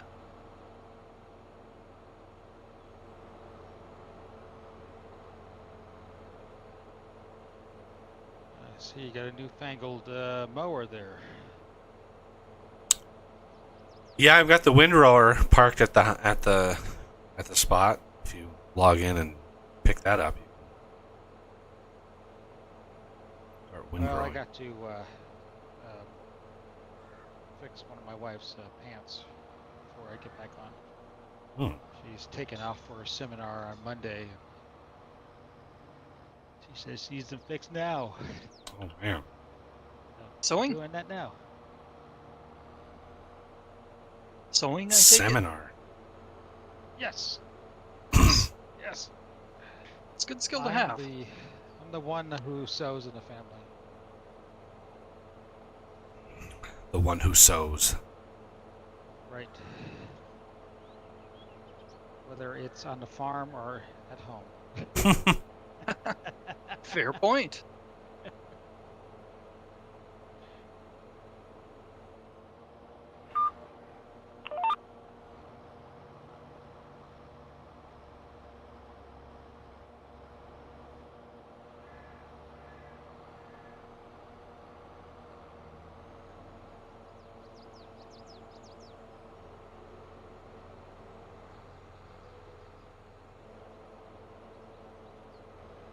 Whoa! Well, I found a I found a collectible. Wow. Okay, let's Vehicle kind of went flying. oh, yeah, the the mower trailer implement thing went flying in the air. That was funny. Movable object. Yeah, that was quite violent.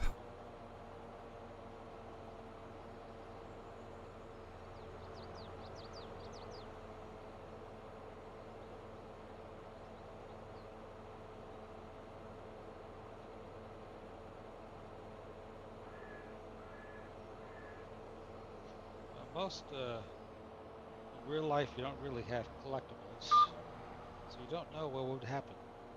If Fair. you hit one in the field. No, no. What are you doing? No, no, no. You're going this direction, sir.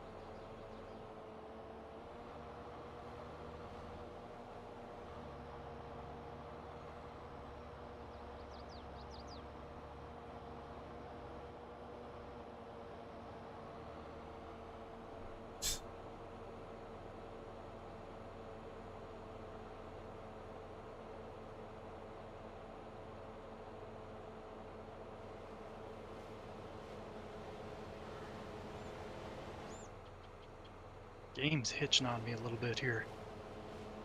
Hmm. I assume it's ping. Oh, Like sure, ping blame jumps or something. poor Ping. What's that? I said blame poor Ping. Yeah.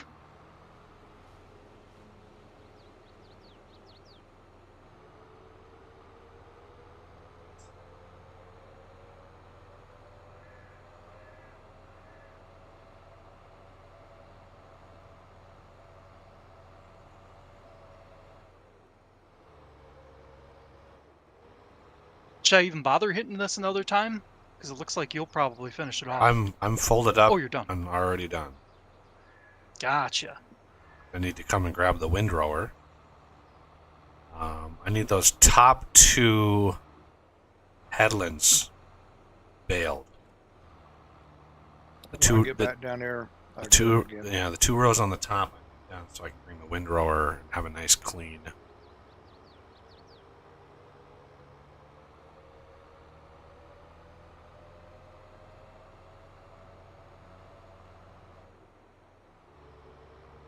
Oof. For a second there, I saw my ping up to 600 milliseconds. That's crazy. Usually I'm in the 40-50 range. Yeah, what's going on? Your dad downloaded a bunch of porn or something?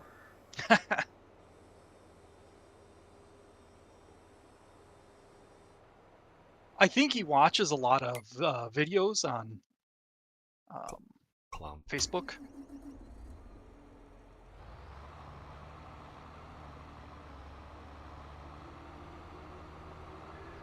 That's funny. Like, Facebook has really been relegated to, like, old people. It's so funny.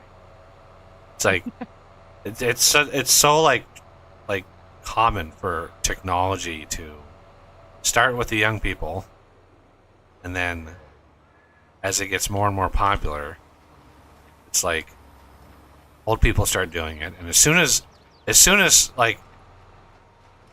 your parents are doing something online, then it's not cool anymore, so you move on to something else. It's just like this slow like rebellion against old people that kids have. And so yeah, what was once cool is not anymore just because your parents.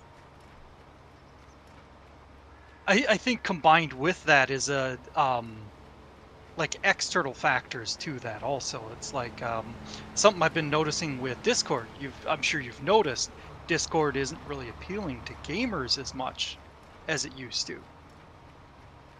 They're trying to appeal to everybody, and I think that's going to scare away gamers.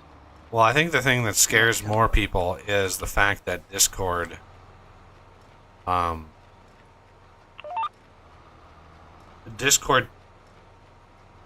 logs and tracks everything you say. Yeah. It's literally what you say can and will be used against you. They've literally gotten subpoenas and they've given chat logs and that have been used against people. Whereas, so it's not a private chat at all by any stretch. It is very much not. And that turns a lot of people off, especially these days when there's so much crazy shit going on in the realm of like freedom of speech and stuff. Yeah. And some of the ridiculous things, like, what is perfectly acceptable one day turns out not to be the next. Oh yeah, it's bizarre. It's absolutely freaking bizarre. One of the craziest ones I've heard of is the OK symbol. Have you heard that one? Yes. Yeah, they won't stop until every little thing is like destroyed. It is a absolute nightmare. It is a one. I I'm heard that's surprised. supposed to be racist, but how? Yeah, the OK racist? symbol is like white. It's like white supremacy or something. It's so stupid. Yep. It's so stupid. What is it? So, what is it supposed to be about that it's supposed to be racist? Your fingers make a W. Yep. So it's only when you have your thumb and pointer finger connected and you fan out the other three. So then the three fingers look kind of like a W, whereas your thumb and pointer finger look like a P. Nope. So WP, white power. Yeah, That's the theory behind it. It's so stupid. It's so stupid. From what I've gathered, it was a troll. Yeah, they were a lot of that stuff is. People were trying to show how stupid our media is. Well, that was So they what created were that. doing that about the stuff at the stores, like grocery stores. Like getting rid of the Aunt Jemima. Oh yeah. Right, that's that stuff. they've taken that away. Some guy did a YouTube video on it about just walking through the store, and you could do the same thing for just about every single product in the store if you wanted to really twist it or whatever. Yep. Yeah, and Yeah, it's like it's not the like Mrs. Butterworth or Aunt Jemima, like it's not racist. It's literally like these are people that were famous for creating good syrup or good breakfast. Like it doesn't I just hate I just hate that mentality that everything is racist or something. It's just so stupid. And people are getting literally demonetized because of this shit, and it's just like YouTube has lost its mind. It has lost its mind if it thinks this is acceptable to kill people's channels based on some minority like voice out there that's just crying foul. It's like, it's so stupid. You know, people have to watch what they say on videos. That's why when you see people talking, they say words wrong, right? Yep. They say like racist or you know, W or something like that, where it's like, it's ridiculous. When we became afraid of language is when the whole system starts breaking down. Yep. Literally, there was somebody, I think the ex prime minister, or maybe it's the current prime minister of New Zealand, did a speech this week. And I shit you not, everybody. I shit you not. They literally said, in order to protect free speech, we need to start censoring people. That's literally what she said. Yeah. We need to start censoring people because that's the only way we can protect free speech. And it's like, the clip on that went viral on Twitter, and people were like, did she just say this? This is the most ridiculous thing I've ever heard. And it's like, yeah, it's such a crazy attitude. Yeah, because they're doing the free speeches. Anything you want to say, as long as it aligns with what we want you to say. Right, it is acceptable, and it's not free speech. It's what's acceptable. We don't want to offend anybody, because we are all snowflakes and we're all so easily offended. You know, if you break down into tears because somebody either misgenders you, uses your wrong damn pronoun, if you break down into tears and you can't handle life because of that, then I'm sorry, but you just need to huddle into a ball and get into the fetal position in your wherever you live, and just not ever go outside if you're that sensitive. Because the world is a rough place. The world sucks, and it's not going to bow down to your level. So the more people bitch and moan about this kind of stuff, the more I just laugh and go, there is no way that these people are going to, like, they're not going to win, but they're certainly trying to tear everything down. Yeah. Wildman, why don't you just come over on this side and start working on this side, rather than trying to go back and forth on that little. I just did that. I just did that on that one. Oh. Yeah, it's, you know, every week I sort of had to step back from it because I was so embedded in it. It was starting to affect my mood. It was really, it was really affecting my mood because of how insane people were. Just a minute here. What are the widths between these rows? What do I need to say? These would be 19 meters. Okay.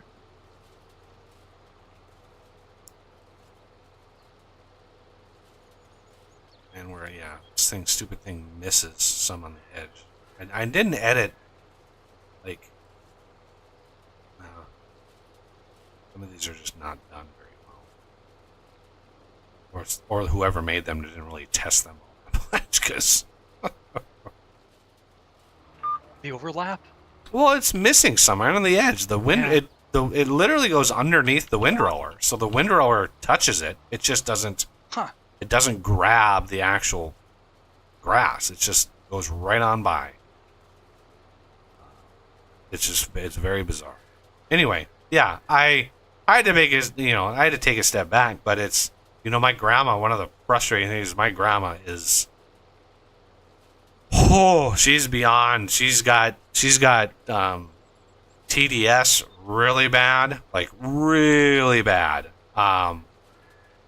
and has completely bought into all of the BS, and it's just impossible to tell her, like, yeah, all the things you believe about this person were all made up. they were all lies. And she's like, well, why, if they were lies, why would they be on the news? And just like, are you freaking kidding me, woman? Like, you know, she's been a lifelong Democrat. And she's like, no, I've been a Democrat my whole life, and she's 90 years old, and I'm not changing now. And my mom literally looked at her and she goes, yeah, Democrats have kind of changed since you were younger. You know, it's not the same. It's not the same thing. It's not the same party that you remember when you were 40 years old or 30 years old. You know, but I it, think you they're know, a little bit more secretive about it too. Now they're kind of Well, just full you know- open about it. Yeah. yeah. When now I they're say, out in the open. I don't know if anybody out there knows what TDS is, but it's Trump derangement syndrome.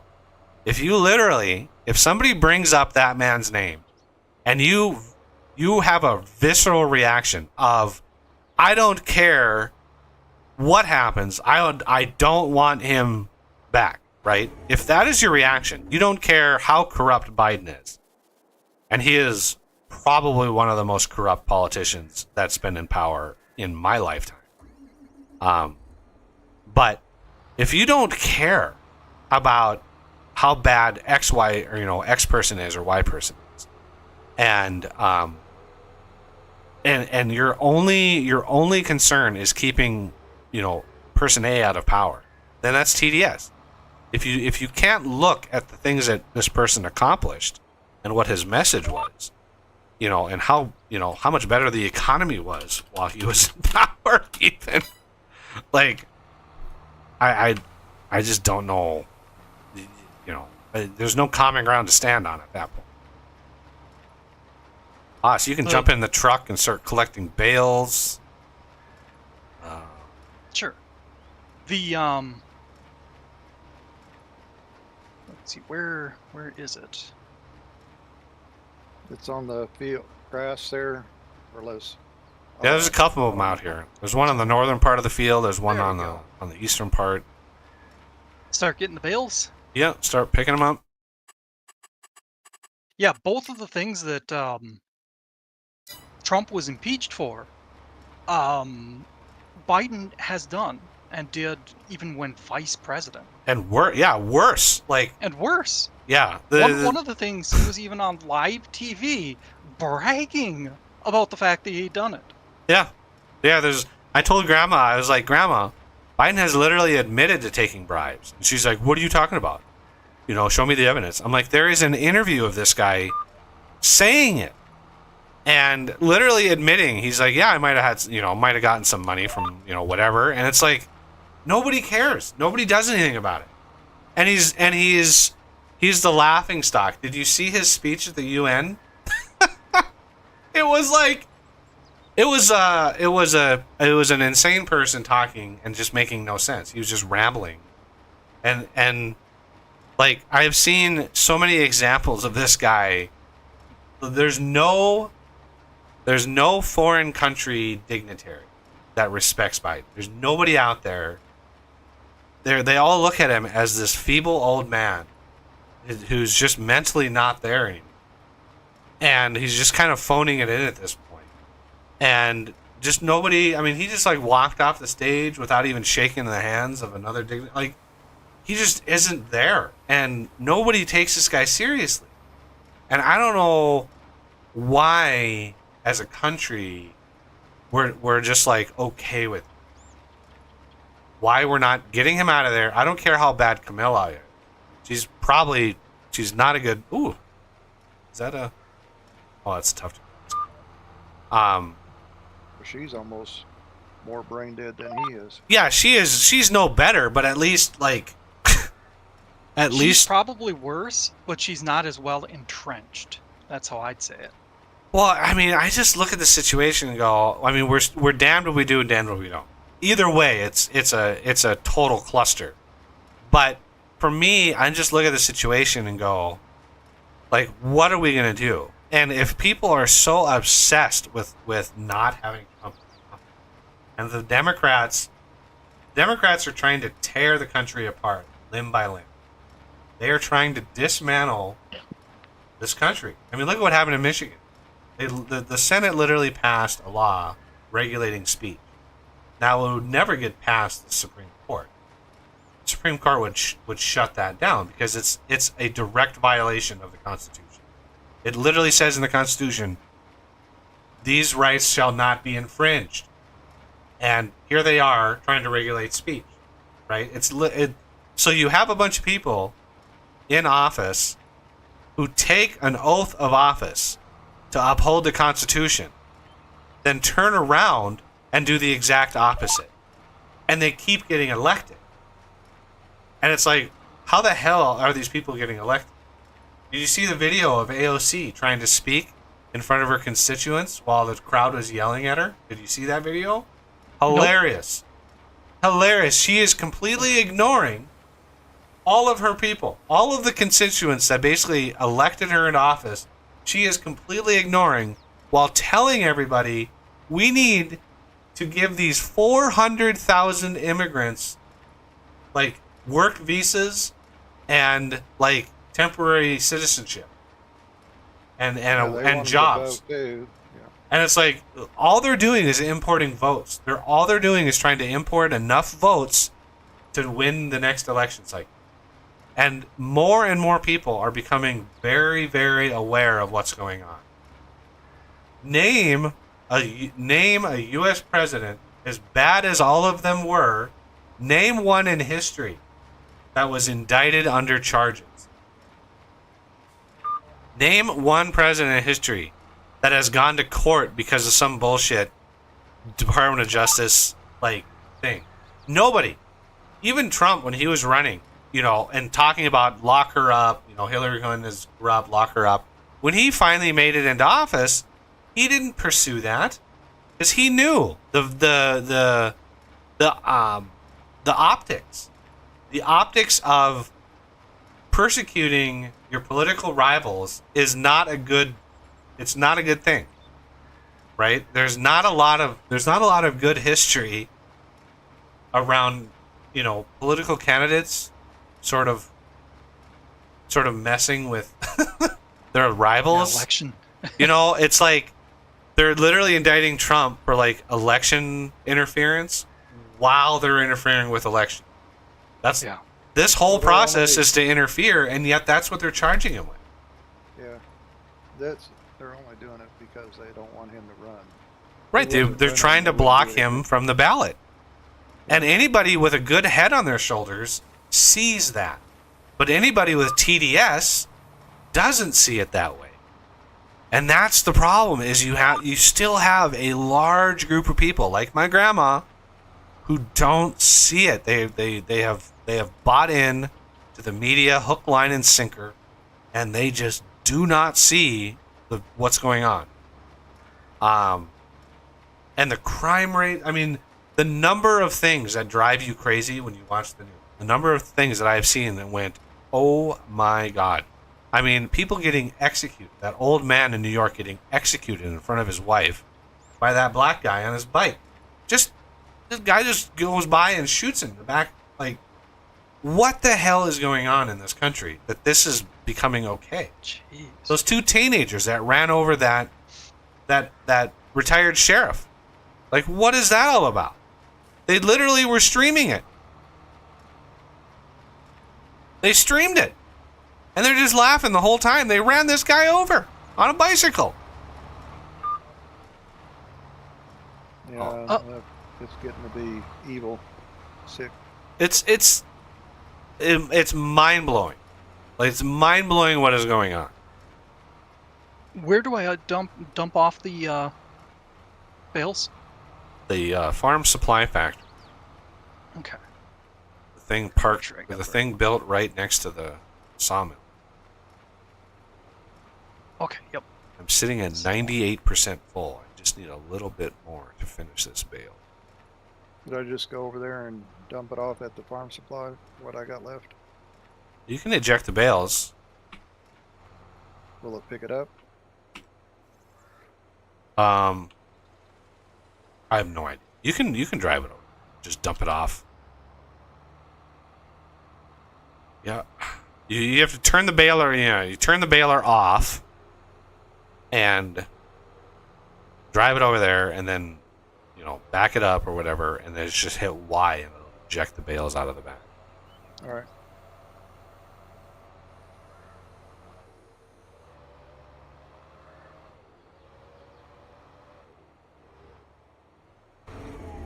All right, let's see what awesome. Do you see the unload trigger right here? Yeah, it should be this here. Yeah, you can drive. You can hit Y twice and just drive over that, and you don't even have to unload the bales. It will literally pull them right off that truck. Oh, okay. Yeah, that's just don't do it too early. Like I did. I went around just a little bit early. Yeah, and when then you went around a corner and it all slid off. Yeah, you want to line it up. When you hit Y, you go into unload bale mode. Hitting Y again.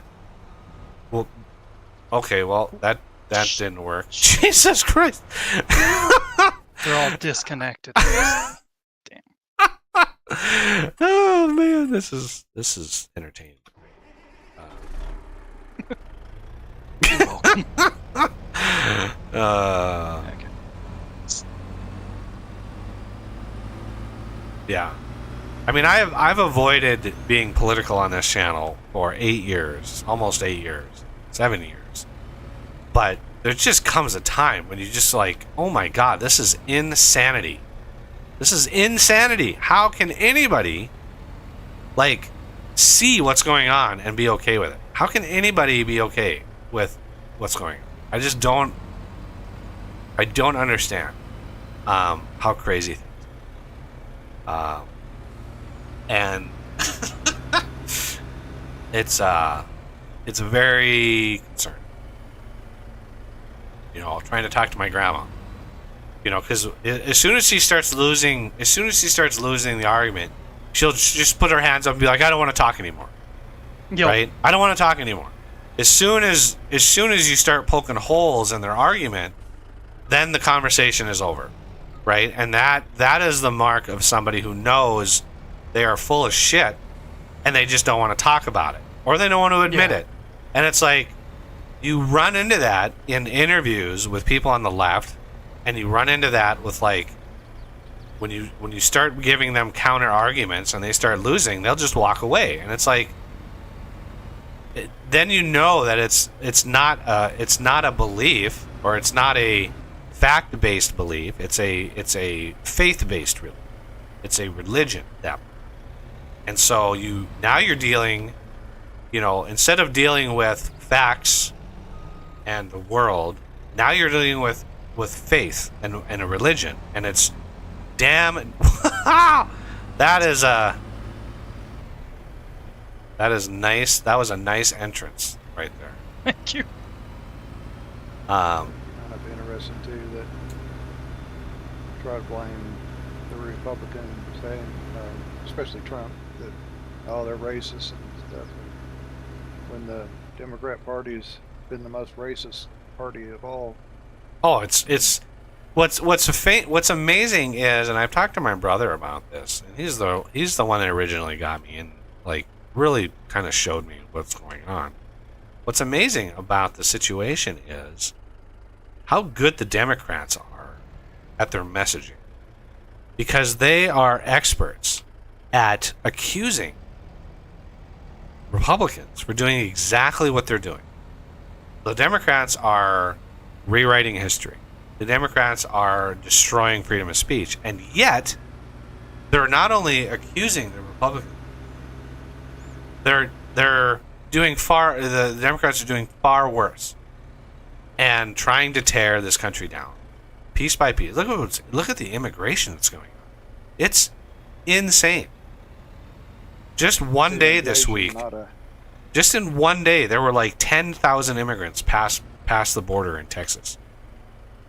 And Texas right now is going. That's why they're busing them to other cities. That's why they have to get rid of them. It's like. Because Texas isn't passing those laws. It's the federal government. It's people from New York and California and the blue states that are actually passing these ridiculous policies. And because they're not the ones that historically have had to deal with it. So, good on Texas and Arizona and New Mexico for busing them to other states and get 400,000 immigrants going into New York. New York is completely buckled under that. I mean, look at that video of AOC trying to talk. This is people really realizing how many people are coming over the border, and it is unsustainable. It is insane, and they're literally importing boats. To me, I don't get how somebody can be so blind to what's going on, or believe. Yeah. It's the not media. like they're really being secret about it either. It's the weird thing. Yeah, you look at some of the speeches in the WEF. They're literally like admitting the shit. It's amazing when you see the excerpts of some of these speeches. They're literally talking about tearing down countries, about there being no borders. Right? The WEF wants a situation where there are no borders between countries. Yeah, we want a one world government anyway. And no ownership of property, no freedoms at all. 15-minute cities, they are pushing for this. And there are massive problems being dealt. I mean, Justin Trudeau in Canada is basically he was raised in the W. And so you look at how bad Canada is, and it's that's what happens. That's what happens when you start going down this line. You have, limitations of speech. You've got people getting arrested for not saying the right thing or misgendering somebody, and it's there's gonna come to a point where people are gonna be like, enough is enough. And unfortunately, sometimes it's too late for that. If you look at other regimes, if you look at other really bad situations. Look at how many people somebody like Stalin killed when he took power. I mean, Stalin, I've watched a lot of World War II documentary, and here's a really interesting factoid. So, Stalin, there were about 20 million Russians in the Russian army by the end of World War II, and they had already killed. 20 million Russians died during World War II. But here's a statistic that nobody really has heard of. Stalin himself ordered the deaths of about 100 million. One of the things that he did when soldiers were coming back from World War II, so these soldiers, his own soldiers, were coming back. Well, these soldiers had seen Europe. They had seen parts of Europe and how Europe was actually living. And that was not how they were living in Russia. And so these people were coming back and going, why are these people living in such lavish houses? And they had plenty of food. And, it was kind of going against the narrative, going against the propaganda. So Stalin just started killing the soldiers that were coming back from the front. He killed millions of them. If they were a high status citizen, he would just send them to prisons. So you had all these soldiers coming back, having fought for their country, coming back and either being killed or imprisoned because of what they saw Europe as, what they saw the lifestyle was. That is what the Democrats and what the left is going. That is the future that they're pushing. It is insane to me that they're wanting that. And yet they're calling themselves anti-fascist. They're calling themselves anti-communist. You get these people in these protests, and they're literally calling. You get these leftists or whatever. They're literally calling everybody fascist. But they're the ones that are fascist. It is an amazing marketing. What the heck? You go ahead first, because it's going to take me a bit to figure this out. So you drive up. Here, I'll show you. Drive it up. Yeah. Okay. First, you hit B to go into transporting mode. That'll help. Right. So you go up. You drive up. Just when you're on the mark, and you hit Y. Okay. And you that just drive basically forwards. disconnects the bales then. Yeah. Basically, it disconnects them because you can hit Y and then click your mouse and drag it left or right, and it will unload them all in one shot. But if you hit Y, it drops them in place, which is on your trailer. And then you can just drive forward, and it'll just scoop them up. And then once they're gone, you hit Y again to reset it, and then you can hit B to go back into operating position.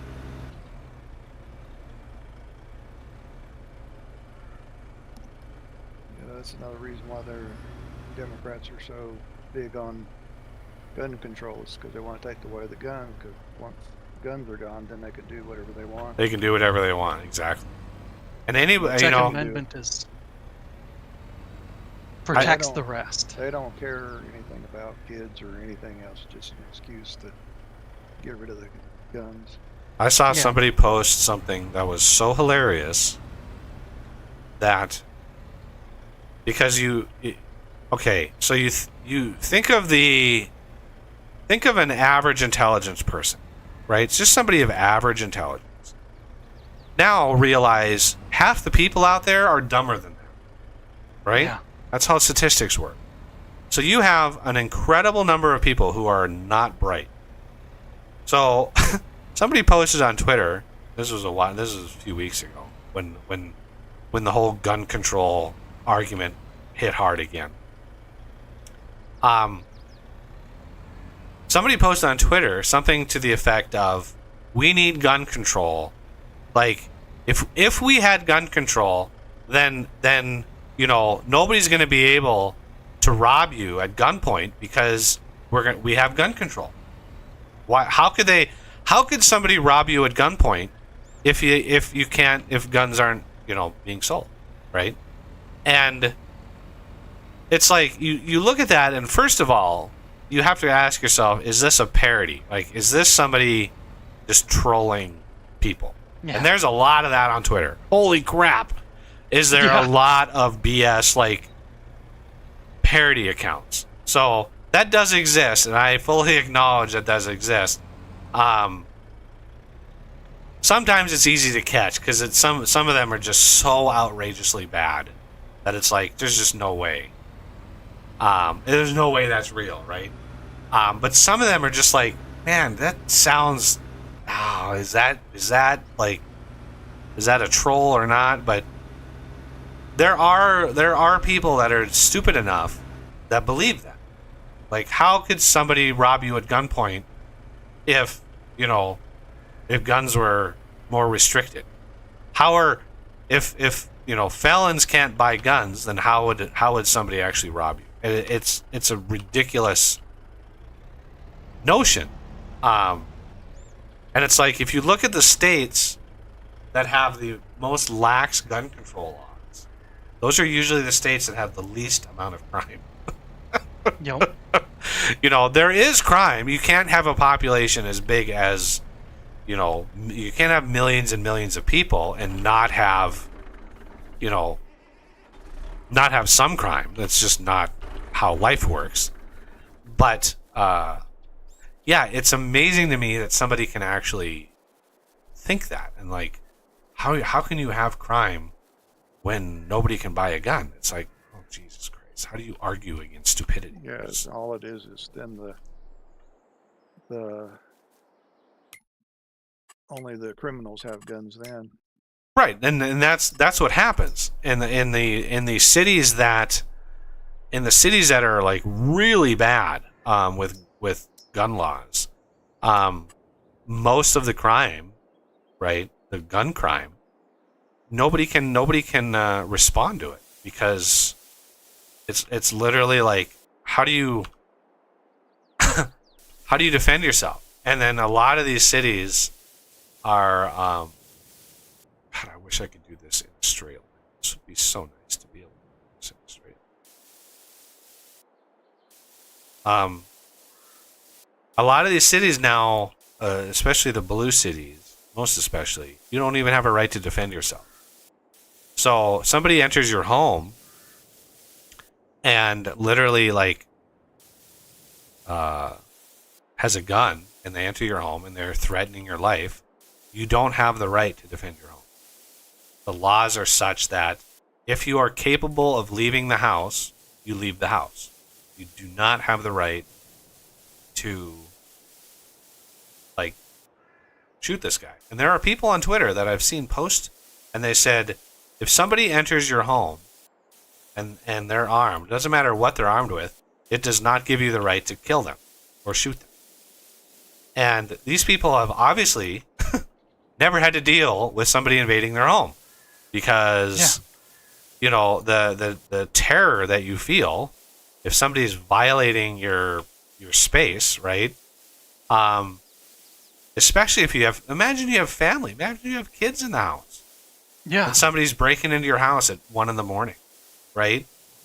There have been states, like California has prosecuted people for shooting intruders.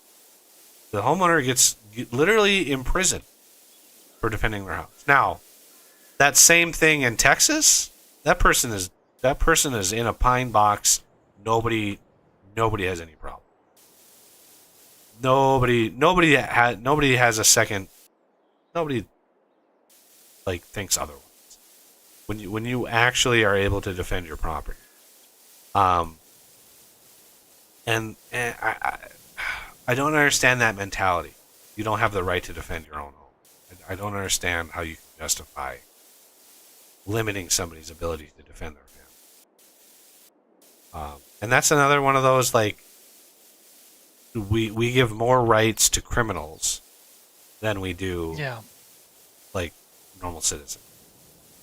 And The biggest thing about that is if a person or group is making a home invasion and the people are home, that means that their intention is automatically violent. yeah, I mean, they may not necessarily want to hurt somebody, but they have no problems doing so because they either know or don't care that there's people there. So at Right. that point, they've already made it a potentially life or death situation. And I can't see how somebody can say, oh, well, they made it life and death situation, we have to protect that person. yeah. It's the same mentality of that old case that I heard about years ago. That somebody was camping out on somebody's roof, and so they're literally on somebody's roof waiting for nighttime. Nighttime comes because the house had a skylight. Yeah. So this person was on the roof, and he made this plan that he was going to break into this house via the skylight. So he was up there, night falls, and he gets up on the skylight, and he has like a glass cutter, and the skylight, the glass on it, gave away because it wasn't very strong. And so he literally fell into the house and hit the counter because it was over the kitchen, and, like, broke several bones or whatever. So he falls down, breaks several bones, massively injured. The homeowner comes out and is like, what the, there's literally, like, some dude dressed all in black trying to rob my house. So they call 911, right? Ambulance comes, blah, blah, blah, blah, blah, right? The guy turns around and sues the homeowner and wins for not having a skylight that's up to code. Literally wins the case. Wins the lawsuit against the homeowner that he went there to rob. So one of the big problems in this country right now that I see, one of the big problems is juries. This is where I see the most problems is in juries, because we have a case. There was a case that went on, that Twitter covered. There was a case of an African American woman who was late to work for like 3 months straight. Late to work every day for 3 months straight. And the company had massive amounts of documentation documenting this. They had letters, they had notices, they had all this stuff saying you need to be at work on time, you're late every day, blah, blah, blah, blah, blah. This went on for 3 months. Late every day. 3 months. So 3 months went by and they fire her for cause, right? They fire her for being late every day. They had all the documentation. They covered their ass. The woman turns around and sues them for firing her not because she was late every day, but because she was black. That's why she sued. You fired me because I'm black. It's discrimination. The jury turns around and sides with her and gives her a settlement of like $26 million. Now, I'm sorry, but in what planet? On what planet is that? Like, I want to know what the hell the jury was thinking. Like, what the hell is going on with that jury that you actually are fine with that? That you think that this woman was fired. They literally had all of the emails, all of the things that showed this is why we fired her, and they still side with this woman. That is a huge, huge problem in my book. That is huge. There is no excuse for a jury to do that. And so that, I think, is a major problem. Is we have juries that get into situations like that, and they're like, "Hey, if I want to take advantage of this, and I sue a company, I want a jury. You know, it's almost like karma. I want a jury that's on my side, and so therefore I'm gonna award this woman millions of dollars, so then I can turn around and sue my company for millions of dollars and win because other juries are gonna have the same mentality. It is companies are gonna stop hiring minorities because of that. Yeah. Because it's like, Oof. you know, once you start going down the greed line, once you start going, well, you know, you're firing because of this reason. It's like, well, we're just going to stop hiring people that have that excuse. And it's like, that's the opposite of what you want to happen. You don't want companies to stop, you know, hiring that. And so it's literally defeats the entire structure of our society is the greed. And if you look at the shoplifting going on right now, if you look at all of this stuff that's driven by greed, it's like, well, these companies can afford it, you know, the billion-dollar companies. And there's, I have some sympathies either way, because there are companies that are purely driven by profit and are just awful, right? But for some reason they get a pass. Why is it Apple is the most valuable company in the world? People are buying their products left, right, and center constantly, willing to pay thousands of dollars. Thousands. There was somebody that posted a screenshot of their order page. They were buying a Mac. They were buying like a professional MacBook workstation and a really nice Apple monitor. $24,000 for a computer. And I remember I responded to that tweet, and I'm just like, yeah, you can get a PC that does all of that for a tenth of the cost. Literally a tenth of the cost. So Apple, literally a company that is able to charge out through the nose for their products, and people keep buying their products, and the factories that they make these products literally have suicide nets. But nobody talks about it. Nobody talks about the suicide nets out on the iPhone factory. The only people that do are the conspiracy theorists. And it's like, why does this company get such a hard pass for its business practices? It doesn't make any sense to me. Why people are so forgiving. But we got to stop the oil companies. Yeah, oil is the enemy. It's like, are you kidding me? Like, do you see what's going on in the world right now? Oil is the least of our concerns. So yeah, I just don't understand. Don't understand what's going on.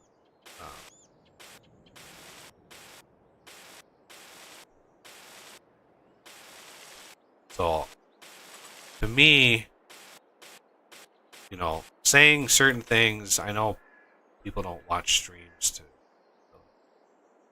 do a lot of that, but that one of the problems here's one of the problems with the whole left trans mentality, right? Here's one of the problems.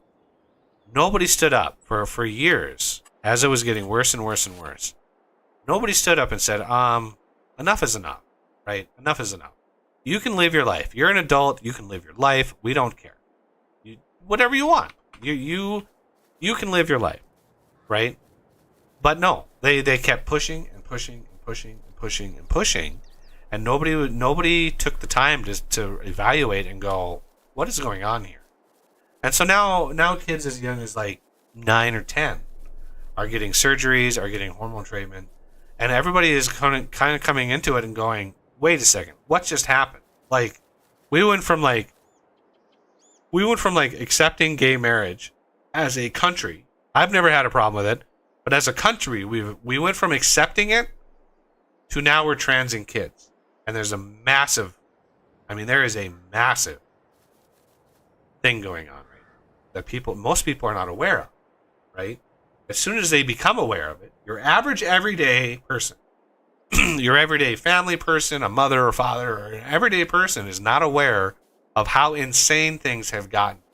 And as soon as they become aware of it, they are immediately disgusted with what they see, because it is disgusting. It is insane what's going on in this country. Well, a lot of countries are now experiencing some of the fallout. But for me, I just like, the more people stay quiet, the bigger the problem becomes. California passed or fixing to pass. You don't go along with parents if they don't go along with their kids. Yeah, And California they passed. transition, They take away from you. can take the kids away from you. They can take the kids away from you if you don't affirm their gender. They can remove the kids from you. As well as keeping it from parents. Schools can keep it from the parents.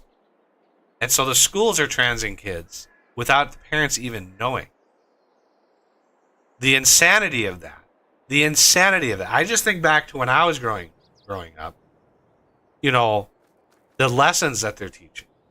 The pictures I've seen of teachers' classrooms with the pride flag and the BLM flag, all of these like ideologies, all of this virtue signaling going on. None of that shit existed when I was in school. And I actually got a decent education. Did you see? Okay, here's the epitome of this shit. Did you see what Oregon just passed? Did anybody see what the governor of Oregon just passed? What she just signed? I shit you not. If I was not a white, or if I was not a cracker, I would be so pissed and so angry at what is going on. Like, I would not accept what's going on. Oregon just passed a law, or they just like reformed their law. To graduate, they removed reading, writing, and math requirement from graduation to help minorities. Yeah, how can that not be completely insulting? That is so insulting. That is so degrading to know that stuff is racist. It is the peak of racism. It is like double standard. You're not smart enough to do this. How are any of these minorities, any of them, okay with this? How are they cheering this on? It does not compute. It does not make sense for me.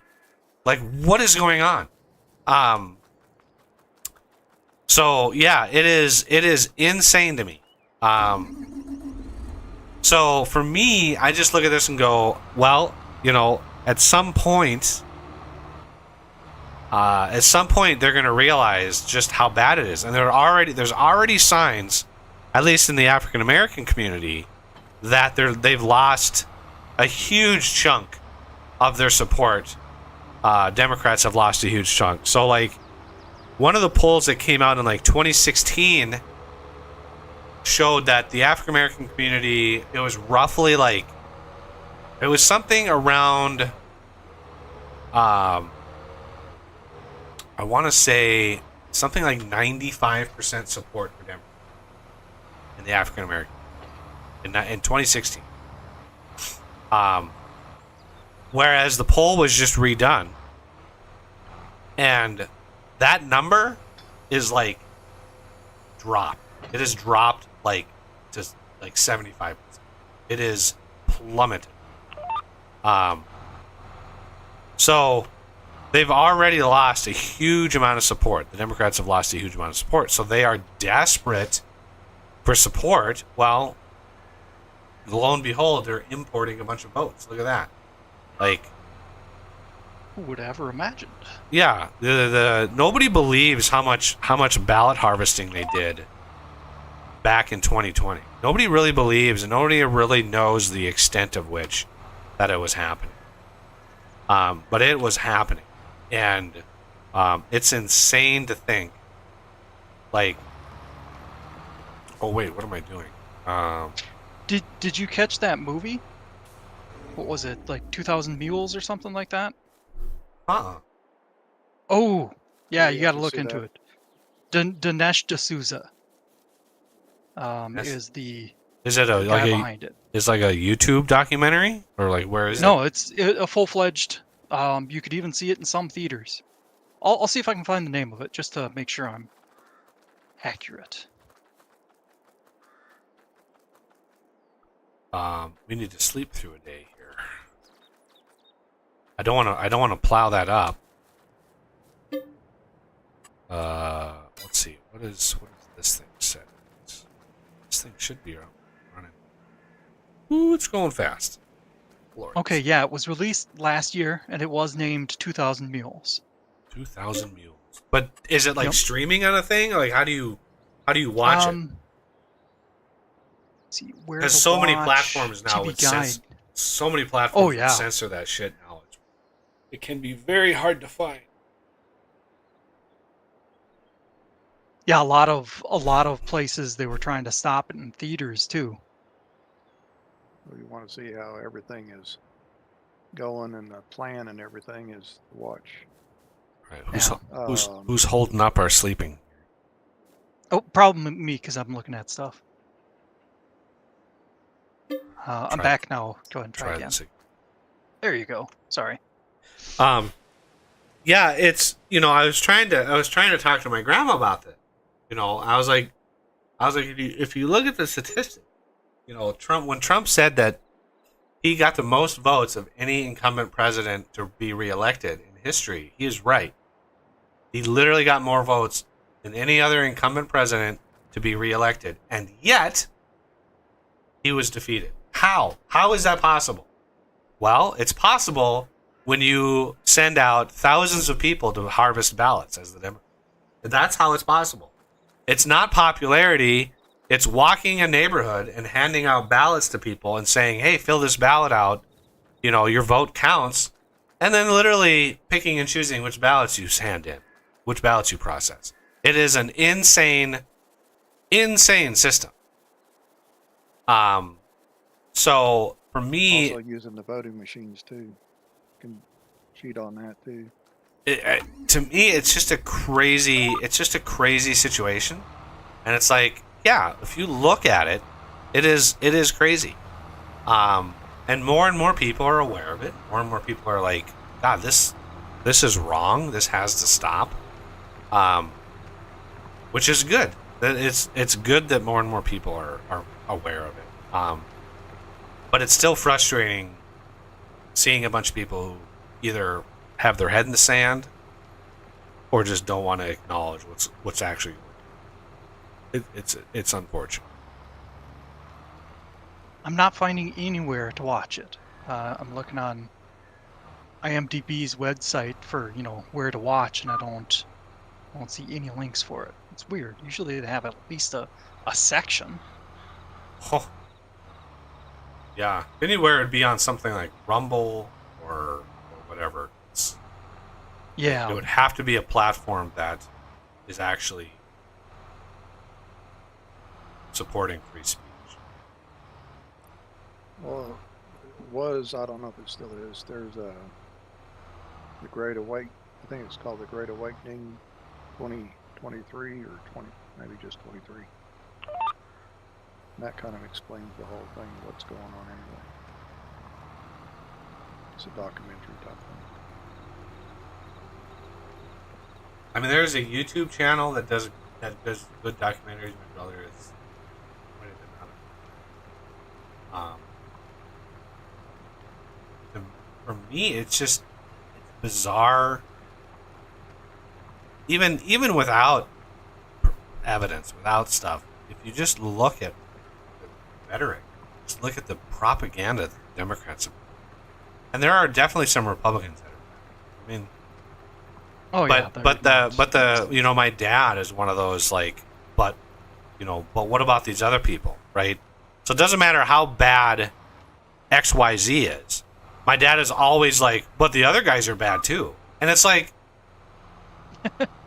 yes, there's an argument for that, but we're talking about what's going on in the world right now. We're not talking about like Nixon and what Nixon did. I don't even know what party Nixon was a part of. Like, I don't even know. At this He was point, Republican. Yeah, at this point, I don't even fucking care. It was 40 years ago. I don't care. It doesn't matter. What matters is how corrupt Biden is, how blatantly awful what's going on is, and the fact that people like my dad are just like, well, what about that guy? And it's like, dude, like, if that's your argument, like, oh, the other team is bad too. It's like, yeah, the other team right now is just trying to stay above water.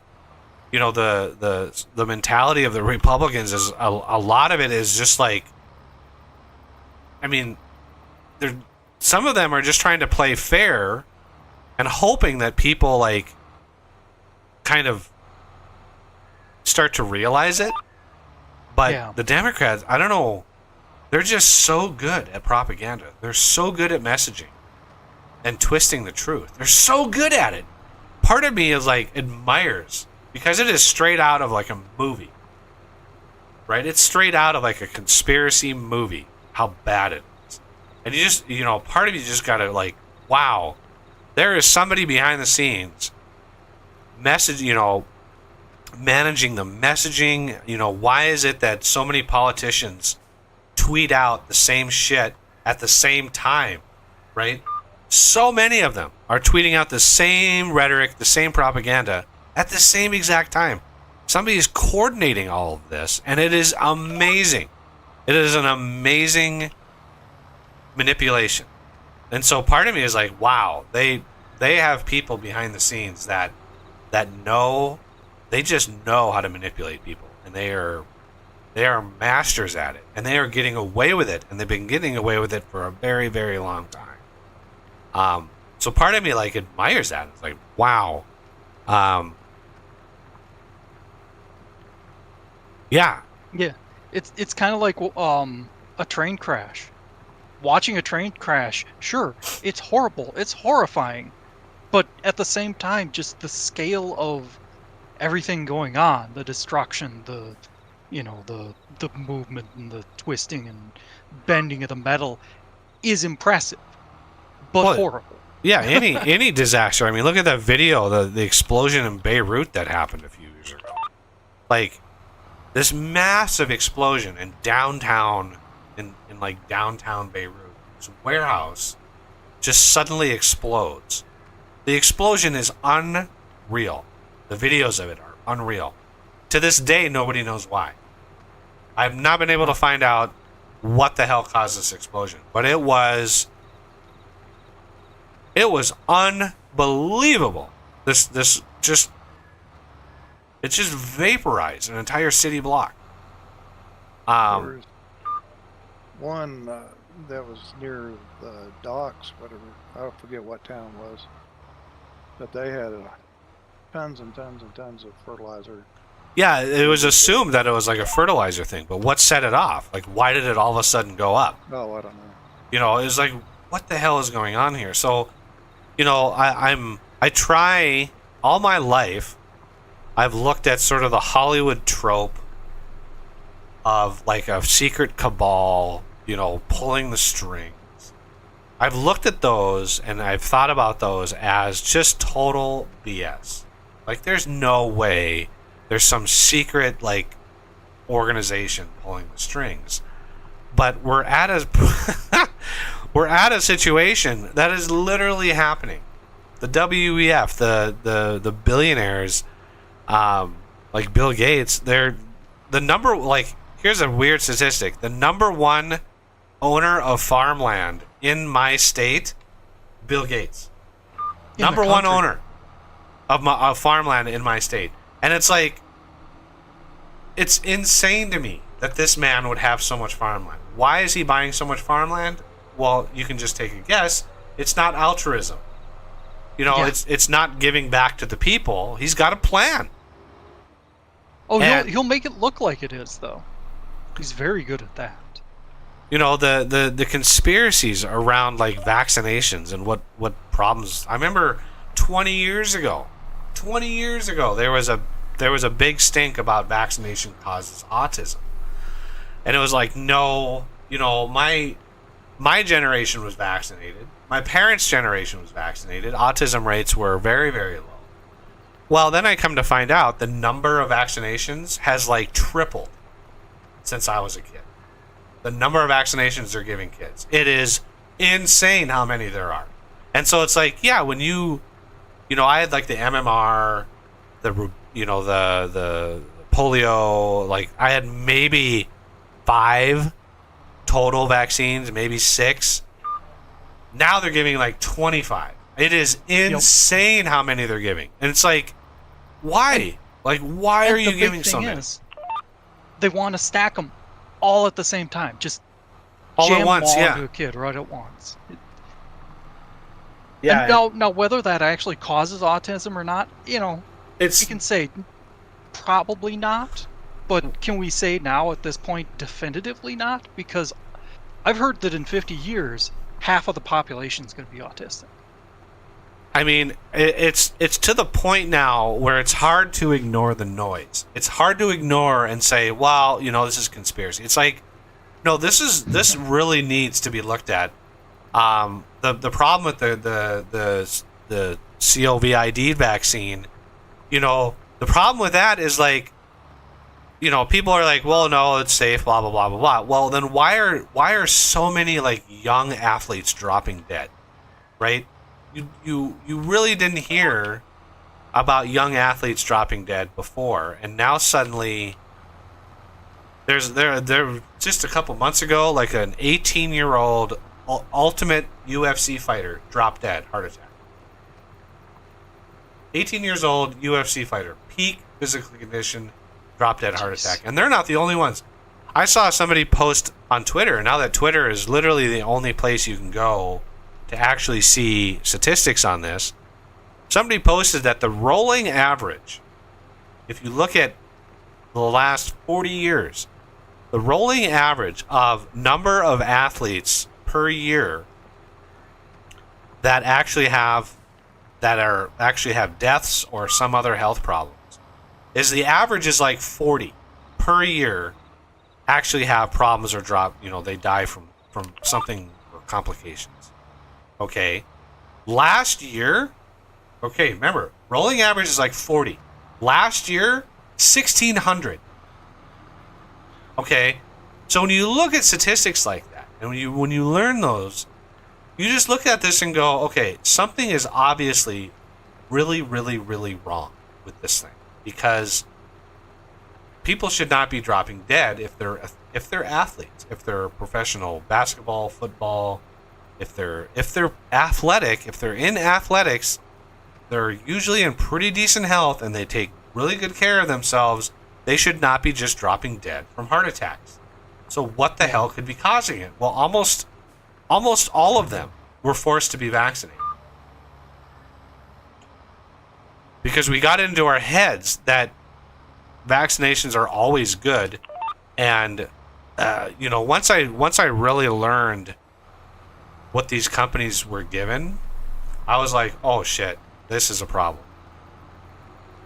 This is a problem. You know, these companies were literally like told, we will seal for 70 years the results of the trials, right? So they develop the drug, they do trials, and then if the trials are good, they put it out to the public. Well, they told these companies, we're going to seal these trials for 70 years. legally seal these trials. And it's like, why would you do that? If you have faith in your product, why do you need to hide the results? Well, it's because there were health problems. There's been reports of people on the inside going, oh yeah, they knew about these health problems. They knew there was a huge risk. Well, they did it anyway. And they made money hand over fist. I mean, the government just handed them money. Here's $20 billion. So, I look at the whole situation, I'm just like, oh my God, how do you fall into believing all this shit? Well, when you look at the rhetoric, you literally had the late night hosts singing songs about the vaccine and pushing. You had Jimmy Kimmel singing a song about getting vaccinated and about how we should ostracize anybody who refuses it. You have people posting. You have people posting like, people who aren't vaccinated should be put into camps and be forced to take that. You have shit like that, and you're like, and then now they're coming out again. The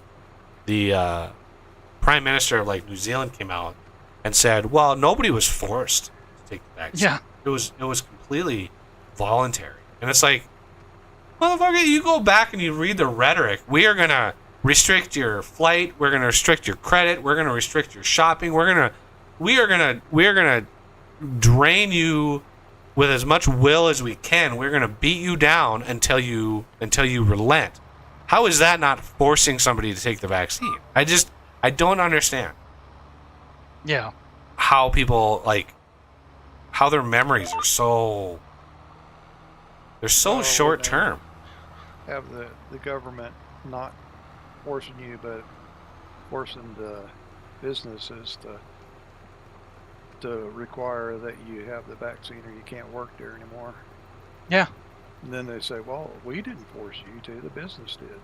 Yeah, I just saw a TikTok yesterday, not a TikTok, a Twitter video somebody posted where they had a mask and they had a mask printed and it looked like their face. So when they're wearing the mask, it actually doesn't look like they're actually wearing a mask because it's literally the bottom half of their face.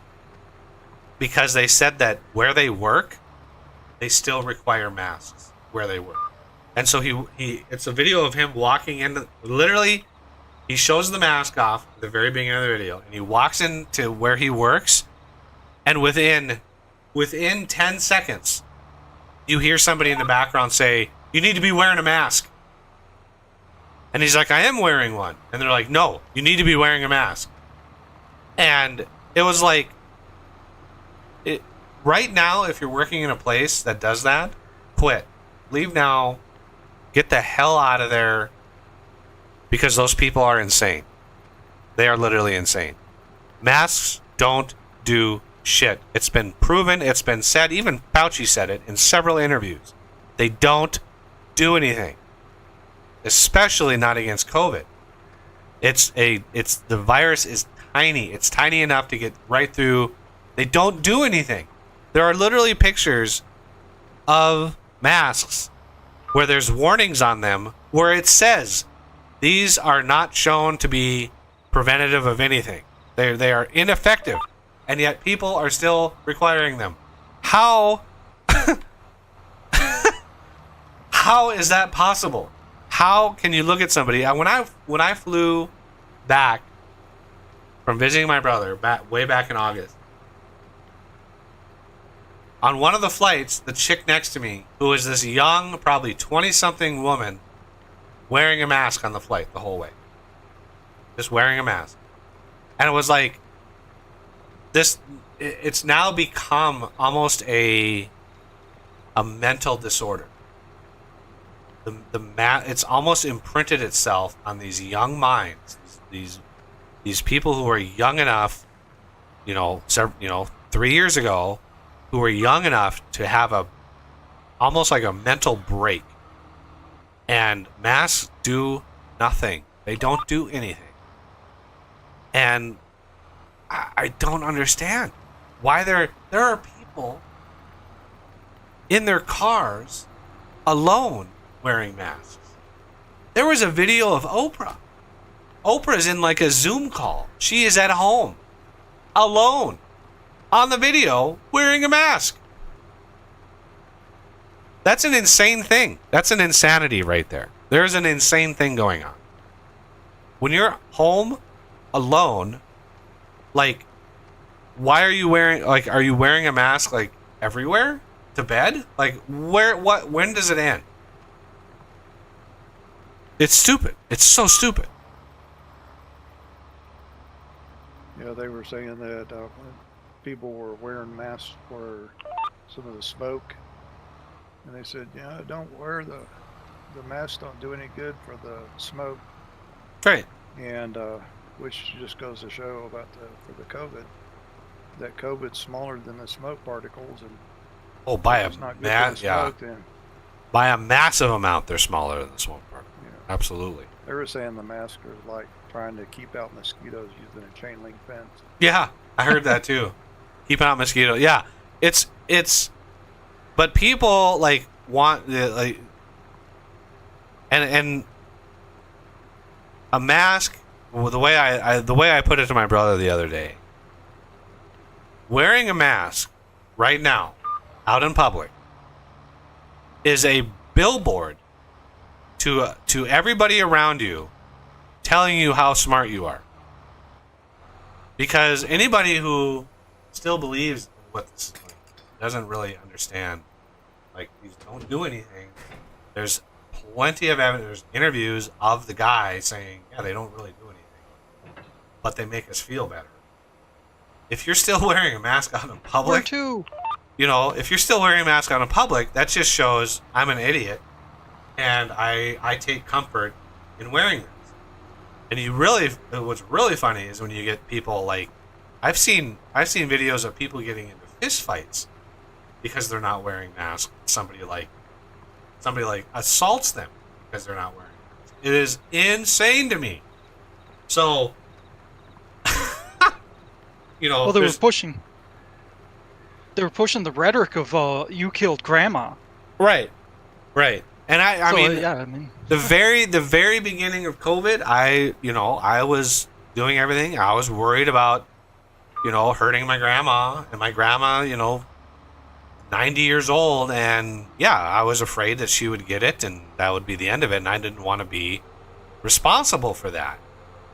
So I got vaccinated, and literally a month after I got vaccinated, I caught COVID. So it was like, obviously this doesn't prevent you from getting it. But yeah, it's the field is ready to lime now. If somebody wants to start liming it, we're gonna need more lime.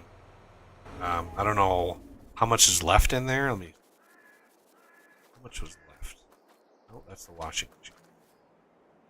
136. So that was 136,000 there. There was 200,000 in it, so that was 70,000.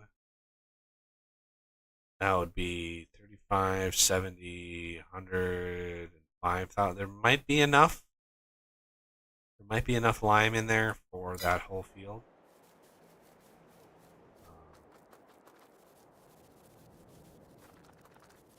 I'm in the Did you middle of do something, but building for lime to make the lime out of rocks. We don't have that yet. We have just a few rocks. It's not enough to really move the needle on the lime. So Yeah. we just buy it right now from this silo right here. Oh, back to that 2,000 mules that's showing on Rumble. it is. Okay, good. Yep. I would have thought if it's anywhere, it's going to be on Rumble. Yeah, watch that. That talks about not the ballot harvesting, but the delivery portion. Yeah. I saw there's some testimonies of people, like mail people who drive truck to move mail between like states. I saw there were some that were testifying like, yeah, I was driving from like New York to Pennsylvania and my vehicle is full of ballots. So take that, take that with what you will.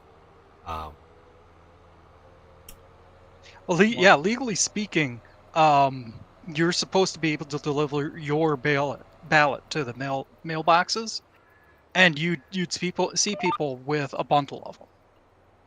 If it's more than one, you're already breaking the law. Maybe you could argue, two or something like that, me and my spouse or something like that. But yeah, just handfuls of them, shoving them into the ballot boxes. Yeah, it's kind of crazy. And they're actually what's funny is the whole like Donald Trump thing. So, one of the things they charged him with is trying to manipulate or trying to basically deny the results of the election, right? So because he was coming out and saying, "Don't trust it. Something is hokey. Something went on. Something is going on. This is not right." He got charged, right? Well, there is a crazy number of videos of almost every politician in the last 30 years doing exactly that. Yeah. There's Al Gore, George Bush, Hillary Clinton. Like, there are so many politicians that are on camera saying, "Don't trust this election. We need to figure out what happened because something's not right." There's ample evidence that this happens pretty much every cycle, right? There are politicians that are like, "We need to do a count" or whatever, and this is the same thing that Trump was saying, and yet he's the one being charged. It's ridiculous. Yeah. The 2016 one was insane. How many times they said, "Oh, we can stop Trump here. Oh, Yep. we can stop Trump here." Yep. What's so funny about this whole situation, especially in 2016, is the whole Russia thing, which is now it's now known that it was all made up, it was all a lie, and yet here's I saw somebody post this a few weeks ago, and they said, "How bad is Hillary Clinton, where she was stacking the deck, she had her thumb on the scale, and she still lost?" It's like, you gotta reevaluate your life if that's the case. Like, if you were literally cheating and you still lost. Yeah. Well, I mean, it does explain why she went so batshit crazy. Oh God. And then man. shit that she was doing. I mean, yeah, why wasn't she charged? Well, it's because Trump was like, her time is over. Like, why beat a dead horse? Quite literally. And what would he gain? Yeah, let's move on. Let's move on with the country needs to move on. So I'm not going to prosecute my rivals. And in hindsight, maybe he should have. Yeah, in hindsight, he should have come down hard. In hindsight, he should have reorganized the FBI. There are definitely things that this country is embedded in that it's like, what in the world are we doing? This doesn't make any sense to me. Like, it's I don't know. It's kind of crazy. Every week, it just seems like every week there's something. Every week there's a video. Every week there's more details that come out. Every week there is something that's just like, no, that can't be. Like, no. Like this whole Russell Brand thing. All right? You really think that in a single week, 3 prominent, like, right-leaning or truth-spilling men, in 1 week, all 3 would suddenly have allegations of misconduct from over a decade ago? 3, all at the same time. The fact of how coordinated it was, right? The allegations for Russell Brand, the allegations hit, and within 12 hours, he was deplatformed from both YouTube and Instagram, and there was a letter sent to Twitter and said, they were like, literally the UK Parliament sent a letter to Twitter saying, "Can you please remove him from your platform?" Demonetize him. Just over allegations. Just over allegations. And it's like, this all happened within a very short amount of time. How is that not obviously a coordinated attack? How do people look at that and go, this is weird. Why did this all happen in one little like span of time? And I just see that and go, it's unfortunate that we have to doubt allegations like that. It's unfortunate to actual people who that have to live through that and have to deal with that and struggle through that. It's unfortunate that all these allegations do, that where nobody believes them, is cast doubt on anybody in the future dealing with this. But nobody believes him. Nobody believes this happened. Russell Brand, when he was younger, was a playboy. It's well documented and well known. And so for a woman to come out now and say, well, we dated for 6 months, but he took advantage of it. It's like, lady, are you crazy? This was 17 years ago. Like, why now? Like, what is going on now? And it's like, one of the women has a book coming out. Lo and behold, the accusation came out a day before her book was released. It was like, it's so blatantly how it was all timed, right? It was insane that anybody would believe what is going on. But it's unfortunate that we have to doubt this. Whoa. I don't own this land? Really? How was I able to plow it?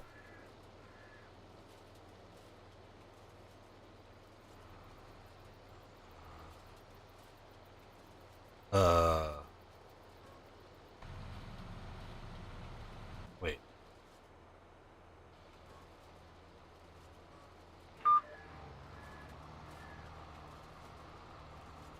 How was I able to plow this land if I don't? What happens if I go across the top?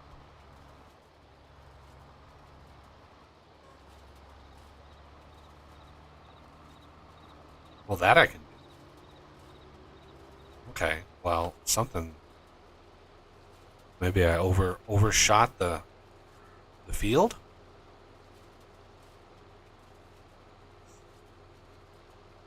Or something? I don't know. How was I able to plow the ground without owning it? I don't understand how that was even possible. But whatever. Yeah, I don't want to go too far down the rabbit hole. I just see this stuff every week, and I try to just skim the surface. I try to just stay on the surface and not dive it too deep, but God, sometimes it's just insane the things that you see. And the rhetoric on the left is mind-boggling. The mental gymnastics that you have to justify and to say the things that they're saying, I don't understand. I don't understand how you can rationally Watch that Great Awakening and it explains it all. Why? Great Awakening, is that another documentary? Yep.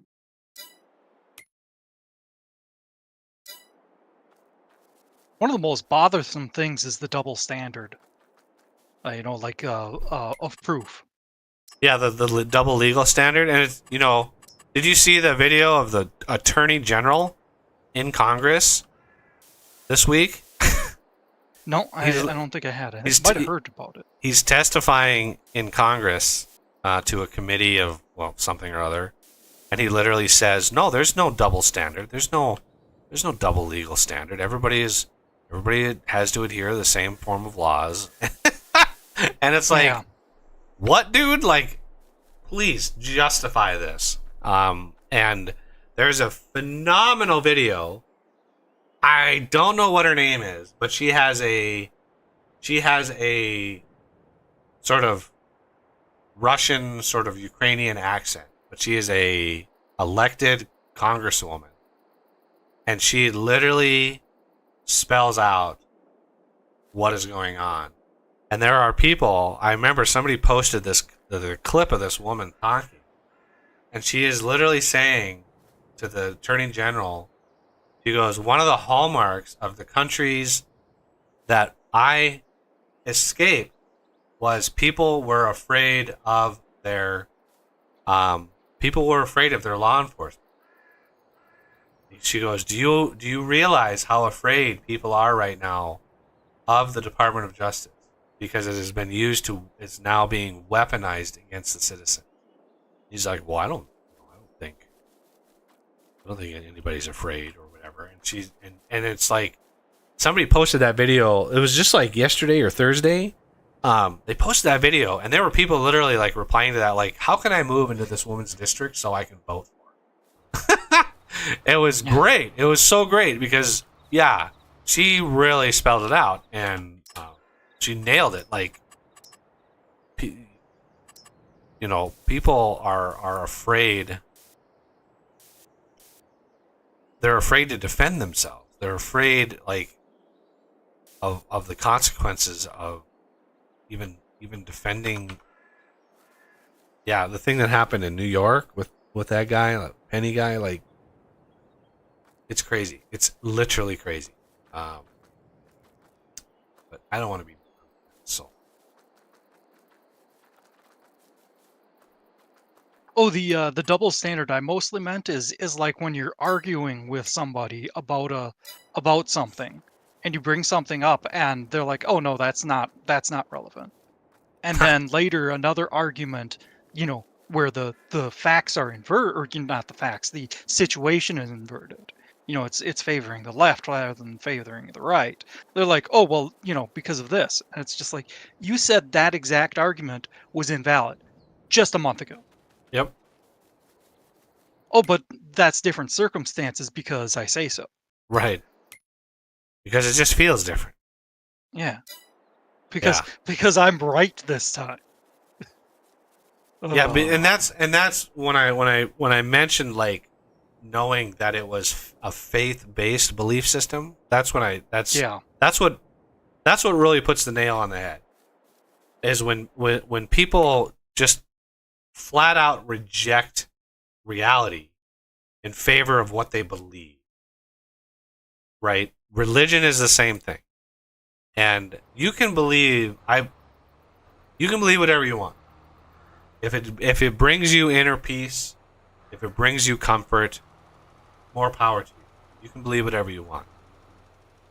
But I have a problem with somebody like Ben Shapiro or Jordan Peterson speaking out against the left and the cult of the left and the ideology of the left and how insane it is. And then in the next breath, talk about how they need to be saved by Jesus Christ. How they need to find Christianity, right? Literally rejecting one person or rejecting one ideology and then trying to push their ideology. I have a huge problem with that, because if you call the left's ideology religion and then you try to push your own religion, you have to realize on some level that they are just as insane, right? The beliefs of most religions around the world are just as insane. They're just as insane. And anybody who argues against that is in denial. I just had the third time since I moved in here, by the way. I just had what was it? Not this past week, but the week before, like Thursday, I had another set of Mormon missionaries come by, preaching the word of a book that was made up 100 years ago, 200 years ago. And so they come to my door, and, I mean, I'm not trying to convert anybody. I'm not trying to, I'm not trying to force my opinions on other people. But I would like at least somebody in that position to look at me in the eyes and say, yes, what I believe is irrational, but here's why I believe it. No, they're not willing to do that because it's faith-based, right? It's not rational. And I one of the things I talk to them about is, for some reason, humans have evolved a weird need to believe in some shit that's bigger than ourselves. We've evolved requiring that of ourselves, right? And so over the eons, we've had lightning gods, thunder gods, wind gods, fire gods. We've invented innumerable religions around the natural world, right? We've developed these to try to explain the natural world and give us comfort, and to try to reduce the mystery of the world. And the brilliance of something like Christianity is the forgiveness of your average everyday individual, right? So if you imagine, not in our modern society, if you imagine when Christianity really picked up steam, right? So during the Dark Ages, the Middle Ages, when Christianity really started getting big, the average everyday person was illiterate, peasant, completely impoverished, and pretty much screwed in their life, right? Their way of living was bad. Like, just imagine yourself being basically a serf or a peasant to a lord who owned the land, and you just farmed the land, and you were given barely enough to survive. That is your life. Day to day, you're having kids just so they can farm the land. Your life is miserable. And here comes along some missionary that says, hey, your life sucks, but if you believe in this dude, you will get into heaven, and it's paradise, and it's all eternal, and it's glorious. You would latch onto that shit, no problem. Something to believe in, right? That's why this religion spread so fast, and that's why it built so fast, is you gave somebody an out. You gave a group of people an out. And that's fine. But we cannot look at that situation and go, well, this is the real religion. Because there are 100 other ones. Right? There are 100 other belief systems out there. Why is this the one that everybody thinks is the right one? Like, you can't, as a rational human being, look at the situation and go, well, these people have it right, or those people have it right, or this is right. And it's like, I understand that some people have this belief system, and this is driving, this is giving them purpose, this is giving them their moral center, and that's fine. But one of the things I didn't try to preach, but I tried to tell these Mormon missionaries is, you can be a good person, or you can strive to be a good person, and not do it because of some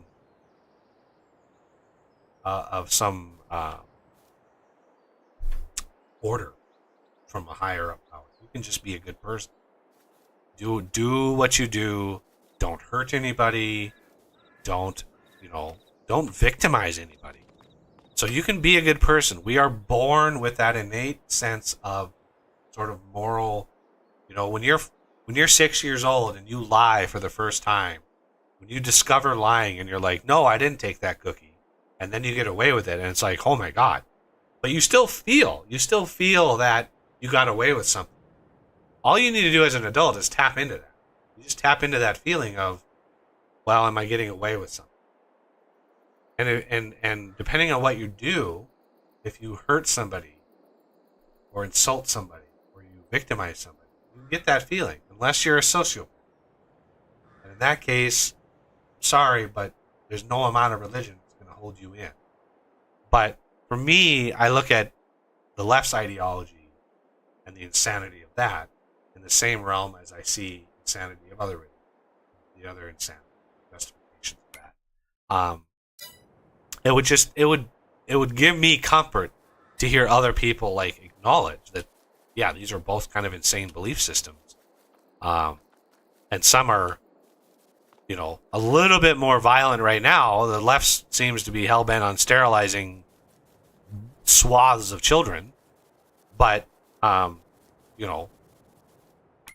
it's not anything new. It's just a more extreme version of circumcision. And I think that is one of the most barbaric things that you can do.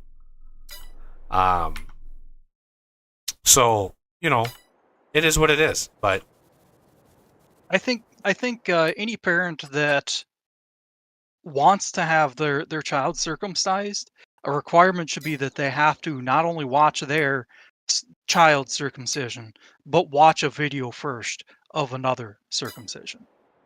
and how it can go wrong. Yeah, how it go wrong. Watch a video of it going wrong, because it goes wrong like 1 out of 1,000 times. So one out of 1,000 circumcisions actually goes wrong, and they do massive damage. Massive. And yeah, my dad has 4 boys, 4 sons, and he was only present for my youngest brother. My youngest brother, when he was a baby, my dad was present for his circumcision. And he told everybody, he goes, if I would have been present for my oldest brother, if I would have been present for that one, none of my other sons would have been circumcised. It was horrifically traumatic. Just to watch, he was like, it was horrifying. So, this is one of those, like, I think, people are outspoken right now about doctors, and they should be in prison for doing bottom surgery. I think the same is true for circumcision. I think this is a barbaric practice and completely unnecessary. Anybody talking about the health benefits, this is shit that has been manipulated, and sort of justified. So the people wanting this, namely the medical industry, they get money for doing this. They get paid. Anytime that happens, they're going to find ways of justifying it. So the health benefits and blah, blah, blah. Well, you also have the squeamishness of parents, right? All of the health benefits of circumcision can be negated by teaching your son the proper way of washing themselves. So the son gets to be 7 or 8 years old. You have to sit them down and you have to tell them how to wash themselves. And all of those health benefits of being circumcised, it just doesn't matter. Because you keep yourself clean, you don't have any problem. That is the problem. That is the squeamishness of parents. Like, I don't want to sit my son down and talk about this. It's like, come on. I have to talk to my child about Like, their naughty bits? Yeah, like what does a mother talk to her daughter about? Like, there are certain conversations as a parent that you need to do. You need to do these. This is part of your job.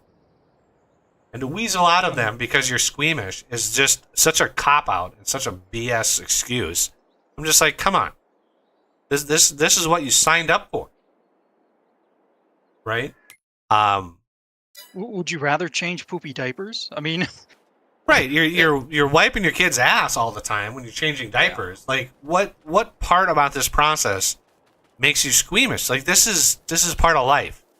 I don't understand that mentality. I just don't. It's ridiculous to me. Why this would be such a huge problem. But, it is what it is. We gotta get over the squeamishness. We gotta get over the obsession of purity and all this bullshit. Like, I think a big problem, a big reason why that's becoming a thing is that we've been relying on schools to do so much of the raising of our children. Yeah. Which is if you look at schools in this country right now, that is a huge problem. Oof, they're horrible. Oh we my God. 50 years ago, where you had the little townhouse schools. We were better off when teachers could actually enforce discipline in their classrooms. I mean, when my brother was going through school, my older brother, it was one of the last years that this was even allowed. But when my brother was in like 6th grade, the 6th grade teacher would walk around the classroom with a yardstick, and he would smack students that weren't paying attention. Now, there are lines There are definitely lines, but right now, teachers are completely powerless in their classrooms. And now, students are aware of that, right? So there are school districts, there's literally nothing taught in the classroom. There are videos I've seen of a teacher, and this teacher basically videos themselves.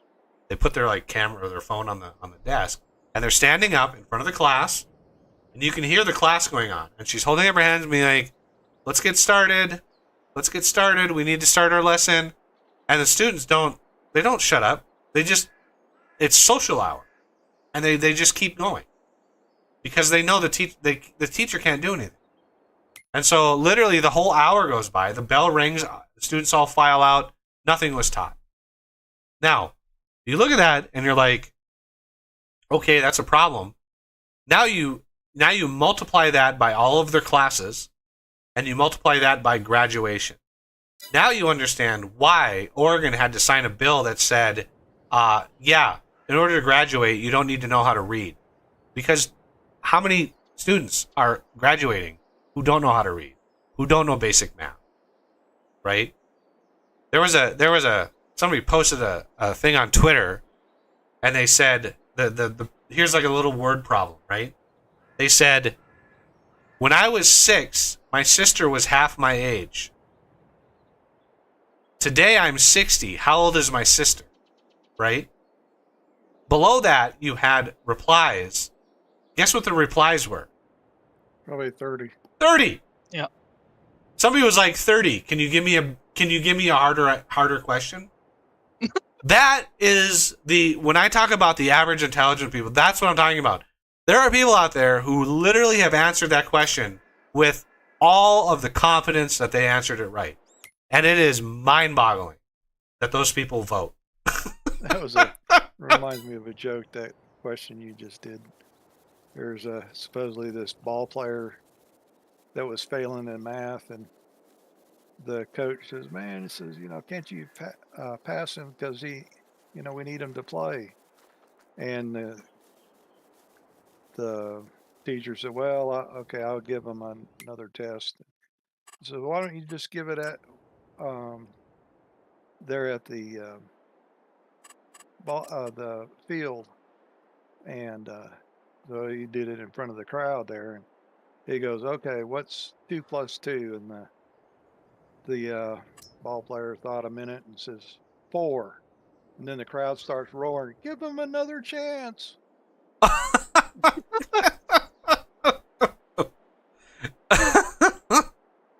That's definitely a joke for our times. Yeah. That is a joke for our. That's a good one there, Wild Man. That's a good one. That really give him another chance. Yeah, that mentality of like math is racist. It's just like, there are literally like 2 + 2 = 5 sort of people out there. What's funny is. What's funny to me is like the stupid conspiracy people of like flat earthers. They're like they're like feeling vindicated these days. Like I just see this and go, how can you be so stupid to believe XYZ? Like how can you see the situation and think it's like good? I don't understand. And I know there's a lot of smart people. I know there's a lot of really sharp, smart people. But there are a lot of really stupid people out there, man. And it is like, I just like, there's some posts on Twitter, I just look at it, and I just like shake my head like, like what? How are you a functional adult? Like, how are you a functional adult when if you think this or you believe that? I mean, that example I gave of like my sister is half my age. Like, I mean,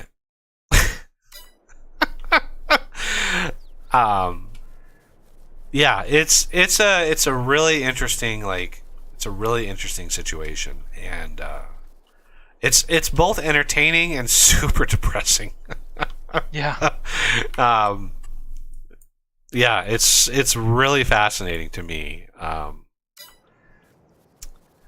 Yeah, things like the Babylon Bee and stuff like that, those satire sites, The Onion, those are really funny until they're the mainstream media. And they're not, the Babylon Bee is knocking it out of the park. There were like in the last like week and a half, 3 of their satire headlines came true. 3 of them came true.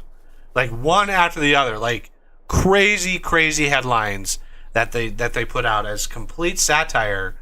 Actually somebody did. And it was like, holy crap.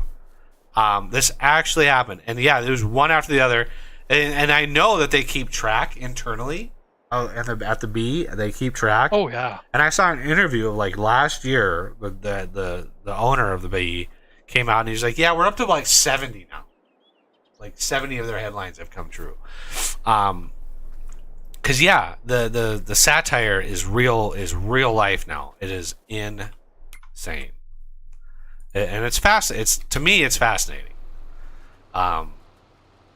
Some of the things are just really It's like fascinating. a train derailment. Fascinating, but horrifying. Yeah, it's like a disaster in slow motion. Like, oh, you gotta watch it, but man, it hurts. I know I should look away, but I just can't.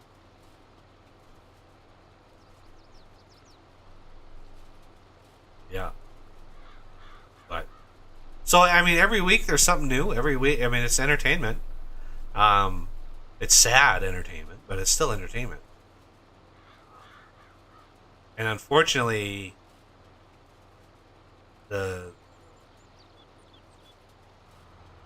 not much being done to correct it. I mean, Elon bought Twitter, and he has gotten nothing but hate. It's amazing the hate that Elon has. Literally, the guy bought Twitter to protect freedom of speech, and he's got nothing but hate. Nothing but hate. And the Department of Justice is suing Elon and SpaceX for only hiring American citizens. For only hiring citizens. They're suing him for not hiring immigrants of any kind. So, what's funny about that? It was a lawsuit filed in court. What's funny about that is if you go up to the Department of Justice website, literally right on the website says that you have to be a U.S. citizen to apply to the Department of Justice. So when you get the Attorney General saying, "Oh, there's no 2-tier form of justice," it's like, really, dude? Like, you really think we believe that? It's hilarious when you see the shit that's going on. But what are you gonna do? The average everyday person on my platform, people who have really big platforms, like Russell Brand, they find themselves screwed. Look what happened to Tucker Carlson. The guy had the balls to speak up and say, "This shit needs to stop." They fired his ass. Well, they didn't actually fire him. What's funny is Fox shut down his show. They basically put him on hiatus with pay, but they shut his show down. Right? Yep. They didn't technically fire him.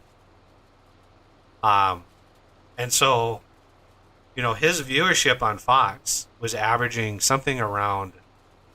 It was like 300,000 to 400,000 a night for Tucker Carlson's show when he was on Fox. Now that he's gone to Twitter, his show averages 8 million views. His profile has gone exponentially up since Fox. Because Fox, unfortunately, is just as bad as a lot of the other mainstream. It's come out now that they're just as woke, they're just as BS. So, Yep. And Russell, they actually requested that Russell Brand be taken off Twitter, and Elon said, no. around here, it's innocent until proven guilty. And so he's like, yeah, he's not going to be taken off. And every other platform but Rumble demonetized. Every single one. And it was like, this is what they're doing. This is the plan. Take anybody who has a voice against the system, shut them down. And so if one day my channel suddenly disappears, you know why? Because I started talking about this shit. And I don't have the resources to hire lawyers to fight against it. I wish I did. But, you know, and if you look at somebody who has a really big platform like Mr. Beast, he ain't going to say anything. No, he is making. Won't touch it with a 10-foot. He's making too much money. His reputation is on the line. There is no way he's going to come near. No way. He did. Oh, sorry. He did fire. I think he fired the guy that.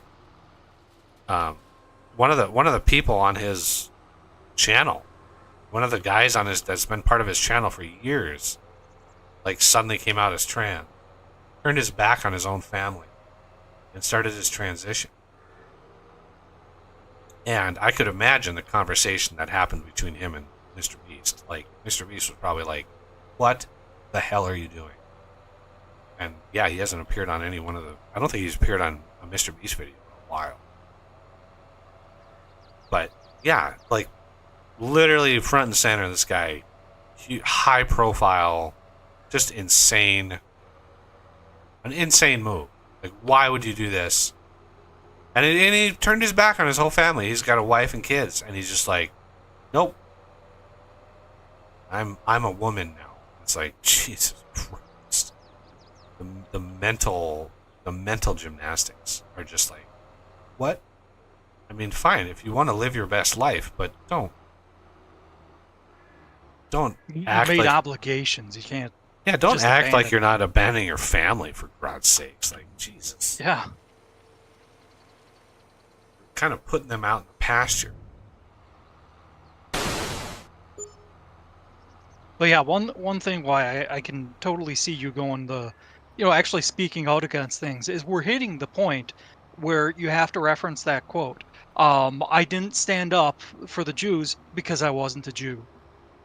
Well, yeah, the quote I like the most is something along the lines of, tyranny can reign if good men do nothing. Yeah. Right? And so if all you do is if what you're doing is thinking about how crazy shit is, you know, if you realize just how bad stuff is, and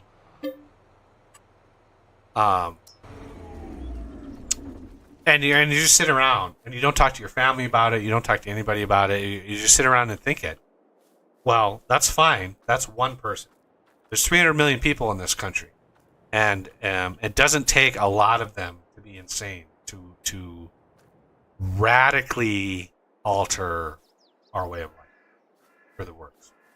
And so the more people are aware of it, you know, people might get fatigued. They might go, God, I'm so tired of this topic, or I'm blah blah blah. Yeah. It's like, I understand that. It can be exhausting. But until you're aware of it, until you're like, you don't have to enmesh yourself in the world. You don't have to do that. But it's affecting you on a level.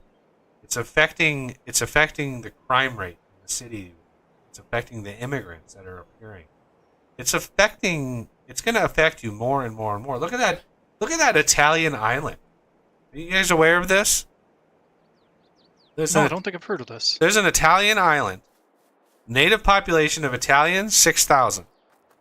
Right now, there's 18,000 immigrants on that island. Oh, jeez. Native population of 6,000, and they brought in 18,000 immigrants. There is no infrastructure that exists in that system that can take care of that many people. And so what's happening? All these immigrants are starting to wall off themselves in their neighborhoods, and they're basically forming their own little country inside. You know, it's like a little Albania or a little... It's like there's no attempt at integrating these immigrants into the culture because God forbid you turn these people into Italians and not honor what they are. It's like, no, this type of immigration destroys countries, and that is the purpose. When you look at the court, how are these people? There are people crossing the U.S. border that flew into Mexico in order to cross the border. Thousands of them. So how the fuck are they affording a plane ticket to go into Mexico to only cross the border? If they're Egyptian, if they're whatever nationality they are, they're flying into Mexico and flying into these other countries in order to cross the border. Why would you do that? Well, it's to completely upend the whole system. And what the other point is, if you look at these people in like Italy and Sweden, the so-called refugees, they call them refugees, but it's actually I call it a soft invasion, because there are nearly zero women and children involved. They're all military age, like 20, 30-year-old males. Every one of them. Thousands upon thousands upon thousands. There are videos of entire trains covered in these people. And they are on the way to the borders. And they're not, at that point, they're not immigrants. They are, it's a soft invasion. That's all it takes. Look at the crime rate in Sweden. The incidences of RAPE in Sweden has gone up like 22,000% just in the last like year and a half. 99% of those cases are perpetrated by immigrants. And people are posting like, what happened? Like, what is going on? Why is the crime rate so high? Like, why does it spike so much? It's like, take a guess, dude. Like, what are you're bringing in... We told you 10 years ago why it's going to spike. Yeah, it's like you bring in 10,000 military-age males, no women, and you don't integrate them into culture, so they have no sense of home, they have no sense of belonging, they have no sense of, like, this is their new country, and they're lonely, and there's no other women around them. It's like, well, that's unfortunate, and it sucks, but you kind of get what you vote for. And so these states that are being crippled right now because of immigrants, it's like, yeah, that's kind of what happens. If the countries that these people were coming from are that bad, how are they flying into Mexico? Who's buying these plane tickets? Somebody is paying for all of these.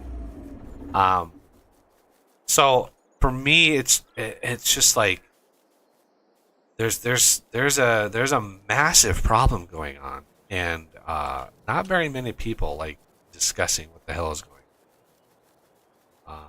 The worst part about it is you mentioned that it's mostly males, and for the past 10, 15, maybe even 20 years, we've been hearing the exact opposite from the mainstream media. It's women and children, women and children. Yeah, if you look at the footage, the Eagle Creek Bridge, just this past week in Texas, 10,000 immigrants that are all males were under the bridge waiting to cross the border. 10,000 in one day. What is Texas supposed to do with that? Like, what are they supposed to do with all these people? There's when New York complains about having about 10,000 altogether. Yeah, New York is spending millions of dollars that they don't have, and now they're starting to complain. They're saying, don't send us any more, blah blah blah blah blah. It's like, well, what do you want us to do with them? That's why these governors started sending them to these states, because it's like, we already have 400,000 in our state. We don't have any room for anymore, so we're going to send them to your state. And now those states are bitching and moaning, and they're coming up with excuse after excuse. And it's like, These are human beings that you're talking about. The point is, don't let them cross the border in the first place. Tell the world it's closed. Stop coming to the border. It's closed. We are closed. We're done. There's no more room. If you want to get into the U.S., there is a legal way to do so. There is a process by which you can enter.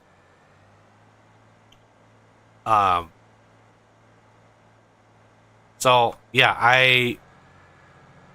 I want to respect the humanity of it. I want to respect that these are human beings. Human beings deserve, some sort of respect. But when you have, like, look at France.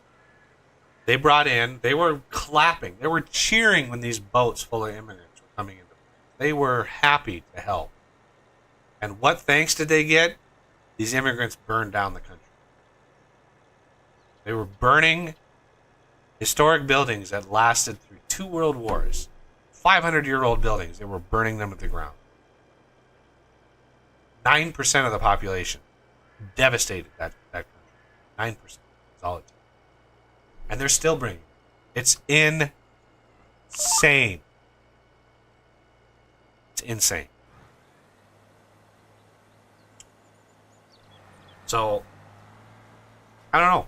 I don't know what if there's a solution, but I think the people who live in those countries should be working to improve their own country. We need to work to improve our country. The thousands upon thousands of people coming into there need to go back. We need to send them back and say, improve your own shit. If you don't have elections, get elections. Right? We went through a revolution in this country. Why can't other countries figure shit out for themselves? I've heard that actually us letting in all these people is doing far more harm to their home country. Oh, of course. If we wouldn't have such open borders, they would stay in their own country, and they'd be forced to make the choice of standing up and fighting their tyranny. Yeah. And in a matter of a couple decades, they'd probably overthrow everything and be far better off. 100%. Yeah. So to say that, we're harming them by not letting them in, no, we're harming them by letting them in.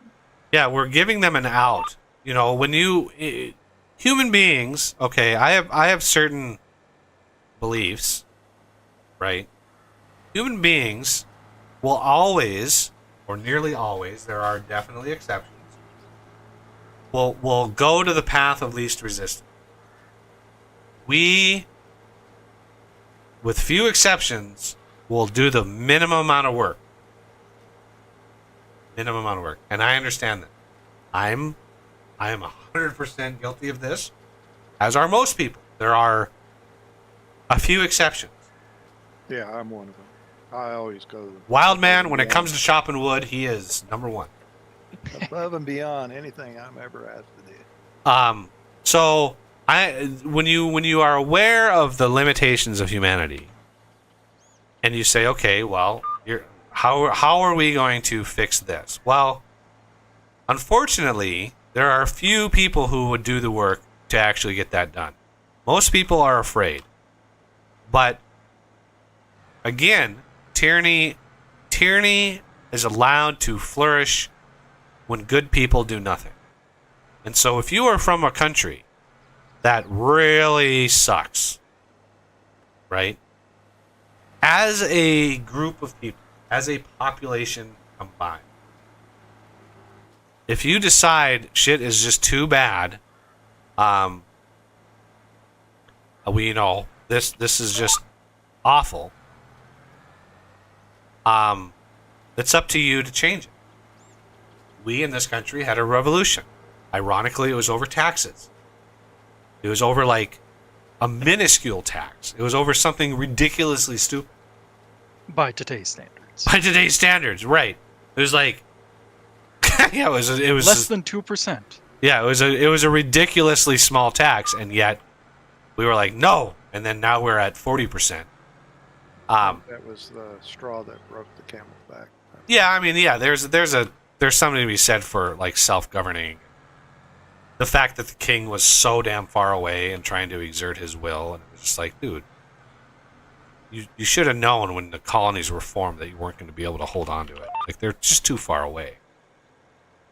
But for me, I just look at this situation, I'm like, if you're from Albania or Algeria or Libya or one of the Oz, right, and you're in rough shape, well, talk to your neighbors. Are your neighbors, do they believe the same thing? If they do, then do something about it. Get together, plan, figure shit out. You'd be surprised on how many, if you are miserable and you feel miserable, you would be surprised on how many of your neighbors probably feel the same way. And, you know, something maybe can be done. Now you're putting a lot at risk. Freedom, your safety, your very lives. That is all something that goes into play. But any type of change, any change is painful. Any change is going to be painful. What we're dealing with now in this country, there's going to be no peaceful outcome. I can guarantee you. We're past the Rubicon. We are beyond the point of no return when it comes to peaceful solutions. It is going to be bad. It's going to be very bad. That's unfortunate. And in most countries, that's the case. It's revolutions are revolutions for a reason. It's icky. It's nasty. It is what it is. Like, you just gotta sort of figure it out. I mean, look at what happened on September 2001, right? These planes were getting hijacked and people didn't know what the hell was going on, and so they were afraid. First, three planes? I think it was three. Yeah, first three planes. Bad outcome. People at the time didn't know this was even going to be a thing. Well, as soon as that fourth plane, as soon as the people in there started hearing what's going on, they said, no, we are not going to do that. I don't care what the consequences are. We're not going to go out like that. And they took the plane back. Now, granted, it was put into the ground in Pennsylvania, but that plane was headed either for the White House, or they figure it was for Senate building. They put it in the ground because as a collective group, they said, not today. Right? And that's a small scale example of what happens when people get together. And there are innumerable examples in history of people getting together and saying enough is enough. And that's all these other countries need. Is a big enough group of people saying enough is enough and changing. Now, unfortunately, human nature comes into play, and the people who take over power in those situations tend to be just as bad as the people that were overthrown. Yeah. I mean, yeah, look what happened in Russia in the 1920s. Like, yeah, the czars, like the opulence and the lifestyles, and like the Russian czars were so fabulously wealthy. I mean, look at these, like Catherine the Great and these palaces, and it was grotesque how much in poverty the people were compared to the elite rich, right? It was grotesque. So there was a revolution. They overthrew them. Well, who takes control? People that promise we're going to spread the wealth. Well, what happened? The people in poverty don't get out of poverty. They're still in poverty, and now there's the oligarchs. Now there's the few billionaires in the country. It's like nothing changed. They call it a different name, but literally nothing changed. It's human nature. The U.S. government was the first real attempt at balancing the powers. I look at the Constitution and the attempts of the founders as one of the most selfless and self-aware documents ever written. They knew what power corrupts. They knew going into it how bad things could get. And so they did everything in their power. They did everything in their power to try to balance everything out.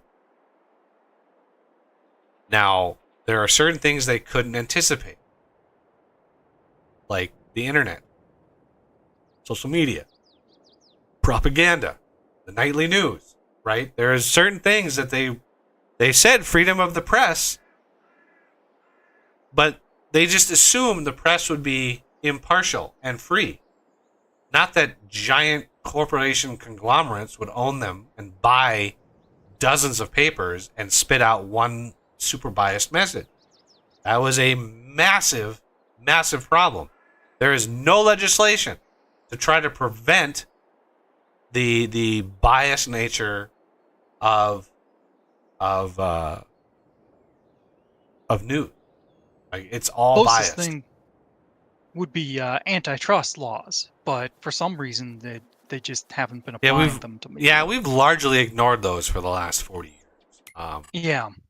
There are definitely antitrust cases that they could pursue, but they just don't because of the lobbying.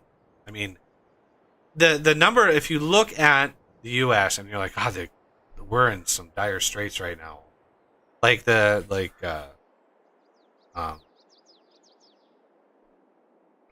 you know, there are quotes of, like, I think Churchill did a quote about democracy. I can't remember what the quote is. I just drew a blank. Something like, yeah, I can't remember what it is. Something about democracy being the worst form of government except for all the others. Like, it's like, yeah. If you look at all of the forms of government, right, they all have flaws, and all of those flaws boil down to human nature. And I'm a big student of human nature. I've met a lot of people in my life. I know the good, the bad, and the ugly. I've seen it. And when you're really hyper aware of what drives human, what their motivations are, you can sort of predict, like, the outcome of certain things. Or you can at least not be surprised, right? I'm not surprised by a lot of things. I'm surprised so many people fall in and believe it, but the fact that it exists doesn't surprise me. But for me, I just look at the U.S. government as the best attempt to balance things out. The best attempt at somebody going, we understand how bad this can get. We're going to try to balance it out, right? And for some reason, we've turned the president, right? We've turned the president into this figure that we think has all of this power, right? So presidential elections, the number of promises that you get from candidates are so funny, because domestically, in the world of domestic politics, the president is the weakest as far as power. The president, their main purpose, their main power is dealing with other countries, foreign dignitaries, dealing with treaties, negotiating with foreign countries, and commander-in-chief. Where the buck stops for the military.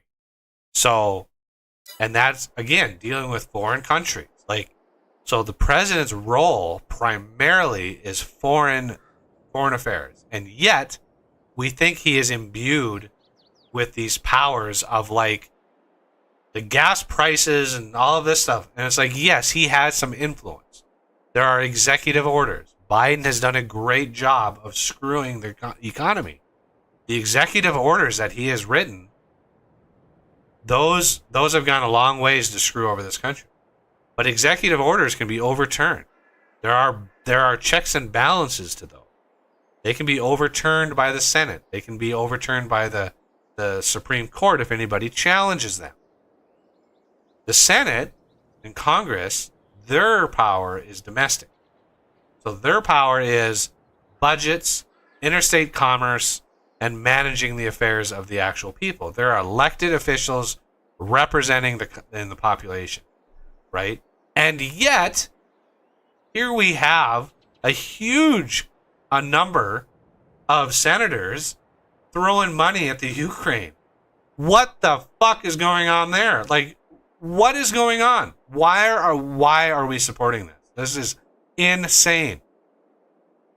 So people are becoming a little bit more disenfranchised with the whole process, the whole system.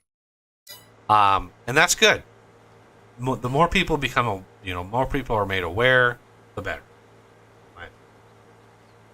But it's just amusing to me that we have gone down this rabbit hole so far that it's gotten this bad. But it's better than never. I guess late is better than ever.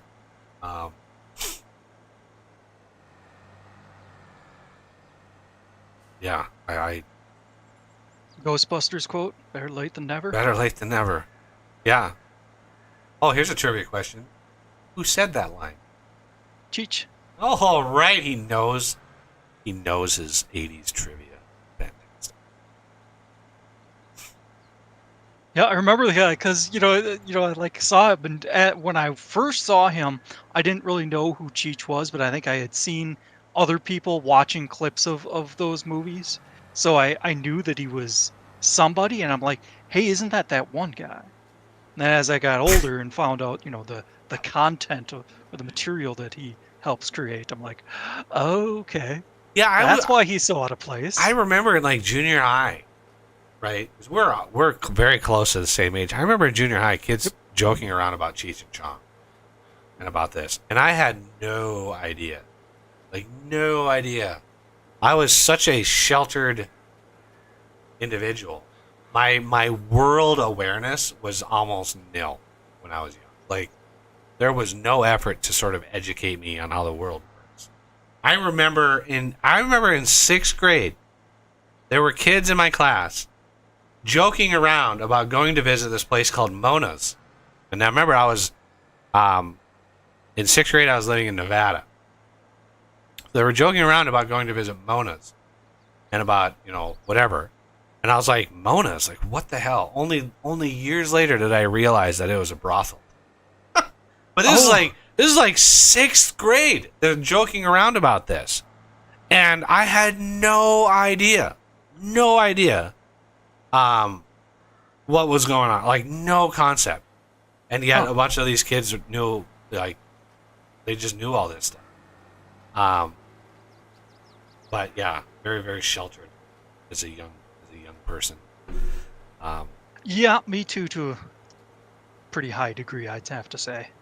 And then there's instinct there. There's a lot of instinct to protect your children from, Yeah. But we're now discovering the pitfalls of giving your kids participation constantly, right? I knew when I learned of this back in the late 90s that this was the trend. That, you could be in T-ball, be in last place, lose everything, and yet you still get awarded. You still get a trophy at the end of the season, right? Everybody got trophies. And I knew back in the 90s when I was a late teenager, I graduated in 98. I knew even back then there was a huge problem with that. My instinct told me, like, if you get awarded no matter what you do, what's the incentive to do better?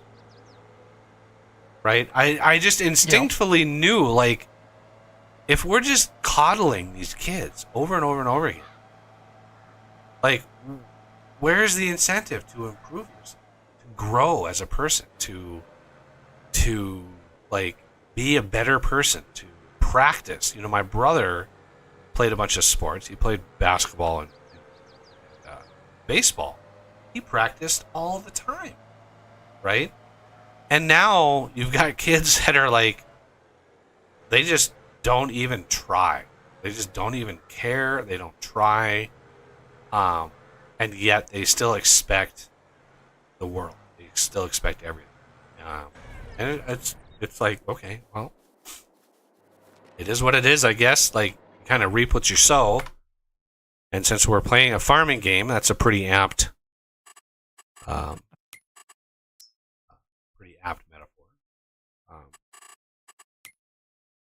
All right, I want to make lime. Well, even what you reap what you sow never worked for me. I sow like beans or corn or wheat. All I get is weeds. Or you could be like Patrick. What you sow is your wife's pants. Yeah. Oh, I guess you can't reap your wife's pants. I mean, you could, but she might be. Yes, might be a little annoyed.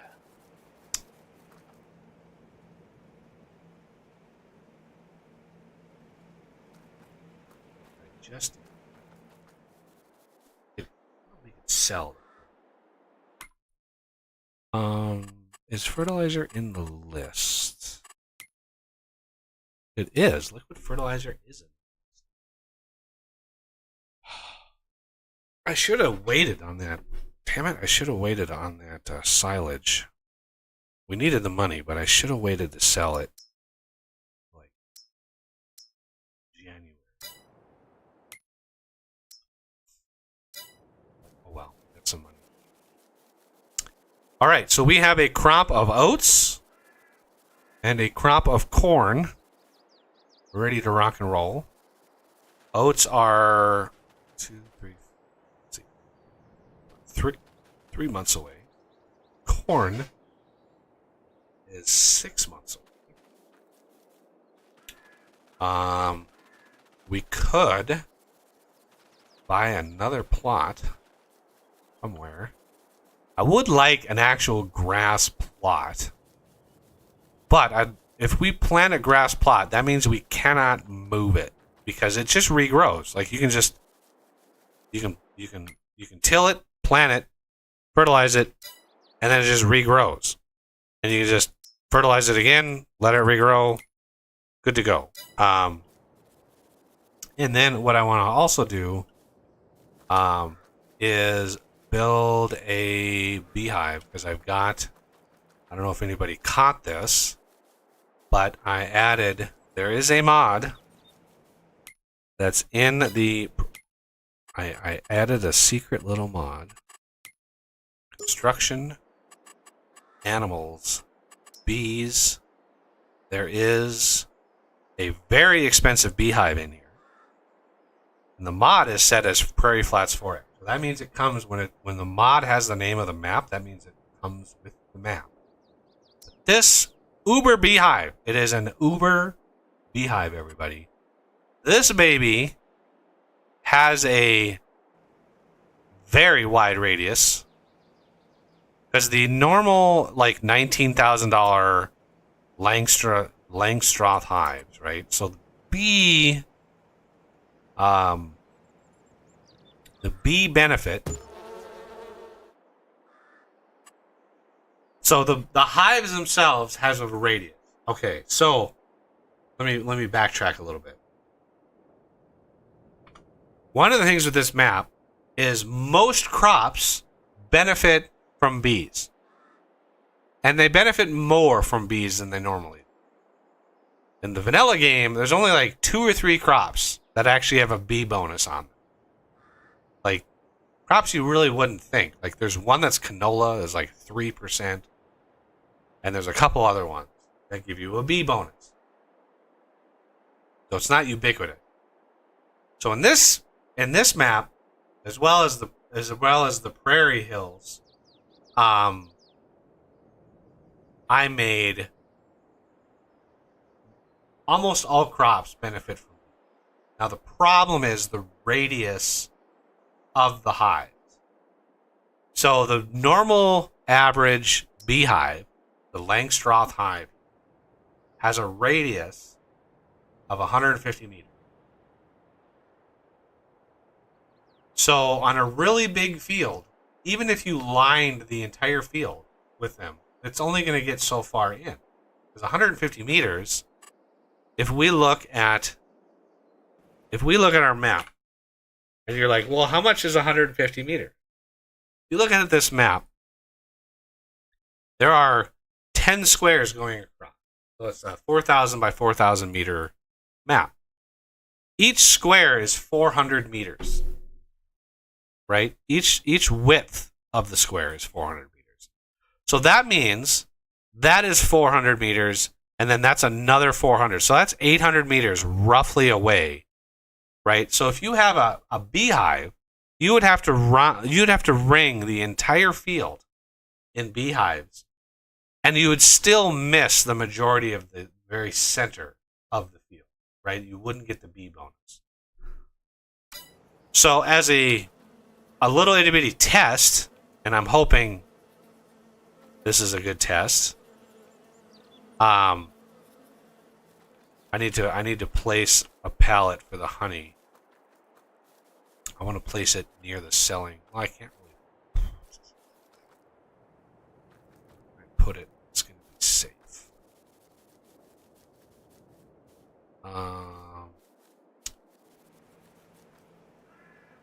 Purchase, construction,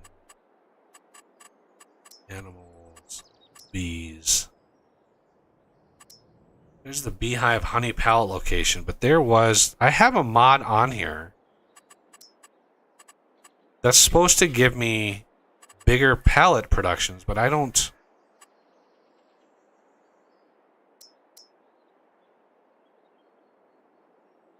seize it.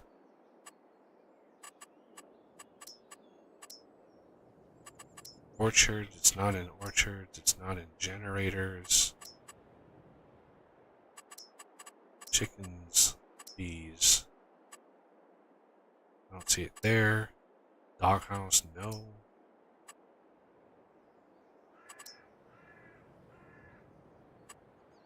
I know I have one in here.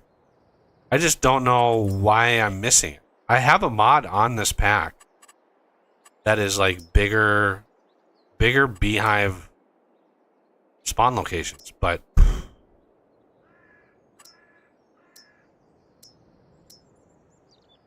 I don't know where it would be.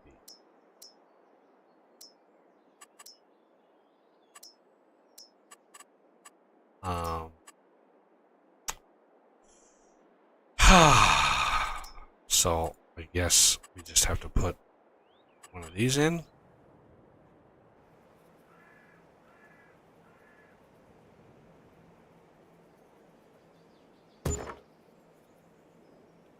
Only one allowed per farm. So this little spot right there. The thing does produce a lot, but you can see the range, 2,500 meters. So, yeah, this thing has a very large range. Those are Hercules bees in there, and they can fly a long ways from home. But mainly, I just wanted to test to see if it actually, if it would actually like affect the crop at all. Because the bonuses are substantially more when you have bees. So the bee bonus is very, very good. I would highly suggest you place one of those. They're expensive, $50K, but hopefully it's worth it. I don't know. What we should do is plant oats there, harvest them, see how many we get, put the bee thing down, and then plant oats again. But I don't know as far as like numbers go when you plant the same crop twice. Like, does that affect yields? I have no idea. No clue. But let's see. I think we are ready to fast forward another day.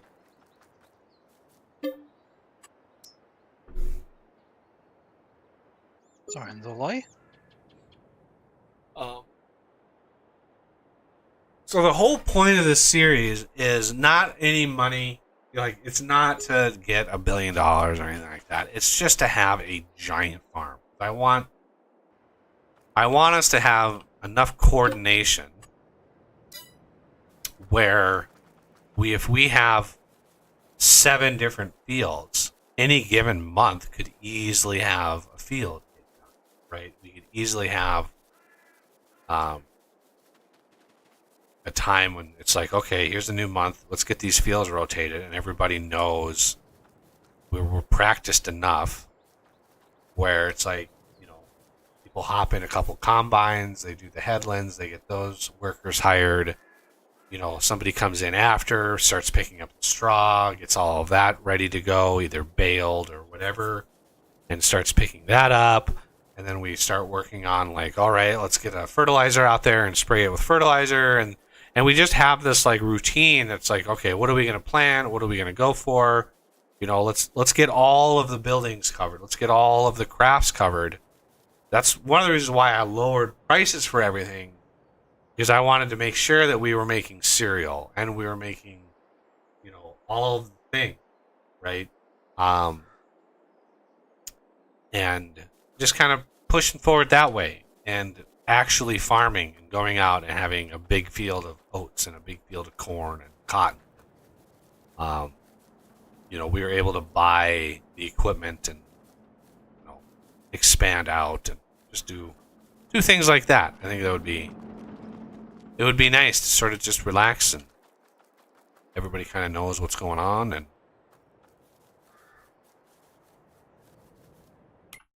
gotta figure out if we want animals,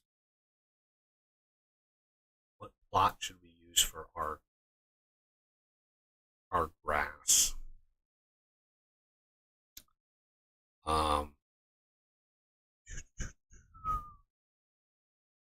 Yeah, I'm thinking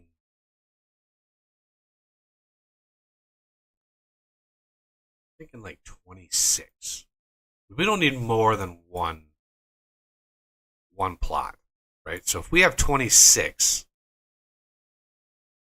we could have 27 to 30. 27 through 30 could be one field. 26 would be its own field. That would be a field of grass. Then 27 through 30 could be a field. And then 7 through 10 plus 17 through 20. And then we could have 2 or 3 fields way up in the upper part of the game, upper part of the map. Because when you start combining these fields, they get unbelievably large, and you need 3 machines to plant and to harvest, and the coordination changes the game quite a bit when you have really, really large fields. You need to use course play more. You need to actually get some practice in. Really hone the skills quite a bit.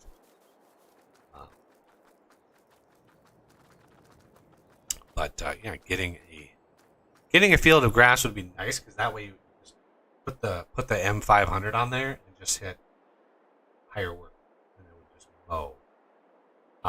Yeah. Or you can do the better way to do that, if you're going to bale everything, is generate a course with course play, and it already knows the offset. You take that course, you save it, and then you apply it to the baler, and they follow the exact same course as the mower, and it's already in the middle, so it's just automatically does it. It's a very, very nice way of doing bales. You don't have to babysit it at all. Yeah.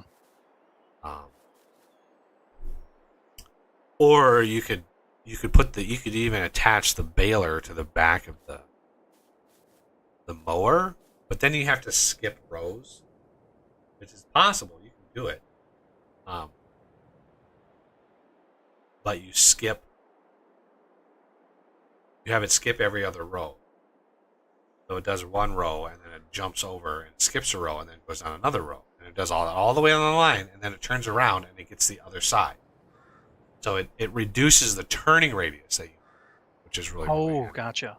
So since it's skipping a row, the turning radius is a lot wider, and that works really well when you have the mower pulling like its own baler. That's how that works really, really well. You don't need to do it if you're not pulling the baler. But anyway. If you did it manually, that might not be essential. Well, if you're mowing it manually, yeah, you can manhandle it. But having the baler sitting on the back of it does radically reduce your turning radius. Yeah. Yeah, you got to complete the whole line before you turn around. Pretty much. Well, you can't turn on a dime that you normally can when you have the baler. So you turn and the mower literally gets stuck on the baler and like, yeah. I'm glad like vehicle damage isn't being simulated. Like if you run into a wall or something, I'm glad it's not like, oh, this is really, really damaged. Because if it did, yeah, we'd have a lot of repair costs.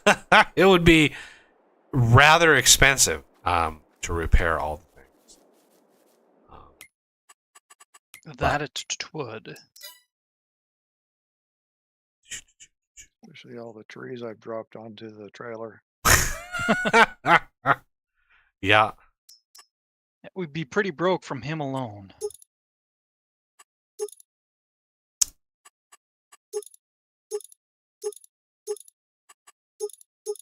Wild man, the meanie head.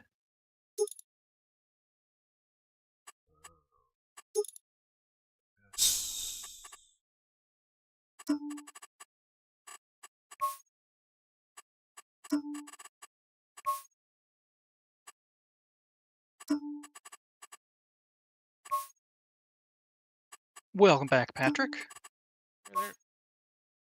Have you tried Follow Me? Follow Me is not compatible with multiplayer, so I did not even attempt it because I did not want to get used to it and love it and then not be able to use it.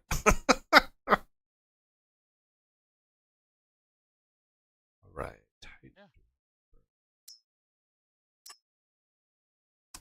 Yeah, when I looked into it, I was looking into doing it in my test world, and so I was reading up on it, and it was like not compatible in multiplayer. And I was like, oh damn it!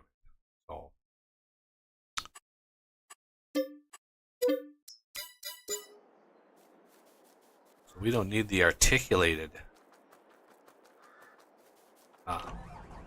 We don't need the articulated headers anymore. So I can get these my favorite. These are my favorite headers because they are their own header wagon, header trailer. It's a brilliant idea. Whoever designed these. I don't even know how realistic they are. If there's actually headers out there that are like that.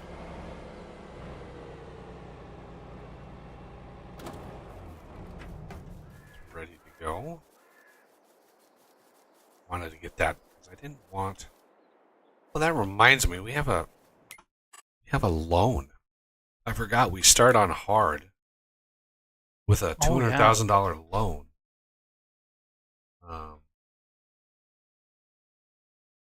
Don't want that whittling away at the cash. What is when we look at months?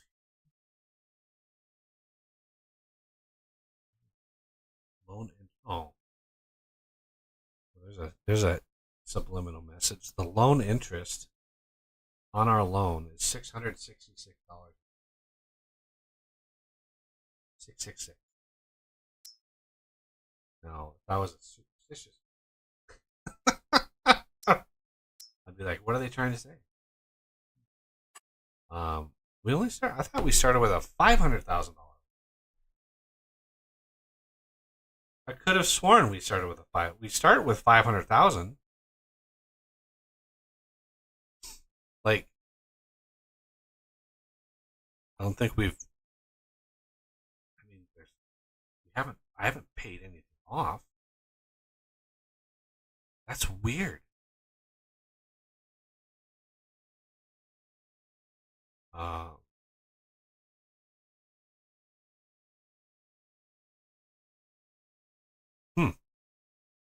All right. Just sell off. Did you start the game in like not new farmer, but farm manager, and then switch it to hard mode, or No, I started the game on hard. It was an option that I chose before I picked the map. Starting it on hard. Yeah, when I started a hard game to test that in single player, and I started with 500,000, and I started with $500,000 loan.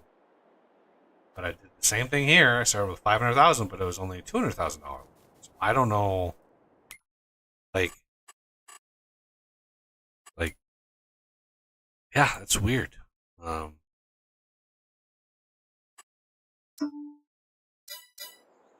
I don't know. Well, it's paid off, so I don't know if to give the devil it's interesting.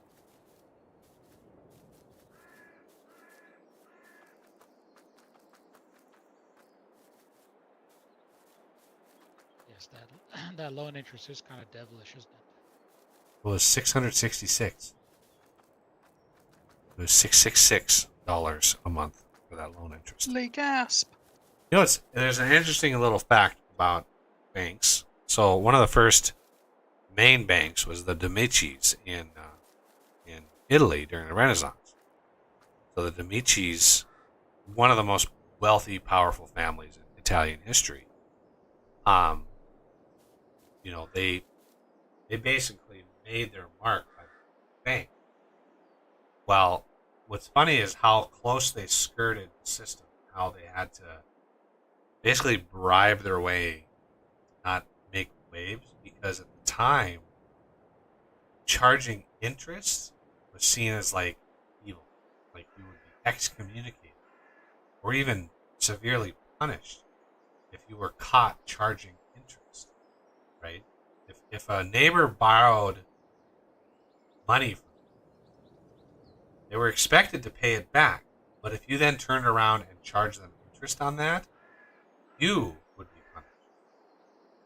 So charging the concept of charging interest was itself thought of as a sin because it implies one of the seven deadly sins. So it was largely frowned upon, charging interest. Yet the Medicis like skirted the edge just enough where they became an unbelievably wealthy. But yeah, you look at it, then you look at today's credit card companies, like 24% interest. It's like, okay, yeah, I understand. I understand the outrage. There used to be loan shark interest rates. Yeah, those are literally loan shark interest rates. You're right. Even loan I sharks. don't know. That might be insulting some loan sharks. Yeah, even some loan sharks are like, dude, like what? Like, what are you doing, charging that much? That's crazy. I'm cold-hearted and I almost murder people, but dude, Yeah, that's just wrong. you know, I'll hit a kneecap or two with a baseball bat. Man, 23%? Jesus. But, yeah. And we already have honey. Good Lord. The bees are 2,300 liters. Busy bees. This will not. I made sure honey sells for almost nothing. That was 2,300 liters of honey for $68. So, yeah, selling of the honey does not make you money, and that rhymed for completely unintentional. But yeah, it's not a lucrative business selling the honey. It's real life. That's not the case. Yeah. That's okay. It's too easy to make money from honey in this game. Yeah, I wanted to make sure honey was not that we did not have any like attempt to cheese, because I could build a production facility for honey, feed it pallets and barrels, and literally have 100 million honey in a day, right? Honey is not hard to get, so I made it exceptionally cheap. I just wanted to make sure we had the ingredient.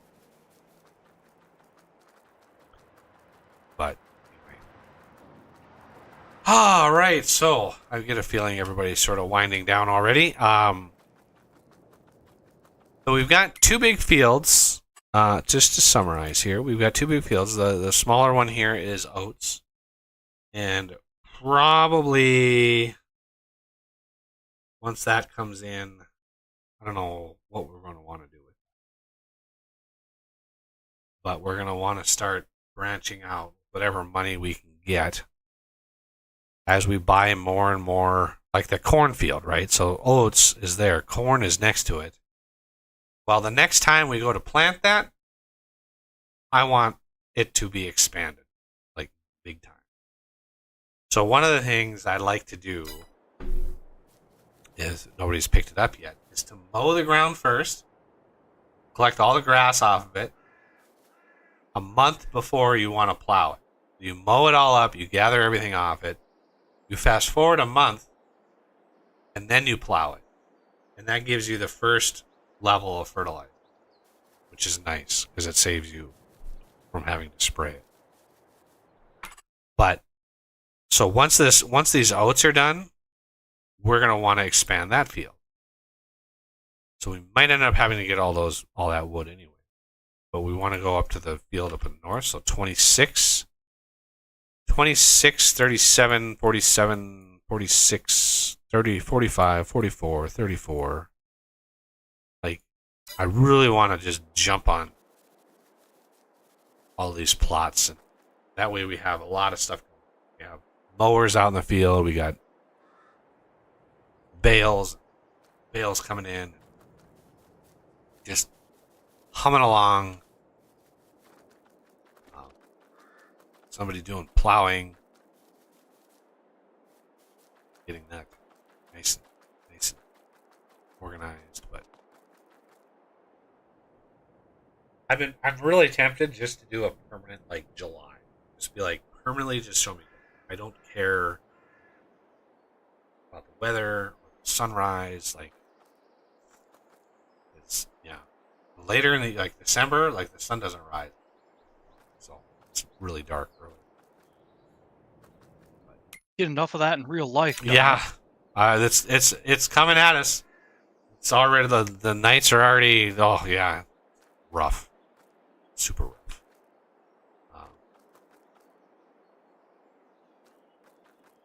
Yeah. In the depths of December, it gets dark about 4:30. Between 4:30 and 5. And it doesn't rise the next day until 10. It's dark a lot here. But I'm acclimated to it. I actually like it like that. It makes the days seem like they're long. Right? Because you look at the clock, it's pitch black outside. You look at the clock and it's only like 7:30. It's like, oh shit! Like, wow, the day is lasting forever because it gets dark so early. It just feels like, you're staying up late. Late, it's 10 o'clock because it's pitch black. Oh man, Alaska is so weird. I haven't experienced it myself, but I've heard about it, where they get, what is it, like 3 months of darkness. Yeah, above the Arctic Circle. Yep. Yeah. Three months in the winter, 3 months of no sun, and in the summer, 3 months where the sun never sets. Yep. Which would be So, oh god, if you can't sleep when it's light out, oh man, you're in trouble. Well, there was a great movie concept years 30 ago. Days of Night? 30 Days of Night. Like, vampires going up there, you're literally middle of the day, you're outside and it's pitch black. Like, this is the perfect hunting ground for vampires, and somebody finally did it. They made the vampires all like snarly and rabid, and some people like their vampires sparkly. Ugh. I like my vampires like sophisticated, because if these people are this old, you would be very snooty, like full of yourself, very narcissistic, obviously. You wouldn't evolve into like an animal, you would be the absolutely epitome of narcissistic, like snooty. So yeah, the sort of the if you look at the Twilight series, like the Volturi, right? I looked at the Volturi as the absolute like most vampiric vampire. Like these people are just so full of themselves. That's how I picture them. Not like the Dawn of the Dead, not Dawn of the Dead, Dusk Till Dawn, sort of. That like animalistic, like freak, like just crazed. I never understood that aspect.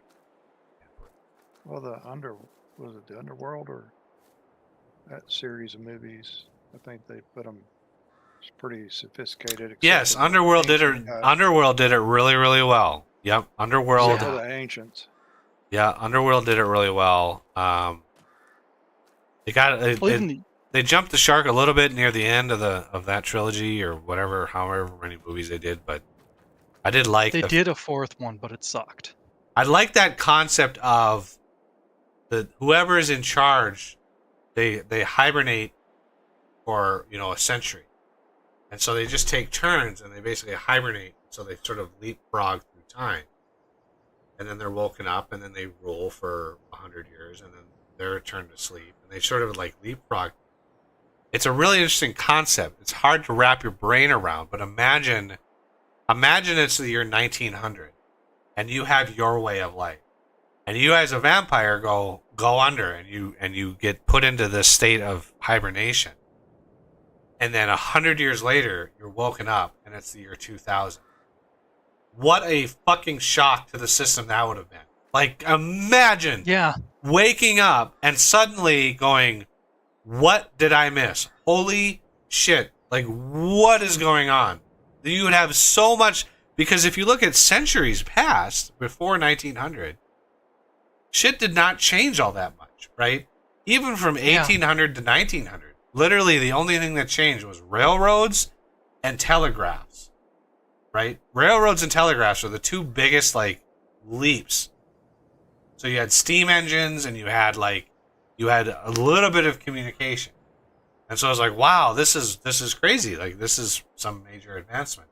In the next 100 years, like, the level of advancement that happened in the next 100 years, unprecedented. So you'd be like, even if you were a 1,000-year-old vampire, it'd be like, what just happened? Like, this is insane. Because if you would have compared life of like the Romans, at year 100 to Americans at year 1900, there wasn't that big of a difference, right? From not 1900 years, 1800 years, not a little bit of a difference, but not a huge difference. But then you look at the last 100 years, the shock to a system of any like old vampire would be like, what is going on here? It would be a way different worldview. You'd have a lot to catch up on. But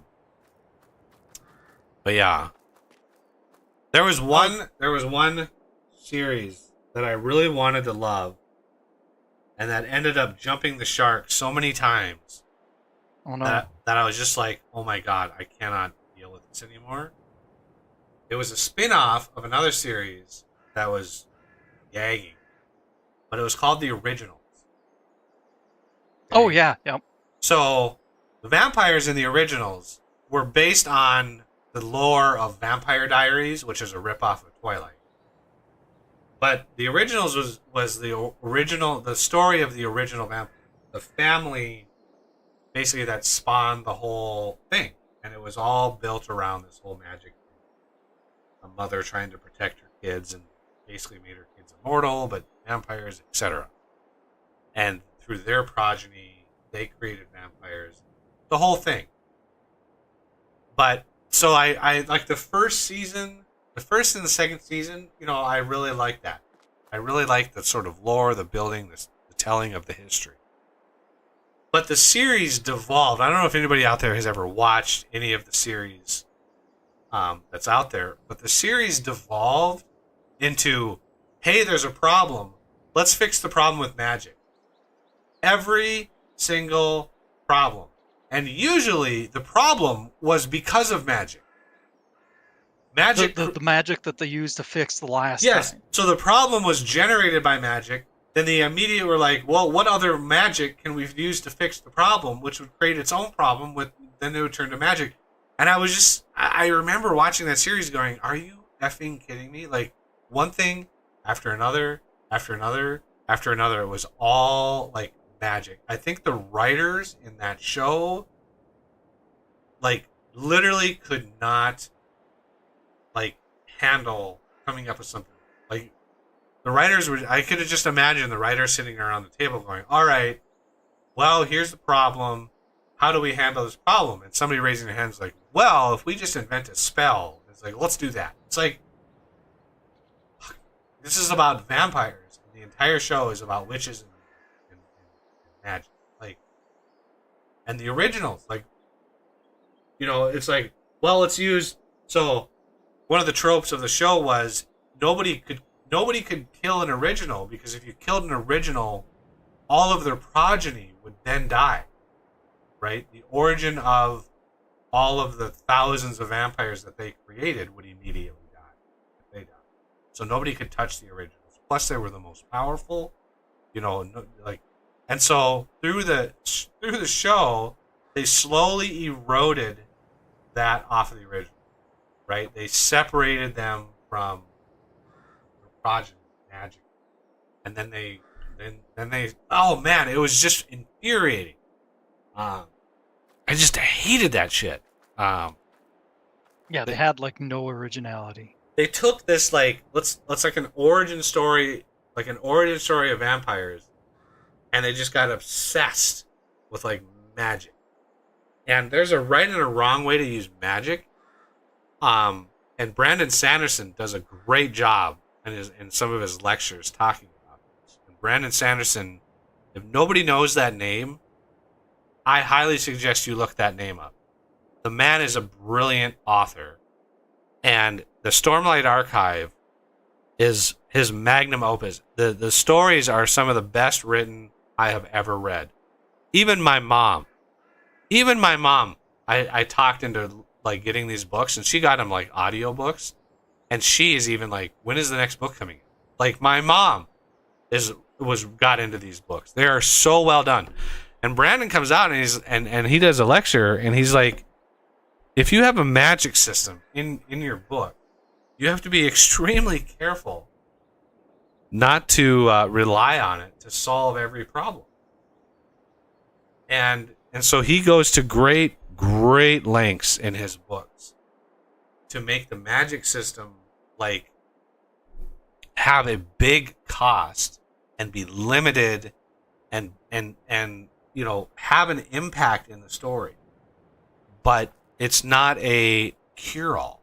It's not a like it just fixes everything. You know, in many ways it's a burden. It's a huge burden. Mentally, physically, it's just a burden.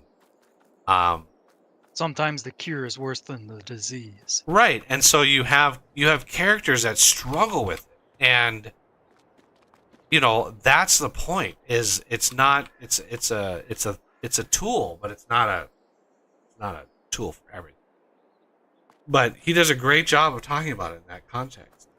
So, yeah, that show, the original, it just went completely overboard.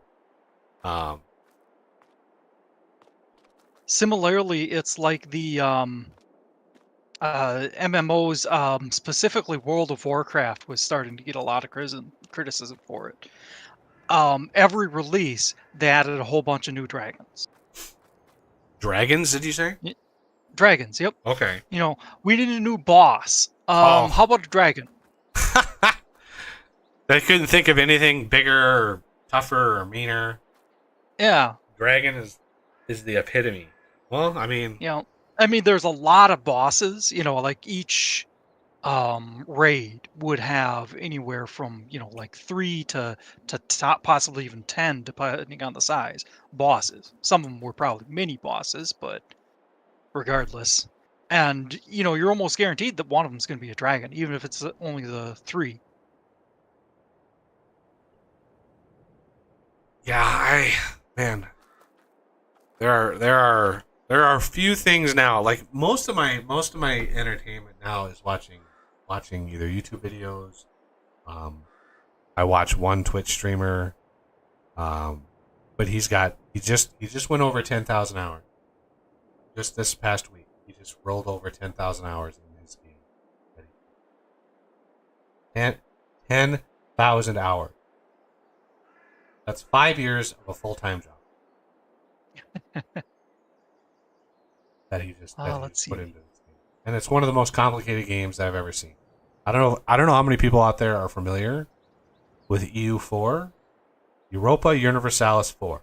I don't know if anybody out there is familiar with this, but this game, it's got at least 25 expansion packs, right? But this game has got to be one of the most complicated, complex games I've ever seen. It's like the game of Risk times 1,000. I mean, it is insane how complicated this game is, and he is brilliant at playing. He's got so many hours into this game, he just knows how to play. And so it is entertaining to watch him, because he knows he can take on a country with his army. He can take on a country that's much, much scarier and beat it, because he just knows how to play. He can min-max the whole thing. So, I would never play that game. It's funny, as many hours as I've watched him play, I've never felt a need to play the game. I've never felt like, wow, this is fascinating. I think I could enjoy this. No, the exact opposite. Like, I watch this going, this would be a nightmare. Like, this is so much. So I'm glad he found his niche and he has an audience. I don't know why he streams on Twitch, but whatever. But because Twitch takes half your money. Like, I don't know why you'd be on Twitch. So, a lot of my entertainment nowadays is either YouTube videos or Roomba streaming U4. TV shows.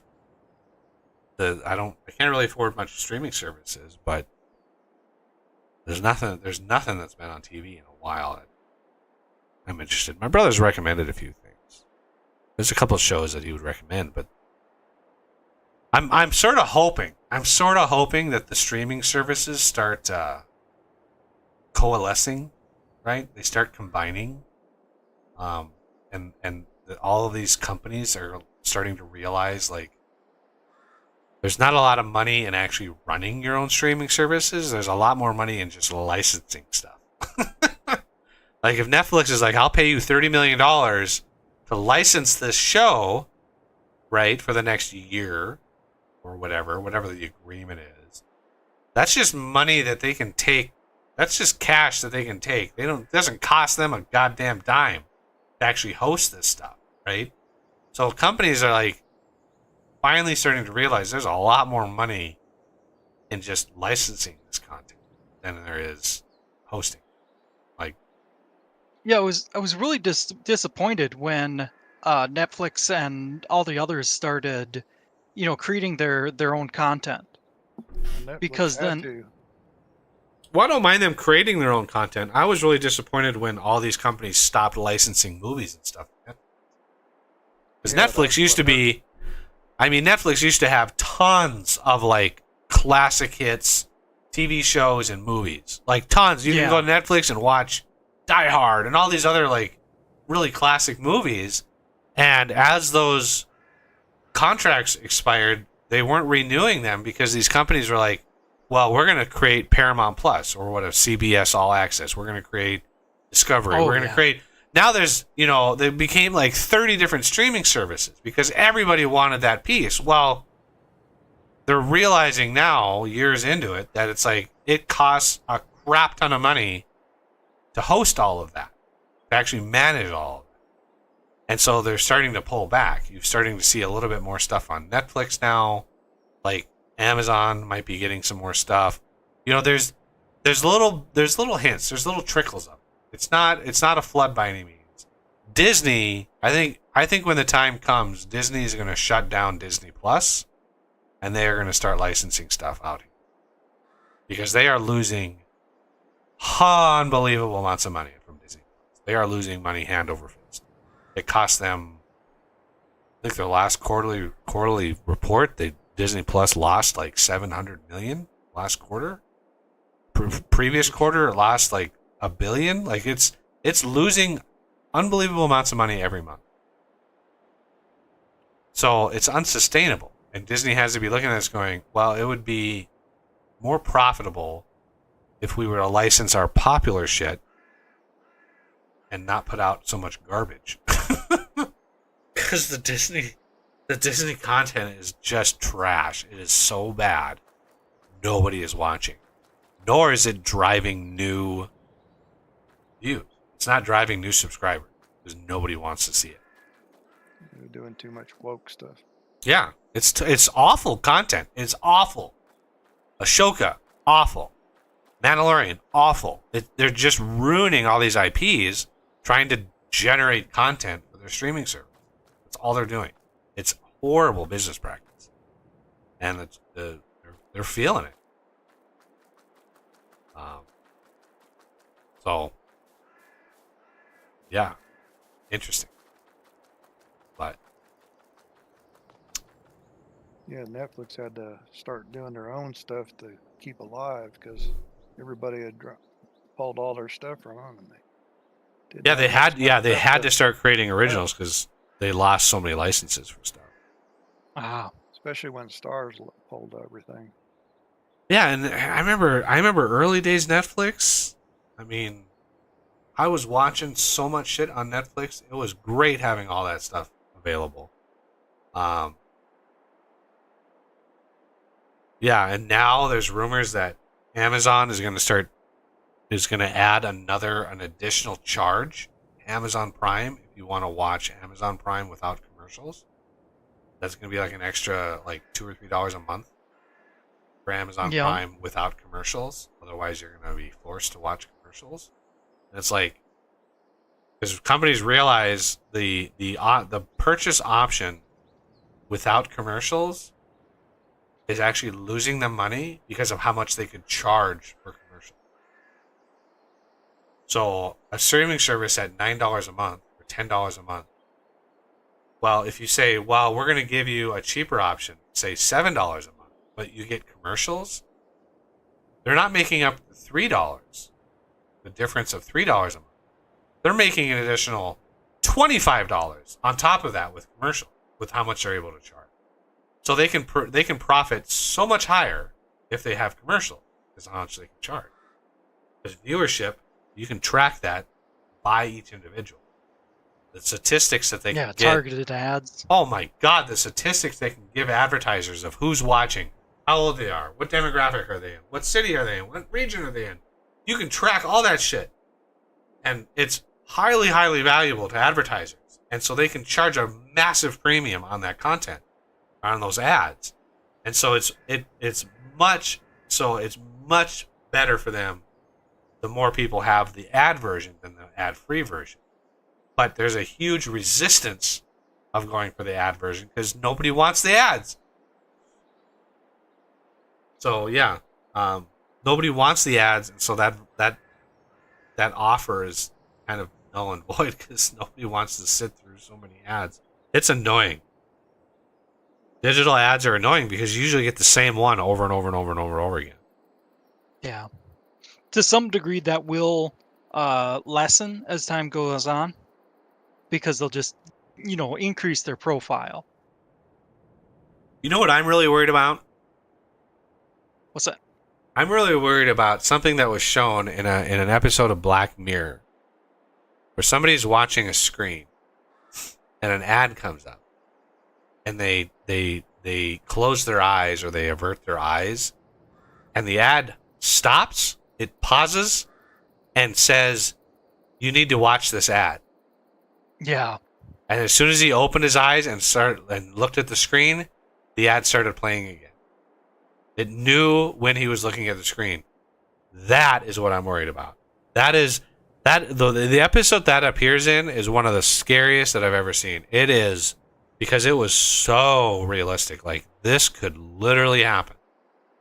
The eye tracking and all of the stuff that we're dealing with this is a frightening future. Yeah, that episode was like, oh my god, this is whoever was behind and wrote that episode. Some of those episodes of Black Mirror, I don't know if they've won awards, but they should have won awards because Jesus, they are scary. They're really scary. Yeah. And feasible. Oh, Eerily man. feasible. Yeah, that's what's scary about him. Like, if it was a dystopian, oh my god, like blah blah blah, like The Last of Us or something, it's like, okay, whatever. But Black Mirror, there's a lot of those. There's some that are bad, but there are some that are like, holy Moses, that could actually happen. And it is really frightening. And I actually asked my brother, I was like, because we were talking about the last season that just came out a few months ago. And I was like, what do they mean by Black Mirror? Like, I never understood that. And he's like, look at your cell phone. Ah. And I was like, oh, that's what it means. Okay. Yeah, it's just a screen that's off, right? Your cell phone, when it's off, is a black mirror. It is a black mirror, right? So that's what it means. Which is a really, really good name for the series, for the show. Yeah, I never knew that. Yep. So now you learned something today, everybody. You learned something today. If you didn't know that, now you know, and you can sleep better tonight, or not, because the show is really scary. Yeah. All right. Well, yeah, this was a crazy stream. You come for the farming sim, but you stay for all the social bullshit that's going on. You stay for all the social commentary. So yeah, I want to thank everybody, whoever has watched this all the way through. I thank you very much. And yeah, thanks to everybody who came by. Pat and Wildman and Oz came by today. And I stayed awake. I know, it was great. Glorious. I'm actually feeling kind of good today. That's good. I hope I can keep probably that going. better get in bed then. Yeah. Yeah. Better knock on wood. Don't rub the wood. Just knock on it. I mean, rub the wood. Maybe that'll help. But I really wanted. I want to kind of move on to something else, but then I didn't. Like I did the stream on Wednesday regarding the vintage engineering, and I was thinking, like, if I wanted to move on to something else, that would take a whole mountain of additional. What game do we play? Do I set up a server? Do I what kind of debugging do I need? What kind of mods? And it's literally days of prep to get ready for a stream, right? So I like when we get. I've got the mod pack set for this game. I've got the map set. I've got everything just like it is. Everything is set up, and it's not like if I change to like Space Engineers or Factorio that suddenly I'm going to have 1,000 people watching. It's not how that works. Maybe if I completely sell my soul and we do a 7 days stream, but yeah, those traditionally do really well for the first stream, right? Yeah, the very first stream does really, really well, and then viewership falls off again, for whatever reason, and so the channels that are able to basically do something new every time. Like, here's a new game, here's a new game, here's a new game, here's a new game. I can't afford that, nor do companies want to give me the option. There's a game that just came out called Acres that a bunch of people are starting to play. It's a very simplistic farming sim. So I was like, oh, that would be kind of fun to stream, but, we're already playing farming sim. Might as well just play farming sim. Starfield just came out. Well, that was like $90. I can't afford that. City Skylines is coming out hopefully soon. I'm definitely going to get that, and I'll be streaming that several times. You know, when that comes out. Oh, that's a single player game. I don't want to do too many of those because I want, you know, one of the perks of being a member or a patron is joining on multiplayer streams. So I want to keep that up. And I'm trying to minimize the amount of single player stuff. Right? But a lot of people who do single player stuff, I mean, their streams become very popular. So you're dragging me down every time. Jesus. But I still have fun. I enjoy it. It'd be nice to get this mega farm up and running. Just get humming along. A bunch of fields. Even if we just sell the grain for cheap, like, I don't care. Just being able to do it. It's very perplexing why your channel's not larger. I agree. I don't understand. I agree. And I've gotten many comments to the. I've gotten many comments of like, why do you not have more stuff? It's like, well, there's one thing. I've never done a collab with a bigger channel because it's damn near impossible to do that. So, like when I did, for example, last year, Oz and I started a Dyson Sphere multiplayer game. There's a multiplayer mod for that game. So Oz and I started playing that. Well, lo and behold, Roomba partners up with Stejo, two pretty large channels, and they do a multiplayer game. And of course, it's huge. They get tons of viewers for that. And it's like, guys, why not reach out to me and say, hey, that's cool. Want to be a part of our game? That would have been awesome. But no. No channel wants to include smaller channel. It's one of these like hierarchical like social ladder, right? You put in time and effort and you get your channel so big. Well, having time for the little guys, like it's almost like you forget being a small channel. Right? That's happened more than once too. What was the other instance? Do you remember? Another big instance. Another instance of somebody taking an idea I had. Yeah. Oh man. Well, there have been times where I cover a game that nobody else is covering it, and suddenly 3 other channels are covering it. Yeah. You know, Production Line and several other times where I've done that. I'll cover something obscure or something. Be like, oh, now Stejo's doing it. Now Jacksepticeye. It's like, imagine. Okay, so there was a channel. Here's an interesting factoid. So there's a way to cheese it. There's a way to sort of sell your soul and cheese attention. So a few years ago, there's a brilliant Minecraft builder. The guy is a rock star when it comes to building. Like, insane builds. This guy is super, super good. But his channel is tiny. You know, maybe 10,000 subs. But he's a brilliant guy. Brilliant builder. Well, right around that time, this was a few years, 3-4 years ago. For some reason, a lot of the big channels did a run of Minecraft.